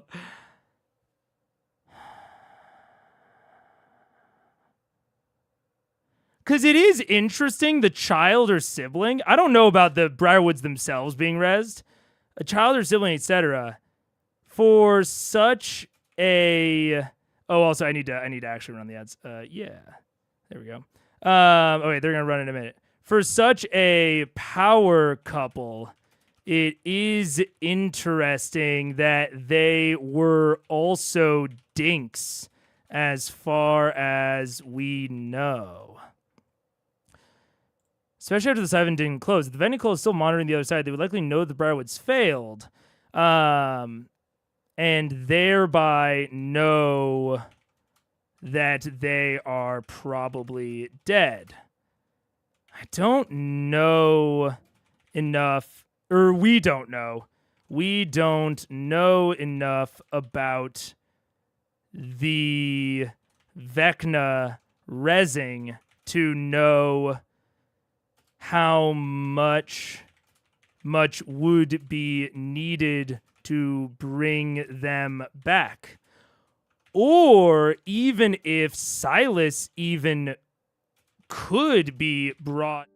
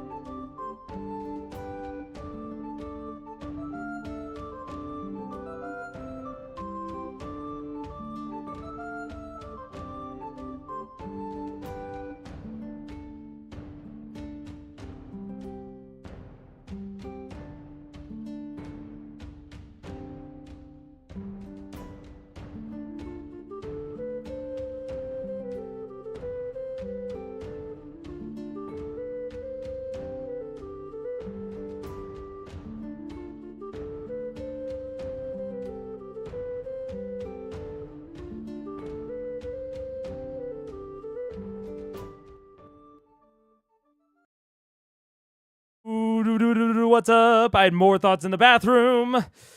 And while taking the dog out. Okay. So I finished my thought.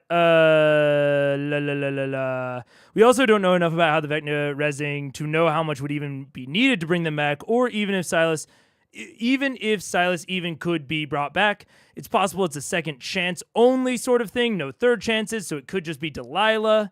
I also noted the weirdness of them being dinks.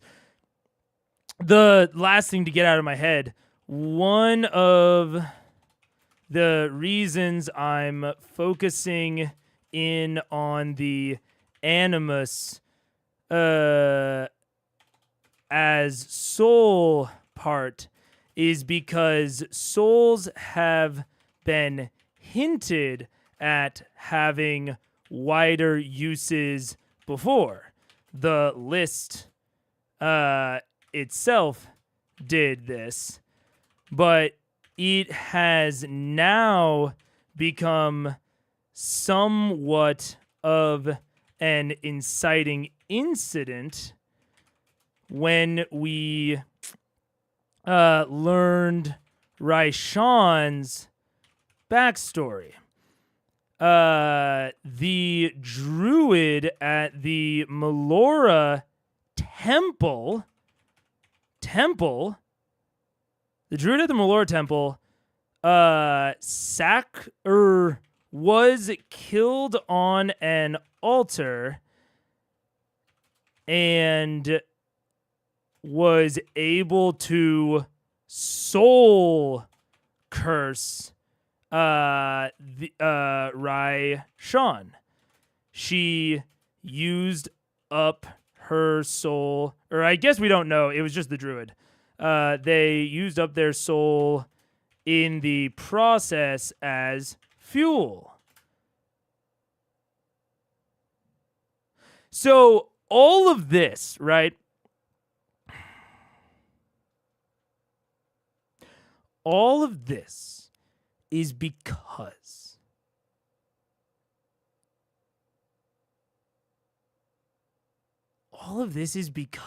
the names stayed there. If the names were just always going to stay there, they were just going to be permanent unless Percy scratched them out, let's say. If that was the case, then I wouldn't even be thinking about any of this. I would just be like, yeah, they fixed it. But whatever drives the names clearly was still in effect until Percy bonded to it, attuned to it.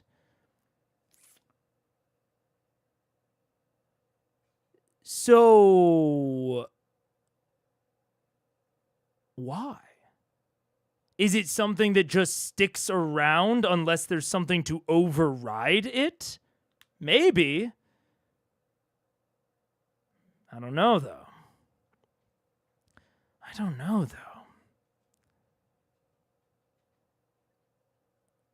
And so...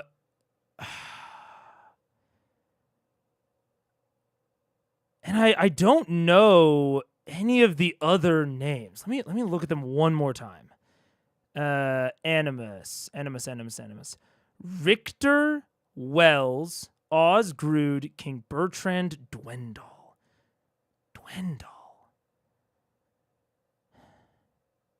Yeah, I assumed back at this point that he's a wild Mountain king, but I have no idea. This is the thing. What sort of beef does Ripley have with these people? Obviously, she had a life before the Briarwoods, but King Bertrand Dwendal, if he is a wild Mountain king, if he's the wild Mountain king, that seems more related to the Briarwoods. They were Wild Mount nobility, right? I think Ripley just hooked her wagon to the Briarwoods when they came to Taldore. Osgrood's in the Arcana Panisophical. which I've theorized for a while that Delilah was in. And Richter Wells, I got nothing on. Sounds like Victor. Sounds like Victor. I don't know. Part of me is wondering if Ripley possibly, like, locked Delilah's soul in there. Because there are certain... I don't even know if Delilah or Silas got resurrected necessarily. But I wonder if Ripley performed some sort of ritual, possibly in agreement with Orthax, that grabbed their souls from wherever they were. One of them. I think it would have only been one. And I'm wondering if she said, you can't get no my soul for you. None of my soul. My soul's not very tasty. I'm wondering if she somehow put someone else's soul in it. But then they would still be dead. But their soul would have been in there, I guess, theoretically, until... the soul fragment, I guess, until after Percy... Or until before Percy bonded to it, theoretically releasing the soul? Question mark? No, the soul would have been released when Pike got rid of Orthax? I don't know. Something's tickling me about the name Animus. But I can't quite pin it down. The list was so direct. Awesome naming on the list, but so direct. Animus it feels like something. I can't quite pin down what, though. The whole soul aspect of things. It feels like a hint. And then this clean barrel aspect feels like it's drawing even more attention to the gun itself. All right. I'm going to go back and read some chats. Yeah. Animation coming from that. Smokey the Bear. If we get granular with Orthax's life and eating processes, it raises questions like, is it genocide to kill a unique species, of which there's only one of this type? Is he bad because he eats souls? Oh, yeah. I mean, we can get into a natural order type of thing. I think there's still an argument to be made that even if he's not bad, if he eats souls, a soul eater is something that we don't want to exist for one reason or another. So I think that there is an argument that it is a better, moral good to remove the soul eater, even though it may not be the soul eater's fault that it eats souls. Yeah. I think that there is a legitimate thing there. I think you can go, easier into that type of metaphor or moral dilemma with something like vampires that, have to drink blood to survive. Of like, why should we kill vampires just because they drink blood? Yeah. Another thing to add, Craven Edge was also already in the sword while Orthax was seemingly attached to Percy. Well, seemingly, I will say, Orthax seems to be embedded within the guns. My assumption is still that Craven Edge, whatever it was still in, and yeah, that makes sense. Yeah, Craven Edge, they never dispelled any sort of curse on it, and so they killed the bearer, Silas, in the same way that they potentially, if we think that Ripley is the bearer of Animus, they killed her, but Orthax was still in Animus after that, still chomping away on Percy's soul. So it makes sense that Craven Edge would have still had Orthax inside of it, because they never removed the curse. They never went in to remove Orthax from the weapon. They just gave it straight to Grog. So his enemy soul for spirit. Yeah. Acid, not lava. Right, acid, not lava. That's true. I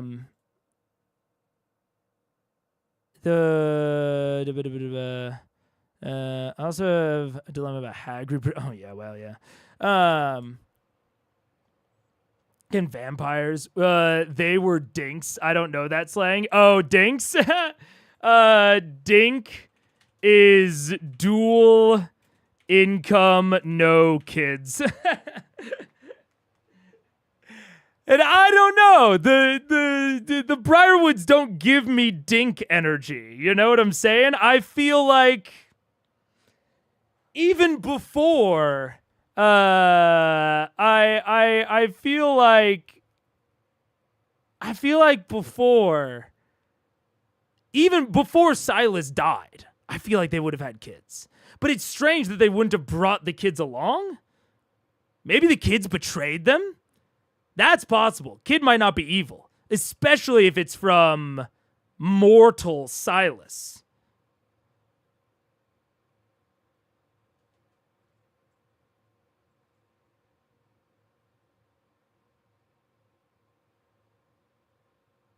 I'm just thinking through that. I wonder if Dwendal... We don't know how old the Briarwoods are.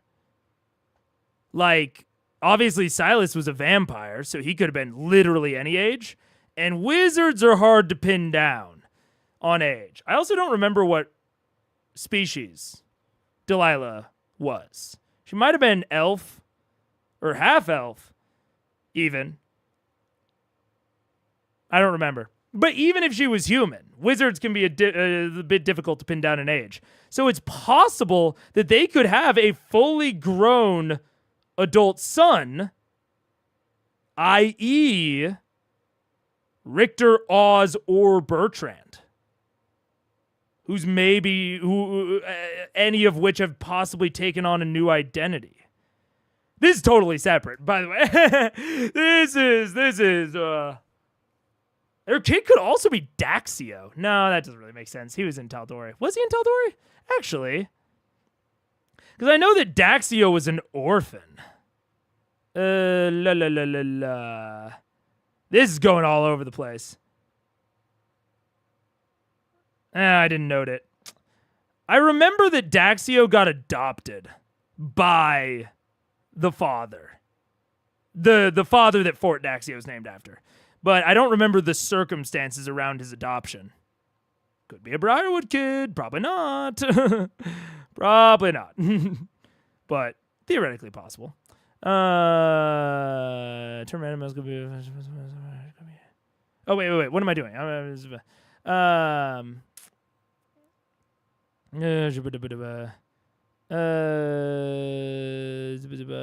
Campaign. I think... Said Dampier, I guess if there is a Briarwood child, then we'll know if Silas is sterile or not. Well, my assumption would have been that the child is from before he died. That would be my assumption. I don't know. How would Ripley get Delilah's soul? Delilah served Vecna, not Orthax. She did, but I don't know. I think it's possible she could have caught it as Delilah died. I think that's possible. The concept of souls as fuel and physical objects being able to transport souls opens up a new kind of litany of possibilities around potential ways that you could interact with them. And I think that there's a decent chance that through, and we also know that Matt is not even remotely afraid of implementing soft magic, especially ritual type stuff, into this setting. So I think it's possible that, like, if you know the right ritual, you might be able to just call a soul back from the afterlife.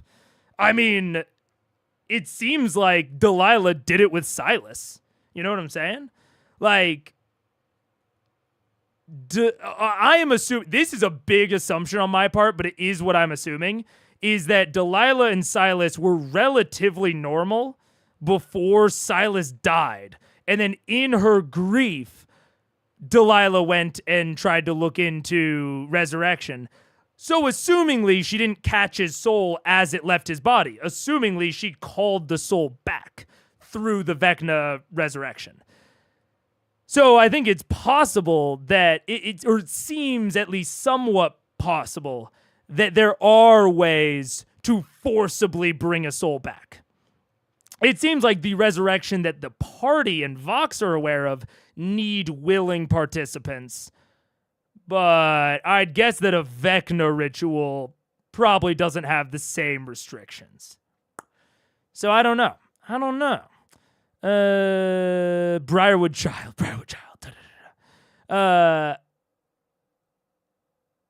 The killing Orthax like eradicating smallpox a little bit. They're big dink if that's the definition. I don't know. For some reason, I don't feel that. I don't know what it is. We don't know how early in their relationship was when Silas died. Yeah, it's true. That's true. I'm like 80% sure she was always described as a human, but that doesn't rule out half-elf. True. What will the next theory stream be? There's a lot of theories and tendencies because of the lack of a recent theory stream. That's possible. I also just think that we're in the wake of a lot of big things happening, and we're getting more details. So it's a lot of like Raishan and what's her face currently. But this was such a weird line that I was going down that I wanted to get it all out. I think I'm going to stop thinking about it for now and possibly save it for a theory stream now.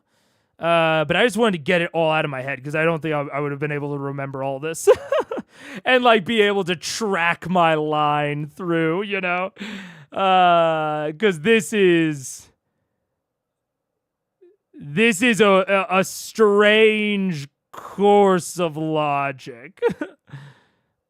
Yeah, and I wanted to make sure that I captured it all. Yeah, I think Delilah's human.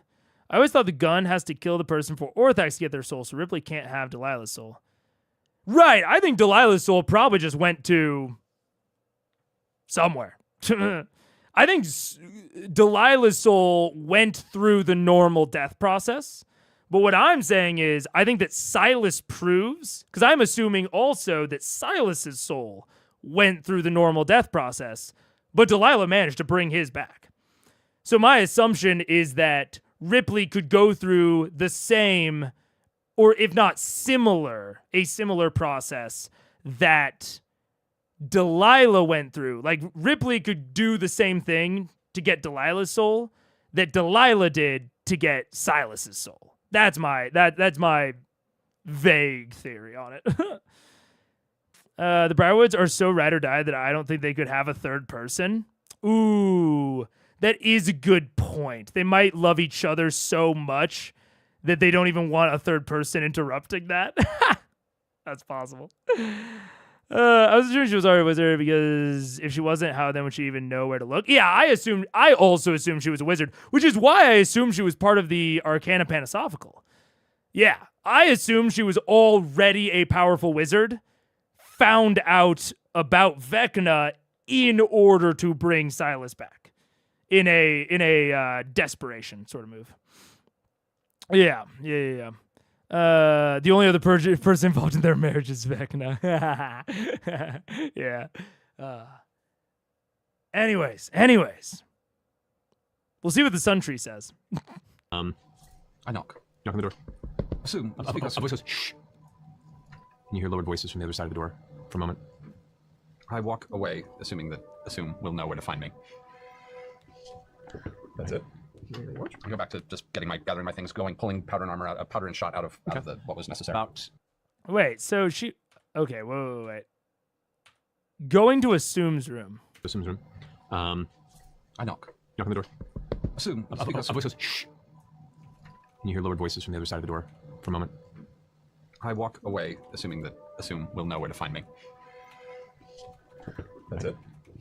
I go back to just gathering my things, pulling powder and armor out, powder and shot out of what was necessary. About 10 minutes go by, and as you're gathering things, Assume approaches. I'm sorry, Percy, I was indisposed. I apologize. I hope I didn't disrupt anything important. No, I was keen enough to cover, but both the Cinder King and the Frigid Doom are under the impression that there is no mounting danger. Tonight, we go to Draconia. Very well. Quickly Tomorrow, move. We fight the dragon. We will bait him with another creature of great strength. Well, Since might he's ask hunter. what creature of great strength you intend to bait Vorugal with. I don't think anything you've ever heard of before. Try me. What the hell? I pull out the book and show him the picture. Her. Sorry, thank you. I Well, keep doing it's that. assume right now. It's assume, yeah. It's confusing, man. There's a lot of gender issues in this. Reaching into the abyss. Oh, that's curious. I figured that, quite possibly, in private, you and I have the closest dispositions. I could see that kinship as well. Once that fight is concluded, we mop up whatever's left. We expect to see your participation in some form. I understand if it can't be direct, but... I can be evade. I just have to be... I have to remain inconspicuous. I cannot be seen to be part of this confrontation. Obviously. And, all shall be fine. We may have some extra people with us as well, just so you know. This it will was not not only be us. discussed. Who would you intend to bring into this deal? That, sadly, I cannot inform, although there will be Draconians. They are disinterested in our politics. And disposable? I would hope not, but I understand your point of view. I will say, for the sake of this encounter, our point of view will be dominant, but I understand and respect yours. When dealing with aunts, you must respect the needs of aunts. Surely you understand. I follow. All right. So there will be that. We will have a couple of company members as well, but since you're staying hidden, it shouldn't be a problem. I would recommend not showing up in this form at the very least. Oh, in this form? Oh, I have many forms I can take. I have an idea. Very well. Fetch me when you're ready. We'll be leaving on our own. You will have to meet us there. I'm sure getting to Draconia shouldn't be too much of a problem for you. Why not travel with you and your band? That seems like a waste of magic. It does, but sadly we are trying to keep our own reality quiet. Needs of aunts. And also, they don't want you around. They don't trust you. I don't trust you. But but if I you're going now, it takes me at least 3-4 days of travel over the ocean to get to Draconia. Surely you can find a faster way. You got here very quickly. You so rarely lie that I'm so fascinated that when you do, I think I'm starting to get your tells. Just a bit of them. Well, you're a funny little man. I take that as the highest compliment. Well then, I'll see you tomorrow. I'll see you tomorrow. And Assume turns around and exits. I head back to I turn the corner, get far enough away, and just drop to my knees and breathe deeply for a minute. Okay. Well done. Well done. Head to the Sun Tree. Give some. All right. You guys make your way to the Sun Tree. Keyleth, while you're walking, Keyleth, you head there as well. Is there anything you want to do before they arrive? Yes, I want to go underneath in our little Sun Tree cave that we carved out. Okay. So you're beneath the tavern, into the basement, down a little tunnel beneath, leads to the Sun Tree's roots. Yeah. And I kind of commune with nature. Okay. Oh, yeah. You know? There's so much pressure on this. Yeah, I want to... Is there a way I can kind of almost like put my hand inside Sun Tree? Uh-huh. Oh, wow. Yeah. Yeah. I mean, it's less of a merger and more just like as you touch and connect to the roots, your consciousness and the Sun Tree's consciousness. You're holding the roots. Combined.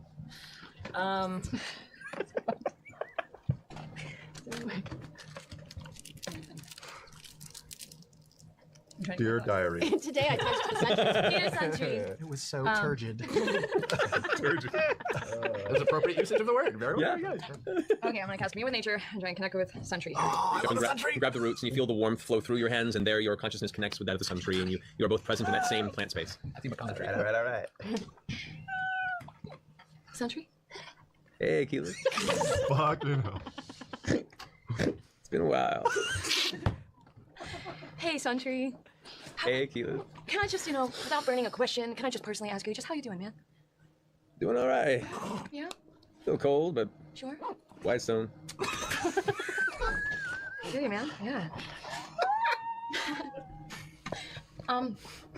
Hey, Sun Tree. Yeah, Keyleth. So, you're kind of over top all these arcane ley lines across the whole globe, right? I've traveled a lot of places here lately. What are all the cities that the other arcane ley lines fall across? I don't really know. Can I like sense it through the sun tree's roots? Kind of want to kind of. Which as you converse with me, says, I've been here a long time. Don't really get around much being a tree. But you do sense around this area, and you do feel like this kind of light, fuzzy blue, almost like a mist energy, like a particle energy that is coalesced around Whitestone and above it, and it shoots off in like 6 different directions. Some that curl northward, some that curl out over the ocean, and you see them spider out in places.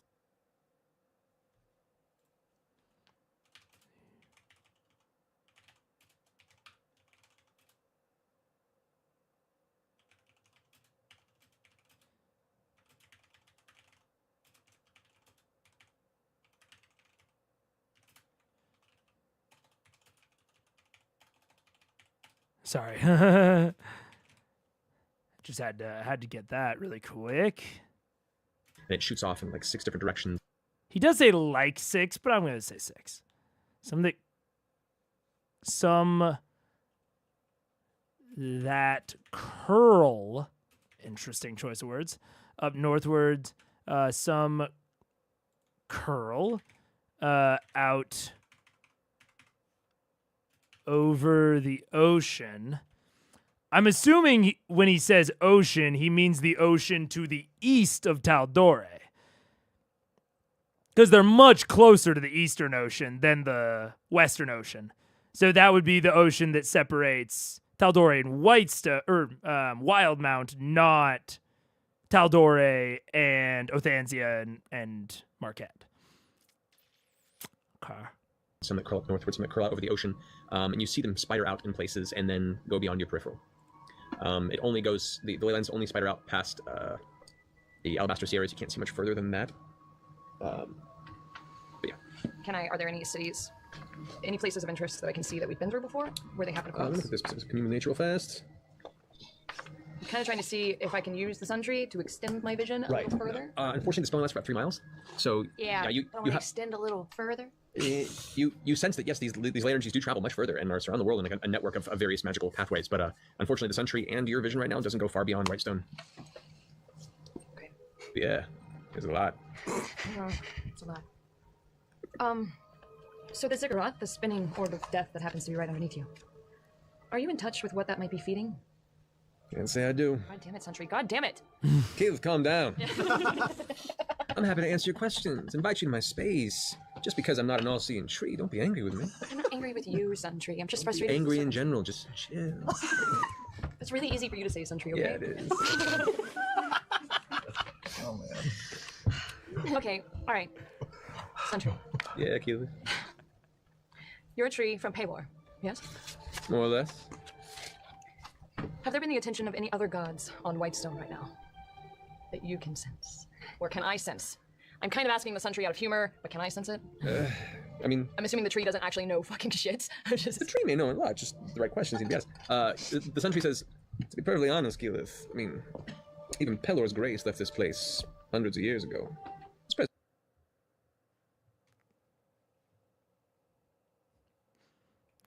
I'm just gonna set this down to 1.1 for a second. I'm pausing too much.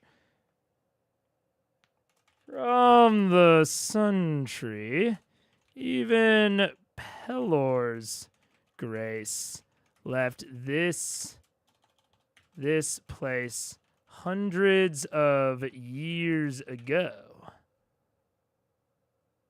Huh. Presence is here, bits and pieces, but his presence is here in bits and pieces. His presence is here. I just need to copy this. What am I doing? This persona for the tree is really immersion breaking for me. Really? I disagree. It's funny though. No, I feel like this makes perfect sense for me. I think I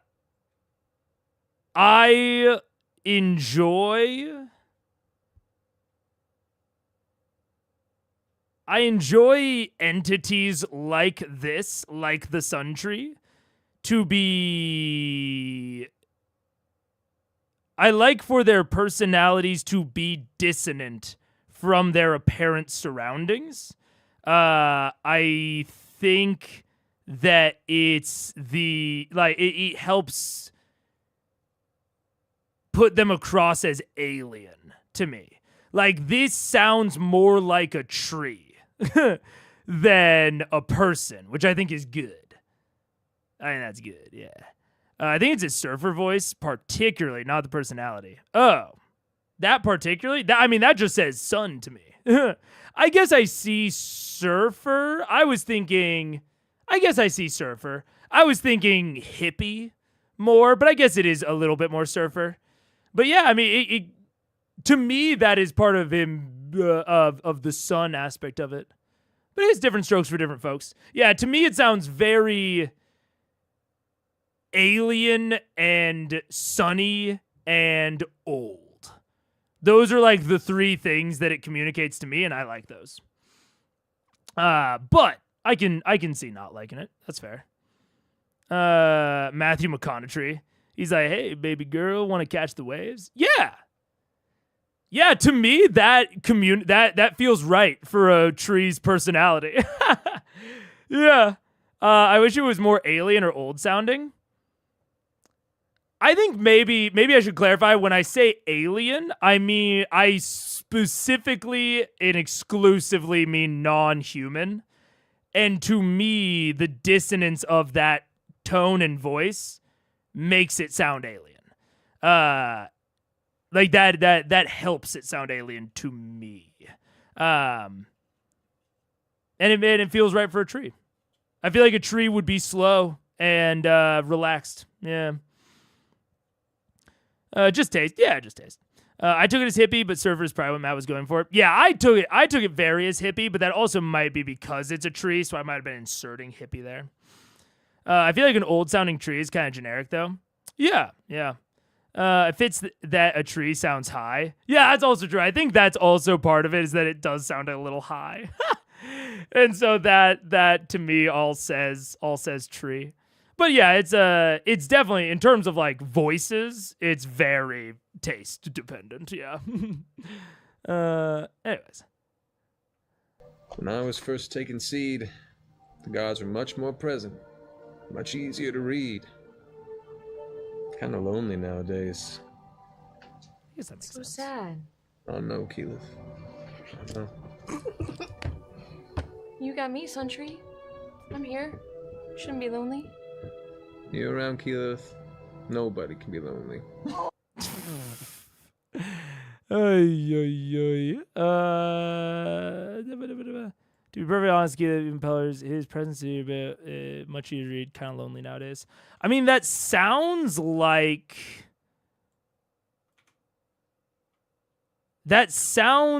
what I would expect post-Divergence. But it sounds also like the tree possibly wasn't expecting it. And much more present, much easier to read. He also said hundreds of years ago, which I guess hundreds is vague. That's anywhere between 200 and 999. So interesting. And we don't know exactly how old the sun tree is, so even being a seedling doesn't really help. Interesting. Oh my, that's so. Oh. He's saying that as you're holding on to his roots. Don't make it weird, Laura. It was weird 5 minutes ago, man. Okay, Suntree, I don't really have much time left, but you know, is there anything that you would just, you said you're lonely, so I just want to say, if you ever want to talk, I'm here. You can confide in me. If there's anything you want to say, I'm all ears. I Please, appreciate Mr. that. TM. Yeah. You gotta kind of come to me. Sure. But when you do, hell yeah. Hell yeah. I didn't really get any of the things I was looking for, Suntree, but I still feel a little better. Thank you. That's all that matters, Keyleth. Yeah. You're cool, Suntree. You're cool too, girl. Oh, not as cool as you. Probably. Yeah. Okay, I'm gonna be walking through you here in like a minute, so I just want to let you know that there's gonna be like 8 people going through, just so don't feel alarmed. Oh boy. Does that hurt you? It tingles a little. Oh, okay. That's all right. I'm sorry. I'm not gonna stop doing it, but I'm sorry. Take it all, bitch. I appreciate it. Okay. All right, bye, Suntree. Bye, Keyleth. Has anybody seen Keyleth? As you go up top, the whole group is gathered there currently. She's downstairs with her wood. Did you have fun? You seem way more relaxed than even an hour ago. You smell of pine. Yeah. And sap. Yeah.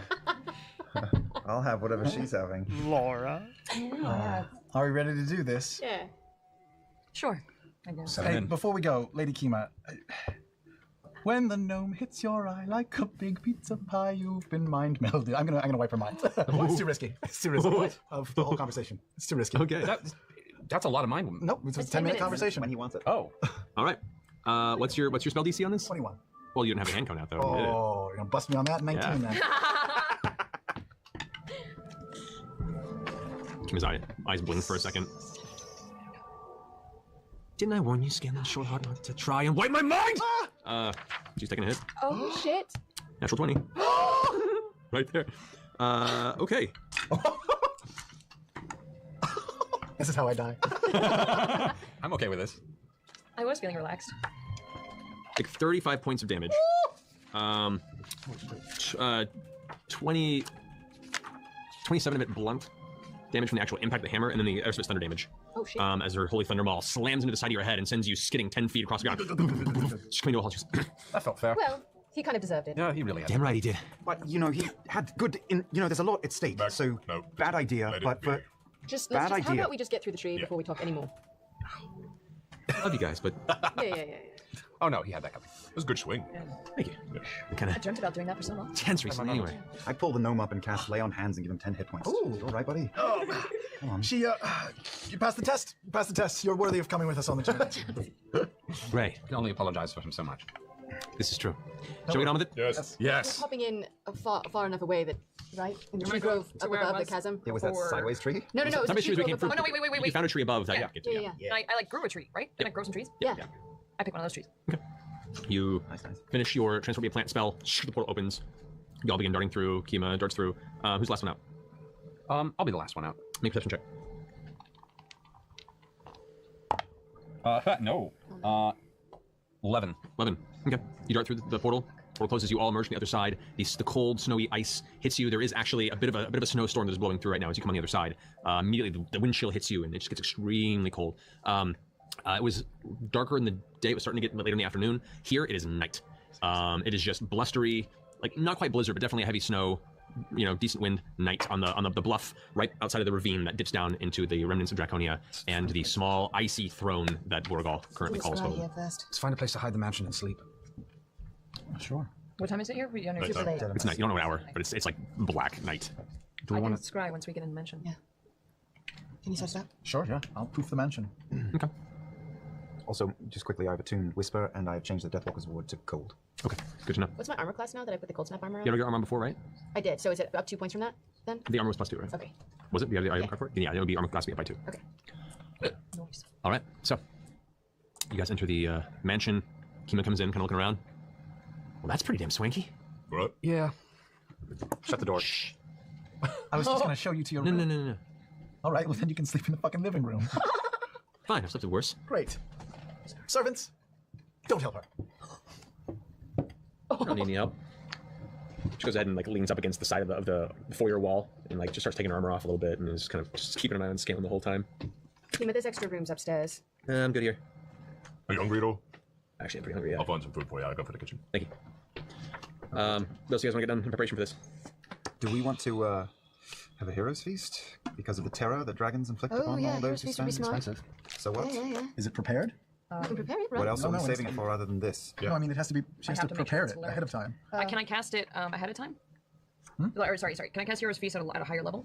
You can, yeah. Right? But do you have it prepared? No, I brought transport via plants. I can do it in the morning. But it uses one of your spells. Is that all right? I mean, it's pretty important. It is pretty important. Can I do it as like a ritual spell? Based on my little book? And I don't think it works that way unless it's a ritual. Sorry. Yeah, here it's It's not a ritual, so you have to have it prepared. You can do it tomorrow morning or not at all? I'm gonna scry. Okay, we're gonna scry. I don't want to necessarily scry on Vorugal, but can I scry in her? She has guards. She also we have the leader of the dragon spawn. What do you mean? We can see where he is right now. Instead of spying on Vorugal? Who? What? Wasn't the leader of the Dragonborn a female, first of all? And wasn't Vorugal a male? Yeah, she was. Vorugal's a male. Yeah. Tuma is the leader of the... They're not Draconians. These are the Ravenites. The Draconians were essentially wiped out. Ravenites currently hold the ravine. Scry on Tuma. I can scry a few times. Okay. I'm a first. Just so you're aware, you can only scry on something in the same plane of existence. So you have to step outside of the mansion to scry. Oh. I'll step outside the mansion to scry. Okay. I step outside the mansion, and I take a good hard look around. I'll sit in the door, and I'll keep an eye on. Okay, but you guys make perception checks. I'm also going out there with them. Okay. I'm in the kitchen. Natural 20. Heyo! 14. 10. What's the total on that then for you, Vex? 33. Okay. You know, even though it's the dark, what distance that you can see, there is no light visible down in the ravine. It is black, pitch black darkness. You can see around you, there are the trees that you guys came through, a couple other kind of barren, broken trees that have just been either long dead or at least leafless for a while, kind of slowly curling over the edge of the ravine, like either the land is eroded over time and they just kind of slowly begin to move with it. You don't see anything else in the immediate vicinity. It is freezing cold though. You're doing okay because of your armor. You're a little chilly and you're kind of shaking naturally from the wind chill as you're preparing the ritual and begin to focus on the scrying. So who's scrying on currently? First one is scry on Tuma. On Tuma? All right. As the cold begins to hit your fingers getting a little numb, you finish the ritual, your eyes glaze over white and your vision suddenly projects itself into the darkness in front of you. It rushes down like a sudden drop of a roller coaster into the bottom of the ravine and is rushed to the side, inside the warm interior of the wall on the western end of the ravine. Darting through a number of familiar tunnels, you find yourself back to the small village that was built by the Ravenites through the central circular opening where the small fountain was, and you're thrust into the tent where you first met Tuma. And there you see upon the throne is Tuma, with 4 guards around, just currently draped over and asleep, just slowly snoring as her head droops. What's going on around her? Do people seem to be preparing for a battle? You can't really tell. You can only have a focus on her. You see like very, very fuzzy things. There's not a lot of action around you that you can tell. I'm gonna do it again. Okay. Try again. Scry finishes. Your fingers are now getting more and more cold. Take the cloak and kind of wrap around. as Okay. as I can. You kind of put in your flame hands to warm yourself up a bit. Yeah. Now I'm going to scry on just that kind of outside entrance to Vorugal's lair. Well, Vorugal's lair is in the open of the ravine. It's just a little ways up. Yeah, I remember it's that raised like ice platform. You guys are up at the top. It goes down into the ravine. The ravine curls through and like splits off in different directions. In the center of where a section of the ravine forks off, in the center there is where there's that cluster of ice that spikes off of it over on top of the rubble of one of the central islands of Draconia, and that's where Vorugal was currently living. Because we were in there earlier, so can I just scry on the location? And focus necessarily on Vorugal? There will be guards at the guard stations all around the outside center that might be far enough away to see him, but not enough to... Surely, particular creature you can choose from. I can let you try and scry on the location, but it'll have to make a roll for it. I feel like it's dangerous. Scrying on the dragon or the location or both? Both. Anything near Vorugal, I feel like it's dangerous. I don't know. Plus, knowing could be more dangerous. Yeah, but Thordak has those scrying balls within, or the communication balls in the location. So if I just understood correctly what Matt just said, I believe he said that scry normally requires a creature, but he can let you. He said I can let you scry on the location, but you'd have to make a roll for it. Huge fan of that. I love if characters want to use spells in like slightly different ways or slightly more specific ways, and the spell isn't already a save or suck. I love allowing them to slightly modify it and turn that modified version into a save or suck. Yeah, that's really cool. That's super up my alley. If the spell is already a save or suck, I can't remember the last time that's happened. But I do really like. I think I would probably just make it a harder DC if I had to guess. But yeah, if you scry on a sleeping creature, don't you just see their body? No, she's trying to scry on the location, not Vorugal. Yeah. Also wrong, Raw. I'm pretty sure you can describe location Raw, but that's neither here nor there. Oh, can you? I actually don't remember. It is kind of neither here nor there. If Matt said, you can't do it, then you can't do it. And then he's, letting her possibly. I'm curious. No, target a particular creature that you choose that is on the same plane of existence as you. Yeah, I think for scrying. Oh, there it is. Instead of targeting a creature, you can choose a location you have seen before as the target of the spell. When you do, the sensor appears in that location doesn't move. So she absolutely could. If I had to guess, Matt did the exact same thing that I just did and read the target. Which, that's a little misleading, I would honestly say. Saying that the target is a creature and then being like, at the end, being like, or a location if you want. That's a little bit. Come on, 5e. What are you doing? Understandable. Yeah. Very understandable mistake. That's IMO, a poorly written spell. But yeah. So regardless of the actual spell itself, yeah. Assuming that wasn't in the text, I like the way that Matt handled it. It just so happens that he's wrong.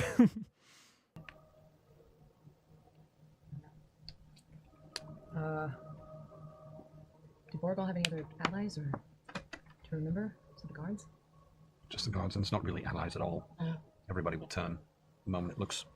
I think the interesting thing about this is that Marisha, I believe, if I understand what's happening correctly, I believe that she thinks that if she does not spy, or if she does not scry on Vorugal specifically, he won't be able to see it, even if it is within his line of sight. That is my assumption of her mindset here, is that she thinks that if they scry on him, he might know, but if they scry in the area, he won't know. Now, I think with the way that they've been handling scrying, it's possible that that's not inaccurate. I don't think it's necessarily raw. You'll just be able to see the sensor regardless. But I think there's been some implication that a creature that succeeds on the saving throw knows that they succeeded. I don't know. I think it's unclear in how exactly Critical Role is handling that part of scrying. And the players are consistently confused about it, so I'm certainly confused about it. But either way, he'd be able to see the sensor if he's awake. I think he might still see if he has seeing invisibility. Yeah, precisely. Yeah, if he has true sight or blind sight. Maybe not blind sight, but definitely true sight. He would be able to see it. All right, I abandon the campaign and go back inside. Okay. So I can guess it. Anything else you guys wish to do prepare for the evening before the morning comes? Oh, I'm going to try to load the gun. Okay. Go ahead and make a dexterity check. Add your dexterity modifier, D20 roll. 16. Ask about 16. the names. You take a moment and kind of take one of the pistols and the little barrel clicks out. Like, oh, and you take. That's your dex save, not your dex modifier. Thank you. 11. Thank you. Okay. Has these long kind of tunnels. You've seen Percy load a bunch. So you go and you take this small bit of powder and kind of put it in, put the bullet inside, and it slides in, and it seems fine. Okay. That's it. Okay. Holstered. All right. Oh dear. Oh god. All right. Anything else, guys? I have to sleep it off. I feel terrible, so I'm just going to sleep. Okay. Anything else? Where exactly are we going to? Do we have a plan on dropping this beast? No. I'm going to tell the dragon that they found something to kill and to take him out into the wastelands where we're going to release it. Should we go try and talk to Tuma now? We could send. I would say Scan them. fax or. I think scan them. Polymorph. Something very teeny. What's going on? We're going to go talk to Tuma? Just let her know the plan of releasing. Yeah. Oh, okay. You leave the safety of the mansion. You have the chance of being ambushed at any time by a fucking dragon. Can we all go as a group tomorrow? No? No, we can't wander on down into Vorugal's territory. How far are we from Tuma? Very close. That's why I said if you polymorph into like a little teeny flying bug. Fly there, I can polymorph you. All right. You can be invisible as well, and I'm very sneaky. You can fly. Dragons see a lot. A lot. Well, the dragon would know if I was really a mouse or not, though, as well. We're not going near the dragon. We're going to see Tuma. Pretty close to the dragon. Yeah, kind of in the same area-ish. Cautious, maybe but like not terrifying. Half to quarter mile away from the entrance to Tuma's. Get that dose of tracelessness. Grog? We could fly in as little birds or something. Stay low in the ravines, out of sight. I don't know how to unpolymorph myself. One of us has to talk. You'll do the talking, yeah? Yeah. I can draw polymorph as long as you guys keep me in contact. They might be out of the range. We'll be out of range. Well, I don't know. Hit us with a dust of tracelessness. You turn invisible. And we'll hook it. Sure. Yeah. All of us. No. No, just them. All right. If they run into a problem. Shit out black. Good Are the luck. earpieces going to stay in range? Of each Probably other? not. Of each other? Not in a quarter mile. Be safe. This is dangerous. Yeah. All right. Okay, hang on. They don't work from within the mansion to outside the mansion also. Oh, that's true. It's a different plane of existence, technically. Then I'm going to go Minxie form. I'm going to go my white snow tiger, saber-tooth mountain tiger. And I will stay within earshot range, so that way if anything goes bad, I can alert the rest of the group. On top of... How are you going to stay in earshot? Earpieces. Just from the top of the cabin? Just... I'll follow as far as close as I can, make With sure I dust stay. of tracelessness. Should be fine. Yeah. Hit us, Rob. How'd you guys go without having some sort of... You know, the dust of tracelessness you sprinkle behind you. Yeah, it just gets rid of tracks. Makes it hard to track. That's what I was like, what are they? I was wondering if I was just forgetting something. I was like, they're talking about it like it's going to make them invisible. Cast Pass Without a Trace on you. Well, I can make us both invisible, so we'll be plenty stealthy. And just real quick, we got to tell Tuma that we're coming. You don't think if we start attacking our dragon, they'll be like, oh, it's those fucks from 2 weeks ago. We're not attacking the dragon. Oh, no, I mean... That's true. If we do we just have to bust tell out the thing and then... Well, better than two. No, but they need their people already ready to attack. Yeah, and we don't But yeah, and the whole we thing want is them to know to stay clear, to not attack this thing, if they can help it. They've got to tell so many... Also, they might be able to tell us where we should release the beast. Yeah, I was going to say, they would know. They've been tracking down animals for it to hunt for a while, so It's a worthwhile risk. We should go. they have to tell them where to find it. Yeah. Go get them. Ooh, God. You going right now? Yeah, gather up. Here, let's Scallon here.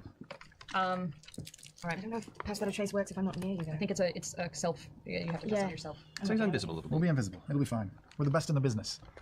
We walked around here completely without any stealth protection last time. We did fine, and we didn't even know anything about the culture or the people. Yeah, but there was no dragon last time. I can enhance one of your all's abilities so that you have, advantage on rolls on a stat. I can do that to one of you. Maybe you should enhance my stealth ability That's then. kind of what I was thinking. I'm gonna cast enhance ability, and that's a dex thing, like Cat's Grace or whatever it was, right? That would be it.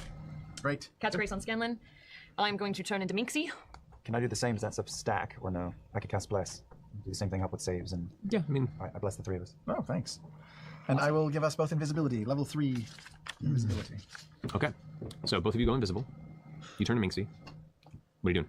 I'm gonna stealth as far as behind of them that I can. You guys are all stealthing along the top of the ravine? Yeah. The top of the in the ravine, right? Sure. Yeah. How you getting down? Oh, it's steep. It's a cliff. Stupid. It's like it's a Grand Canyon. Well, then I guess the top of the ravine. I shoot then. out the wings, and I just glide Scallon and I invisibly down to the bottom. Okay. That'll work. You guys disappear down into the ravine. You lose eye contact with them once they're outside of 120 feet of you. I'll just kind of stalk the top of the ravine and keep an ear open. Okay. And keep an eye out for anything that looks horrifying and bad. Okay. Make a horrifying check. Death saving throw. Make a perception check. Who, us? That her? Everyone? Either of you. 16. Perception, sir? Yes. 22. 22. All right. You glide down, and it takes you a moment, but you do, over the next 30 minutes or so, it takes you to finally find the area that's familiar to you in this dark that is where you guys previously were. You're having to look around for quite a bit, and it's a lot of having to go back up again and glide around. It's a big space, and in the dark, in the middle of the night, it's very difficult for you to really figure out any sign of where you previously tread. You do manage to find it, but you're now looking around. How long does invisibility last? 1 hour. Okay. So you guys are about halfway through invisibility's functionality. And halfway through flying. Through your flying wings. Marisha, go make this would be make a survival wilderness check. I want to sit on the door, keep... Yeah, kind of like a stoop. Man musk. How far are we? I'm gonna skip these ads. I think we're approaching the end, and I don't want to say that nothing is gonna happen, but I don't know quite what reveal we're headed toward. I don't know. This is giving me strange energy. I think it's partially because of the extreme hesitance of the party. It's building this whole thing up and up and up. And I just don't know that there's anything in there. I think they're going to talk to the Ravenites and be like, fucking at dawn we plan, I don't know. This is strange energy from Matt as well, but I speculate that Matt might be getting slightly annoyed at all of their hesitance. And I also speculate that Travis is getting a little annoyed at all their hesitance and all the planning and how slow everything's going. So I don't know. The tone's a little bit strange right now, but I don't know if that's for any actual reason. I think it just is what it is, you know. What do I use? Just nature? What This is wisdom survival. 15? Okay. Best you can, you begin to kind of follow the edge of the ravine and try and do your best to think of remembering the path of the ravine based on where you were previously and kind of taking in what sort of outcroppings and structures were familiar to you. You think you may have found over time something near the entrance. You're not sure. All right. Best you can do right now. Okay. You guys eventually find the entrance where you were let in by the rest of the Ravenites. You zip through, and it begins to open up into the subterranean town, if you will. It is very quiet. There are a few walking, appear to be sentries, haphazardly, armed and armored, but it seems like majority of those here are sleeping. Whatever we do, we don't want to scare the shit out of everybody. Get attacked. No, should we become visible or wait till we get right up next to Tuma and then become visible? I think we go visible now. All right. And okay, yes, let's do it. I'll drop invisibility. Both of you guys appear. Do you begin to walk towards the central? Yeah, so there anyone awake? Sleeping people now? No, we just see a quiet underground tunnel. It's quiet underground tunnel with a bunch of like huts and tents and small abodes that are all just silent. There are two what you see wandering sentries that are armored, and as soon as you're walking through, they both kind of turn and look and see you. Hi. I think also everyone might just be a bit distracted because it's like Matt just narrated that there are people awake, and then they're like, "Is there anyone up?" No, everyone's asleep, right? And it's like, my man, we talked about that 5 seconds ago. And like earlier, Scanlan was like, "What are we talking about? We're talking about this, blah, blah, blah." I think because I have to keep remembering that for them, the Raishan reveal like just happened.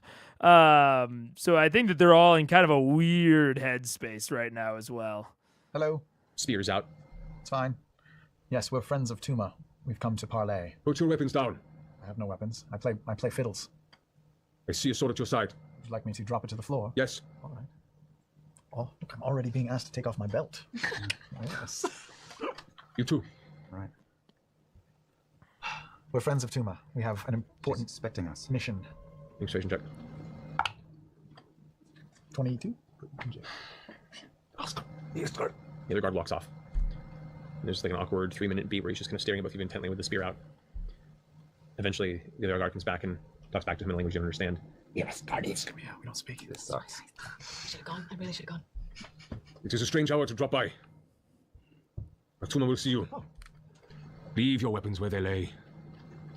Gonna take good care of them. You gonna leave them there? They will stay where they lay. All right. All right. Come with us. And both of them stand behind you guys, spears to your back, and just kind of, nudge you to continue forward. You guys make your way to Tuma's tent. The 4 guards inside are there with their spears kind of at the ready. 2 of them have shields, and they're all not in an aggressive stance, but definitely alert and making sure that you're aware by their physicality that they're paying attention to you and are ready to deal with anything you bring. Across the way, there's a small fire in the center of the room, like a small fire pit that is largely burned out now to just small embers, and the kind of smell of smoke and sage is very prominent and strong in the room. Tuma, you can see, is now cupping what looks to be a small goblet made of simple wood, and you see steam rising off of it, and she's just sipping. I'll leave this up to you, Mr. Reynolds. Lady Tuma, sorry to wake you out of your slumber. It is a very strange hour. Well, where we come from, it's a totally different time. We've come to complete our promise to you. The fact that we are here should give you at least some confidence that we are men of our words. It was close. As a show of good faith, could you please instruct your guards to go get our weapons and bring them close to us? Not for any use, we just want them close by. You are not among enemies. Your weapons will stay where they are while we speak. We really would like them close to us. You should leave. All right. Then we'll leave, and the dragon will torment your people forever. That is your choice. Came with a whole fucking plan, lady. Do you want to hear about it? I would love to hear about it, but I do not talk to people who stumble into my home before the sun rises with weapons and arms at their We are side. not trying to have weapons by our side. We just want them close at hand. I don't trust them with people I don't know. I will not be touched. Everyone is sleeping. Foolish. I'm getting like antsy. This is I don't know what's going on.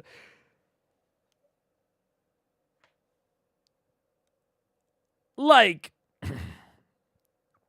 I don't I'm trying to. I don't want to just like blame anything that feels weird on them being tired, the waning tension, which I think is all super valid. I think Matt is overclocking his reaction here. Really? I was about to say the exact opposite. I was about to say that Sam is being weird as hell here. I don't know, dude. I don't know. This is... maybe they're all everything is weirdly tense. I'll put it that way.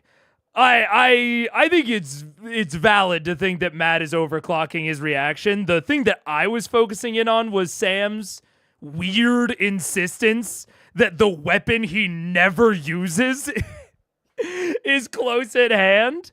Like, not to put too fine a point on it, but I'm pretty sure that they could wipe out the entire Ravenite camp with, like, not a lot of effort.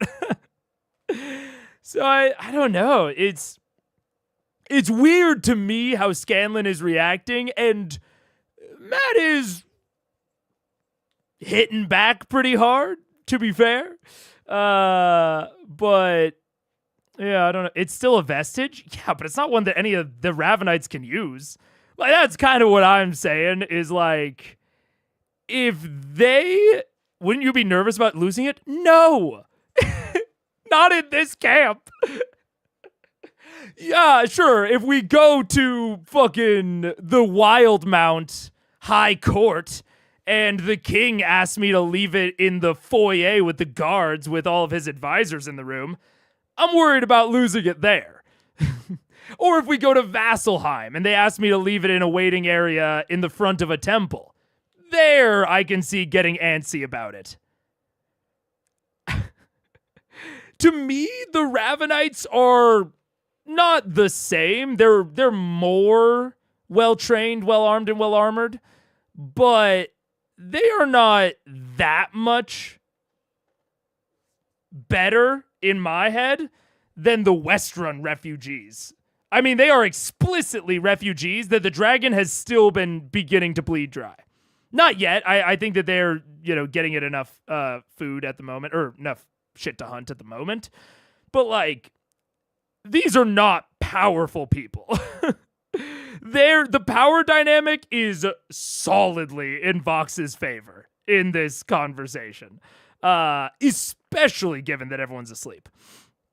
So, yeah, I don't know. That's why this strikes me as so weird, is like, even if it's a vestige, if they turn around and one of the guards is picking up the vestige, they go, "Hey, don't do that. Big B's hand." Bah! Like, Scanlan could flatten these guys with barely a thought. And so I don't know. Yeah, that's why it's coming off as weird, a little weird to me. I think after Ripley's afraid someone will steal it. I'd be afraid Ripley would steal it, not anyone else. It's like an argument about nothing. They want them to fight the dragon. GM wants to fight the dragon. Someone should give up and move on. They're too caught up in improv. That's really, yeah. That is like the weird core of this, and why I'm wondering if it is literally just that they're a bit tired, it's a bit late, or if there is something more going on here that I don't understand, because they both seem to be like weirdly aggressive about what should be a very normal conversation. I think Sam and Liam I lean towards them being a little bit more aggressive, but maybe that's just because I have more experience on the other side of the screen. So I'm a little bit more sympathetic to Matt. There could be a Ravenite bard. You don't know. Most of them don't speak the same language. There could be. Given the history that we are aware of as the Ravenites, they were a slave class until like a month ago. Not saying that they can't have a leveled NPC there, but like my assumption is that Tuma is probably, if anyone in camp, she's probably the highest leveled, and I'm assuming she's like 3 max. Again, my read of the situation is that Vox could wipe out the Ravenites without too much of a second thought if they wanted.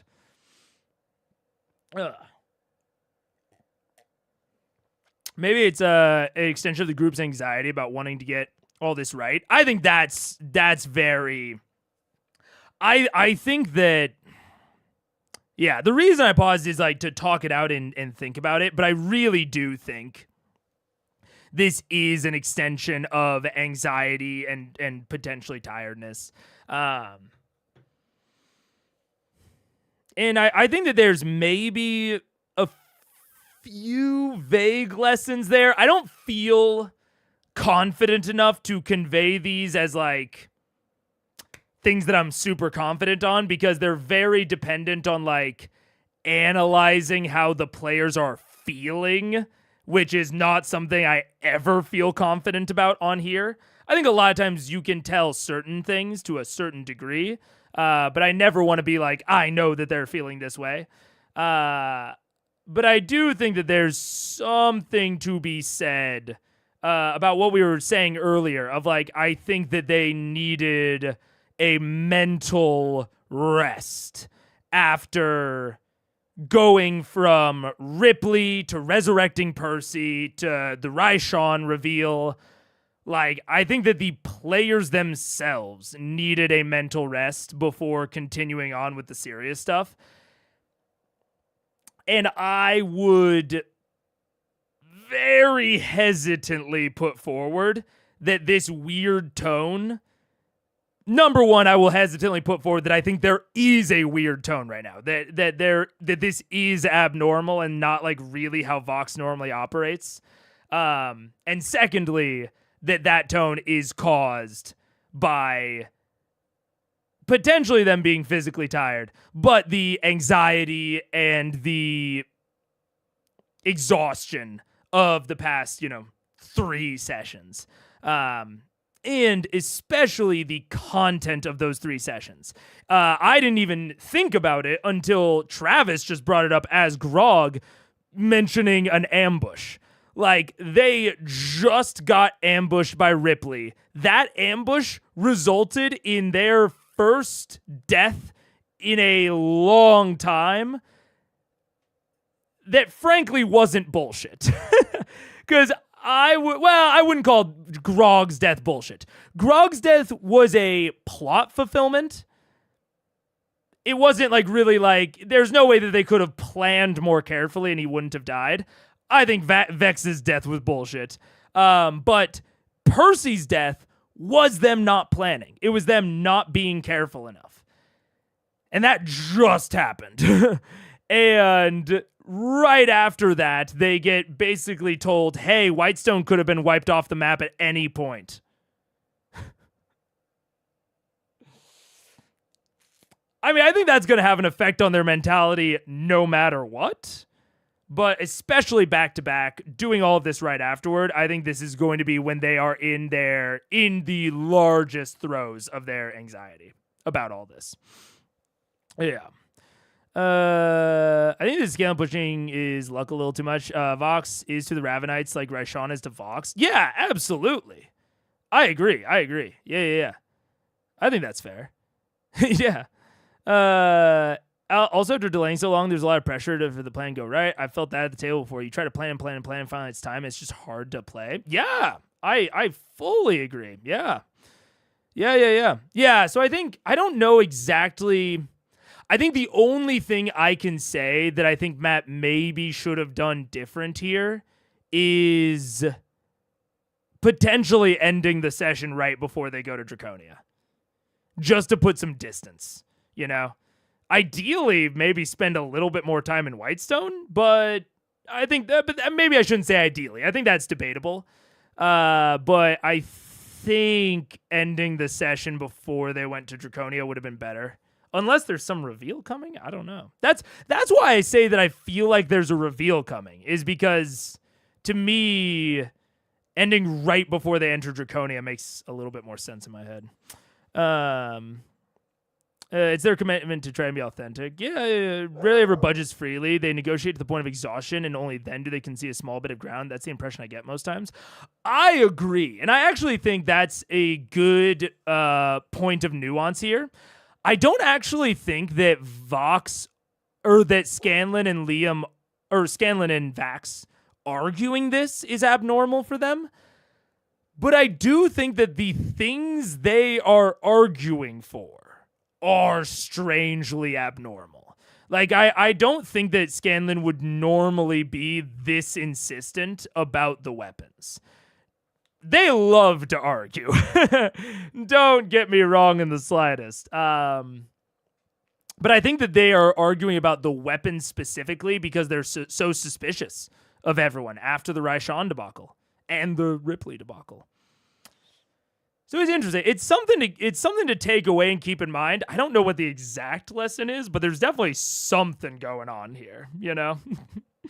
Just report what we came to report and we'll get out of here, all right? Fine. Here's the plan. We'll be quick so you can get back to sleep. Tomorrow morning, we're going to release a beast that will, we hope, lure the dragon out of its lair. We want you and your people at the ready to attack. Can that be done? That can be done, yes. And where would you recommend we release this beast? Her eyes kind of curl up with a slight slick sound of older, not as moisturized lizard eyes. You see these side lenses kind of click across as she thinks. Across to the northern side of the ravine, the ramp leads up. Up that ramp, you will see what looks to be a circle of stones, 100 feet across. That should suffice. Insight check. Make it. 16. 16? I get a whisper. Who will talk about Loot Crate? Man, so many good things about Loot Crate. It's a horror theme this month, you guys. If you're a fan. Friday the 13th. Lots full of stuff. Halloween. Nightmare on Elm Street. Texas Chainsaw Crate, and I will never rap again. Yeah. Thanks, tonight. I'm a Halloween fan myself. That's good motivation. Yeah. Is there any particular time that the dragon would be hungry for a hunt? The dragon is always hungry for a hunt. It's hungry now, I'm sure. And once this hunt happens, and hopefully weakens the dragon, will you be ready to pounce? You will be ready. Right. How do we get word to you that we're in position? We'll be ready. Okay. Anything else? The thing we're going to release is kind of gnarly, so give it a little bit of space. I will tell my men. All right, good chat. Scanlan, want to head back to the pad? Unless you'd like to talk about anything else tonight? Please leave me. Not a morning person? Evening person? Hey, let's go get our shit and get out of here. Person? All right. Yeah. Grab my scruff of the neck and just start pulling out of this. Okay. You guys leave the tent, head your way back. Your weapons are where you dropped them. 1, 2, 3. Freaking out. Bring your weapons into it. I'm so sorry, Simon. I should never have let you. Yeah, that's. I think they're starting to kind of sense it as well, like self-reflective. Like Marisha's like freaking out a little, and then does the fake hyperventilating. Yeah, I think it's becoming even clear to them that even they are acting a bit off. Yeah. You make your way out towards where the cavern opens into the ravine itself. The snow, still about a good 1.5 feet up now. The ravine. What do you guys do? How long has it been since I bamped out the wings? I'd say it's getting pretty close. You're not quite sure of the exact time. Just start going up towards the. I hope this doesn't fall. Make us fall. Right. Yeah. You take the wind, cold wind hitting the wings, even though they're an extension of the armor. It's still kind of, you feel this twinge of cold. You thankfully you have your resistance up, so it's helping with that. And one more invisibility for both of us. All right. It's important. It's important. Thank you for noting that. This is tense. His hand was like, all right. It's very important. You guys invisibly coast up through the ravine. Did you hear that? Did you hear the garment of the Reaper as you just walked past you? Dude, it's okay. Yeah, I'm becoming more and more confident. They're so anxious. I don't think Matt. I mean, I think it's good DMing on Matt's part. It's like fun drama to pretend like something would have caught them, even if it wouldn't. Super possible it might have. I won't say that it's not a possibility. But let's just say I have a feeling that nothing would have.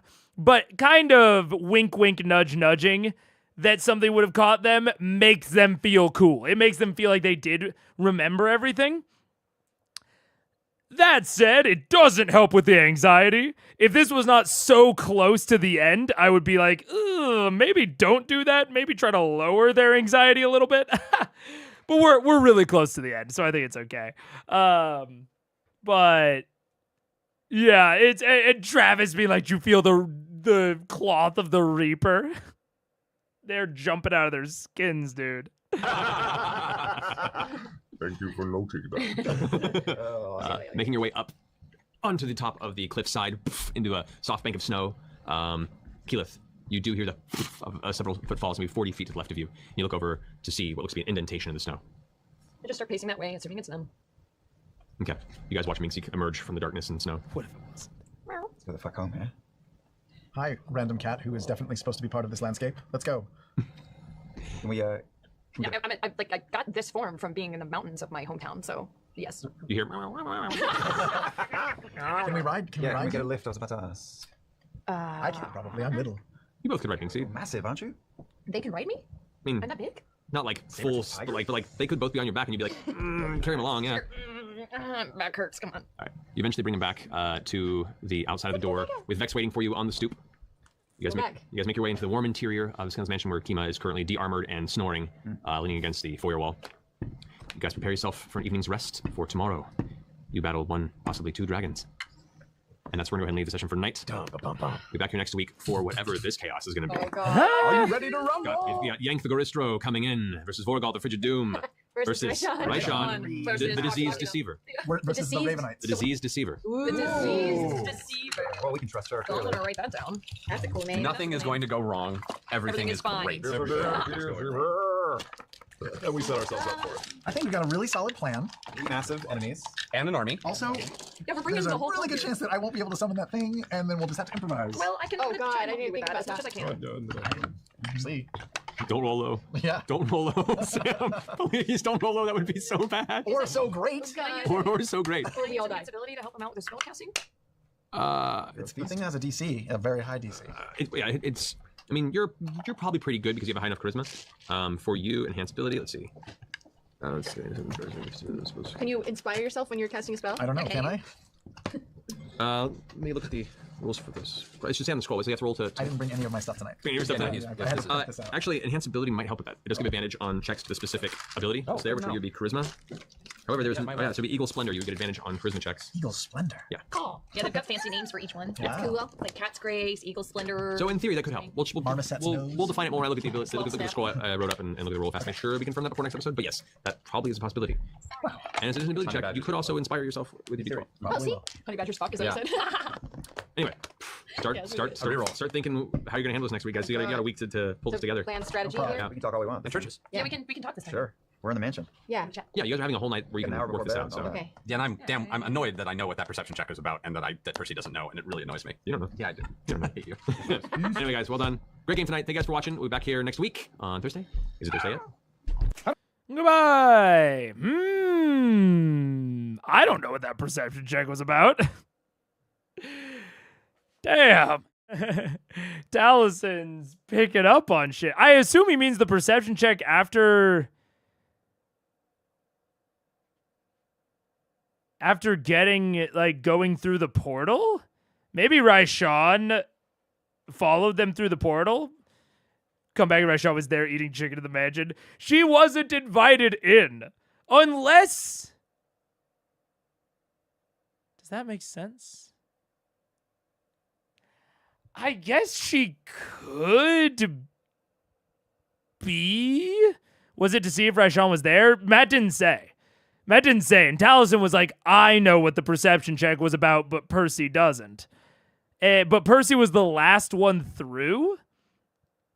So my only theory is that someone followed them through the teleportation via plants.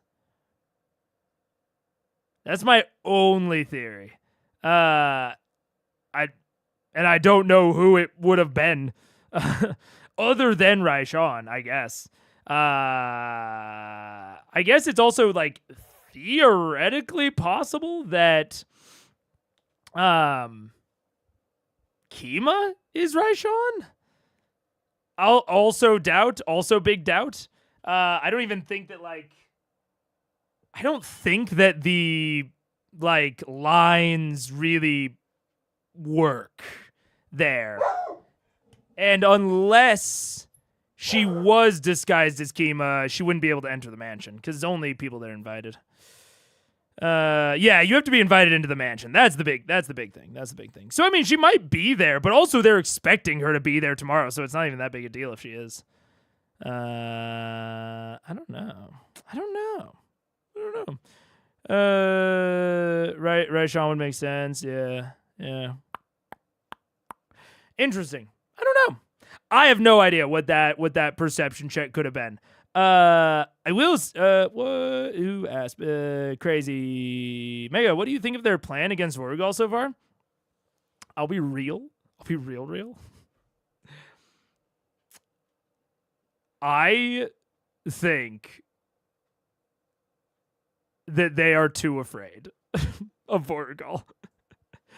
I think they have it in their heads for some reason that they lucked out when they beat Umbrasyl, because I don't know of any reason that they would think that Vorugal is substantially stronger than Umbrasyl. I can very much understand that she might be a CR or two different, but I don't know why they would think that Vorugal is that much tougher than Umbrasyl.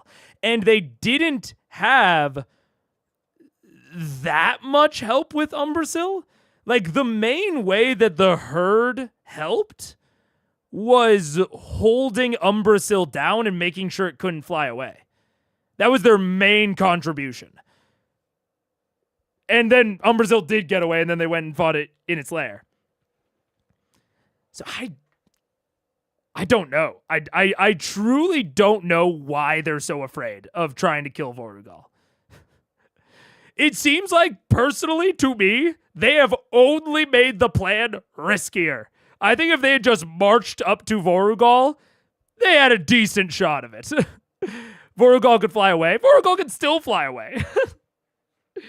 I will say, if their plan involved locking Vorugal down somehow so that Vorugal couldn't fly away, I think that would be a great plan. They have none of that.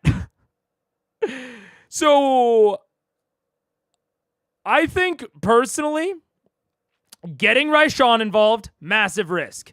Getting the Greastro involved, massive risk. Bringing Kima, similar to when they brought the old woman in against Umbrasyl, who was the guest player. So we'll call Kima a wash.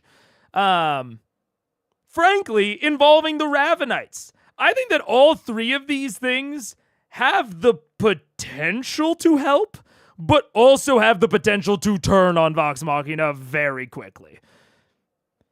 I think if they had just marched directly up with Kima, not involved Raishan, not involved the Ravenites, I think they'd be fine. I think they would truly be fine. They've leveled, and they've gotten many more vestiges? At least 2 more vestiges since fighting Umbrasyl. And they have learned more about dragons in the meantime. I don't know. What I think of their plan is that they are being too hesitant. And I sort of understand why, but I also don't. Umbrasyl had invisibility at the very least. Yeah, Umbrasyl also had invisibility. Umbrasyl was tough, but they're stronger now. I mean, yeah, exactly. I mean, precisely. Umbrasyl was hard, but they did it. And not through that much weird shit. And now they're even stronger. Yeah. Could they create an anti-Vorugal mansion and just use the gate spell to pull him into it and just jump him? I actually think this could be done. I think, unfortunately, if that was... Oh, I would have to read the text of Magnificent Mansion. My interpretation of Magnificent Mansion is that the whole, like, changing it aspect of it is mostly an aesthetic thing. And anything functional, it has been Matt hand-waving. You and any creature you designate, extraplanar dwelling.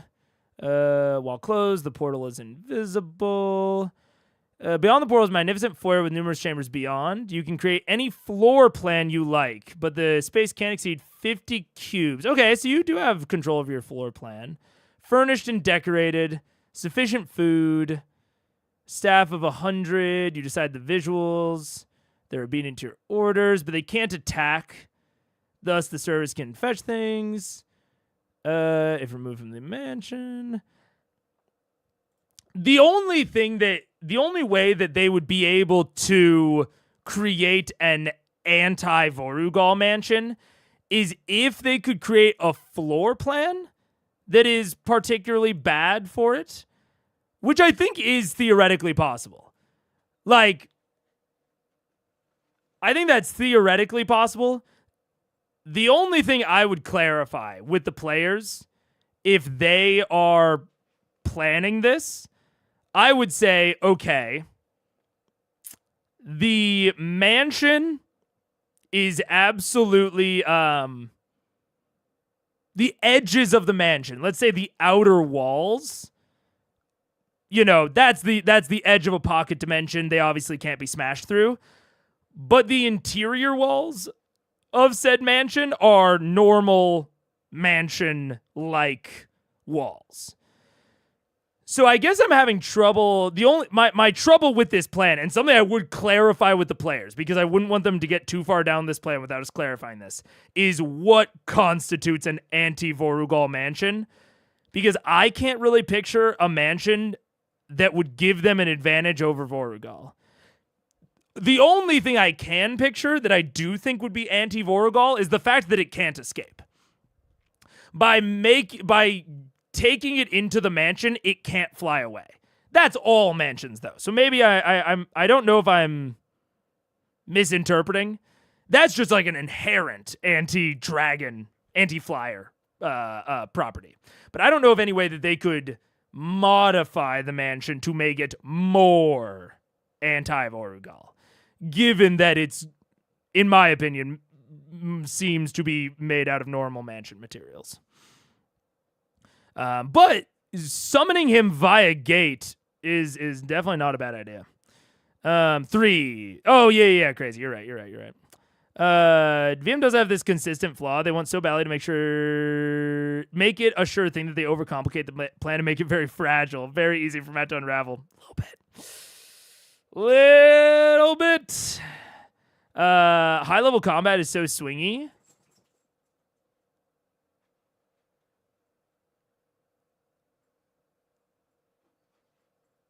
I think it really depends. I think that high level combat is more consistently able to be less swingy than lower leveled combat, I would claim. But high level combat can be immensely swingy. I think it's more susceptible to a change in the number of combatants. Because changing the number of combatants vastly changes their CRs. As opposed to changing them at lower levels. I think that lower level combat is sort of inherently more possibly swingy and dangerous just because of the extremely low healths. But especially like post level 3, that kind of starts working itself out. And then I think towards like 13 to maybe 15, like tier 3 to 4 play, I think that you start getting the number of adversaries starts really affecting the swinginess of a combat. Because a single combatant high-level encounter, that single combatant has to have a stupid amount of health and do a stupid amount of damage. So if it focuses on anyone, that can swing it real hard. Yeah. Level 15, my table almost TP keyed to a red dragon in its lair. 2 sessions later, we killed a black and green dragon plus surprise sea dragon in one combat. I can see that, especially like comparing it to the environment, especially with layers and layer actions can really affect it. That's very fair. Yeah, interesting. Also, hasn't Vorugal been affecting the weather? That could still happen in the fight. My understanding is that it's more of a my understanding that him affecting the weather or the weather effects are more of a passive thing that the dragons just kind of do. I don't know if it's conscious. It could be. I don't know, honestly. A very low ceiling is already great. Yeah, the very low ceiling is a very distinct benefit to doing it in the mansion. Yeah. You could use a custom arena that is at least flight preventable. Yeah, I think the preventing flight is a decent argument to do it in the mansion. Yeah. Yeah. Given Vox's makeup, stopping a dragon flying away does feel like all they need. I agree. I think there's a really decent chance that with no prevention of Vorugal flying away, I think there's a really good shot that I don't know how they can stop him. Like, once he gets low, I think he can just leave. Regardless of Raishan or the Greastro or whatever. So we'll see. I don't know. You think they're going for the remaining vestige, or has that ship sailed? Oh, well, I think that the remaining vestige will be coming to them, right? Do you mean the one that is not related to Yank? Is there one that's not related to Yank? You're talking about the Spire of Conflux. Yeah. Because theoretically, the last known location that the Spire of Conflux is inside of Yank's belly. And they're bringing Yank here. Yeah, I don't know. Yeah, our second fight was out on the open ocean. We had an airship and smoked them, lol. Their actions were a real problem. Yeah, that's fair.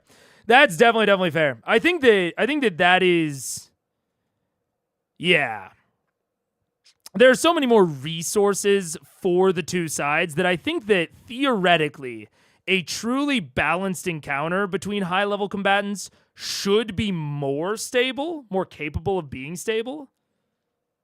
I don't even know that I feel super confident about that statement, but I'm going to stick to it. But I also think that it's hard to account for all the tools. And so I think there's a good chance of it in practice feeling very, very swingy, since the GM can't necessarily account for all of it, or at least it's hard to account for all of it. I wonder if the mansion could hold an unwilling creature raw. The creature just has to be invited in, and it says that the portal, the entrance shimmers faintly as 5 feet wide and 10 feet tall. You and any creature you designate when you cast the spell can enter the extra-dimensional dwelling as long as the portal remains open. You can open or close the portal if you're within 30 feet of it. While closed, the portal is invisible. I don't see any reason. Not only do I think that the mansion could hold an unwilling creature, I don't think an unwilling creature could even get out. Because all they have to do... I mean, they have to use Gate, obviously, which is a 9th level spell already. But they would just have to make a space that's big enough that Gate can work, which I think they could, raw, in the mansion. And then they just have to close the door. Because it just says that you and any creature you designate when you cast the spell can enter the dwelling as long as the portal remains open. It doesn't say that the creatures you designate have to be willing. In this. So my raw interpretation would be that not only can it hold Vorugal, but then Scanlan could just close the door. And there's literally no way for Vorugal to get out. Like actually no way. It would be just trapped. It would be a you're locked in here with me situation. So, yeah. Now, again, I think that the walls that aren't the actual barriers of the plane, of the pocket dimension, I think those would be normal building material, so definitely Vorugal would be capable of going through them. But you could strategically use like line of sight to your advantage. You could set up some like consumable traps ahead of time. There's a lot that you could do with that. Yeah. The plate armor. The plate armor. The plate of the Dawnfather on the fireplane. The plate of the Dawnfather. What? Where did we learn about that? The plate.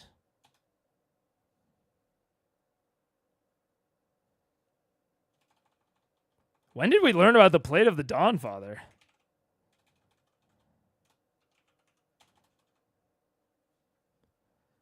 The Dawn Martyr. Oh, the Dawn Martyr. The Dawn Martyr?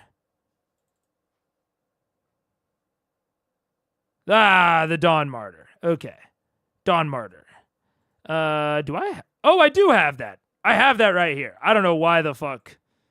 I don't know why the fuck I couldn't find it. One of the vestiges gathers dust on a wall in the city of Brass Trophy, run by fire from a Sutan bloodline that once donned it. Yeah, I mean, maybe they'll go and get this after the conclave, but I don't think this is happening before. I think this was probably made for Pike and or Kima, I guess. The dogs. But no, I don't think they'll get the Dawn Martyr. I think they'll get the Spire of Conflux, just by happenstance. But I don't think they're gonna get the Dawn Martyr. Especially because Matt told them already, once you kill one of the dragons, it's on like Donkey Kong. He said he didn't directly say it, but he heavily implied that after the next dragon they killed would be the beginning of the end. So I think that at least they are going to have a battle with Thordak before they would get that. Unless there ends up being something where they like trick him back into the fire plane, but I don't really see that happening. Put some glyphs under the door and let him out to land on the glyphs. Yeah, I mean, yes, that could absolutely work. Big Baldur's Gate 3 energy with that. Yup, I was scared for a second. Hey, no worries. Yeah. So yeah, I don't know. We'll see. We'll see. I mean, I think that next session's gonna be big combat session. This is the only one where I would be thrown if John sends me the time codes and next session says low combat. That will throw me. I will be like, what? Low combat? Excuse me? But I have a feeling it's going to be medium to high at least, probably high. Now, I'm also looking forward to seeing the battle arena. I think that this sort of outdoor battle arena is number one, hard, and number two, the place that Tuma directed them towards, I'll be honest, it sounds boring as hell. A big ol' circle of rocks? I wouldn't want to make Stonehenge into a battle arena. And Stonehenge is actually small enough to where it could be interesting. But a circle of stones 100 feet wide? I think they said that 100 feet wide or 100 feet in diameter. I mean, that does not sound interesting. I will admit. But we will have to see. We will have to see if Matt has anything that he does to spice it up, because that sounds like a coliseum is what it sounds like. It sounds like a fighting pit, which I think that fighting pits are distinctly difficult to make interesting. Or actually, I don't even know that I would say they're that difficult, but I think that they have this kind of default rider that comes with them of like, yeah, it's like Gladiator, it's empty and it's mano y mano. I think that there's like a presumed assumption that Coliseum-esque, fighting rings are boring battle arenas, and I reject that. But we'll see. We'll see what Matt does with it. I'm also interested to see how Vorugal uses the flight, because some of them can fly now. I mean, Vax, obviously they still have the flying broom. Like flying is not out of the capabilities of Vox, but it's certainly not something that it's not like they're Aarakocra and they can just do it naturally. There's very distinct ways that could go wrong for them. So we'll see. I don't know.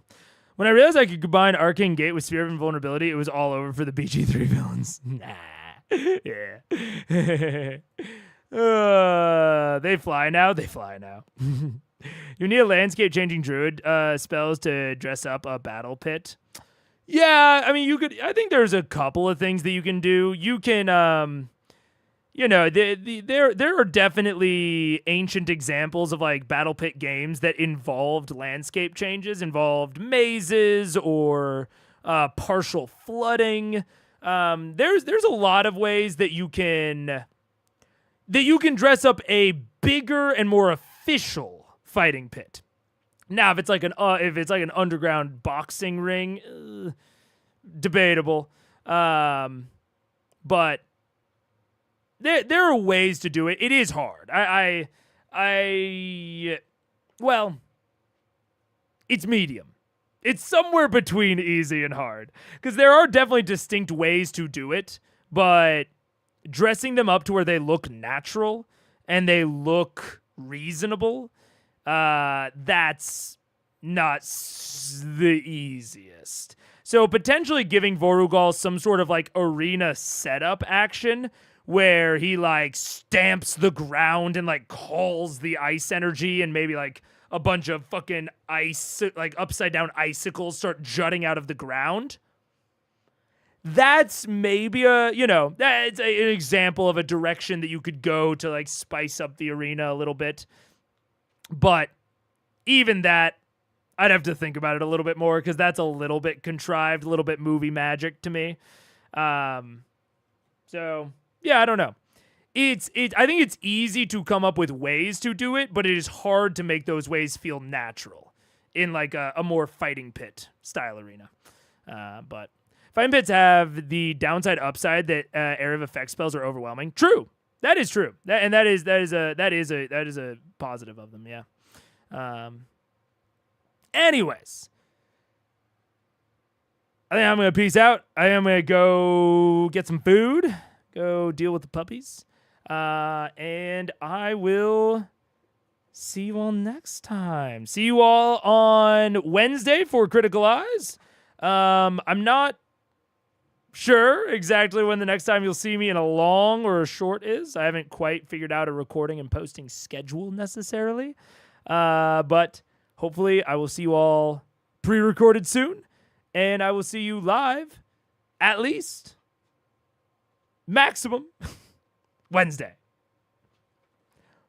Oh, the dogs are licking my hands. Goodbye.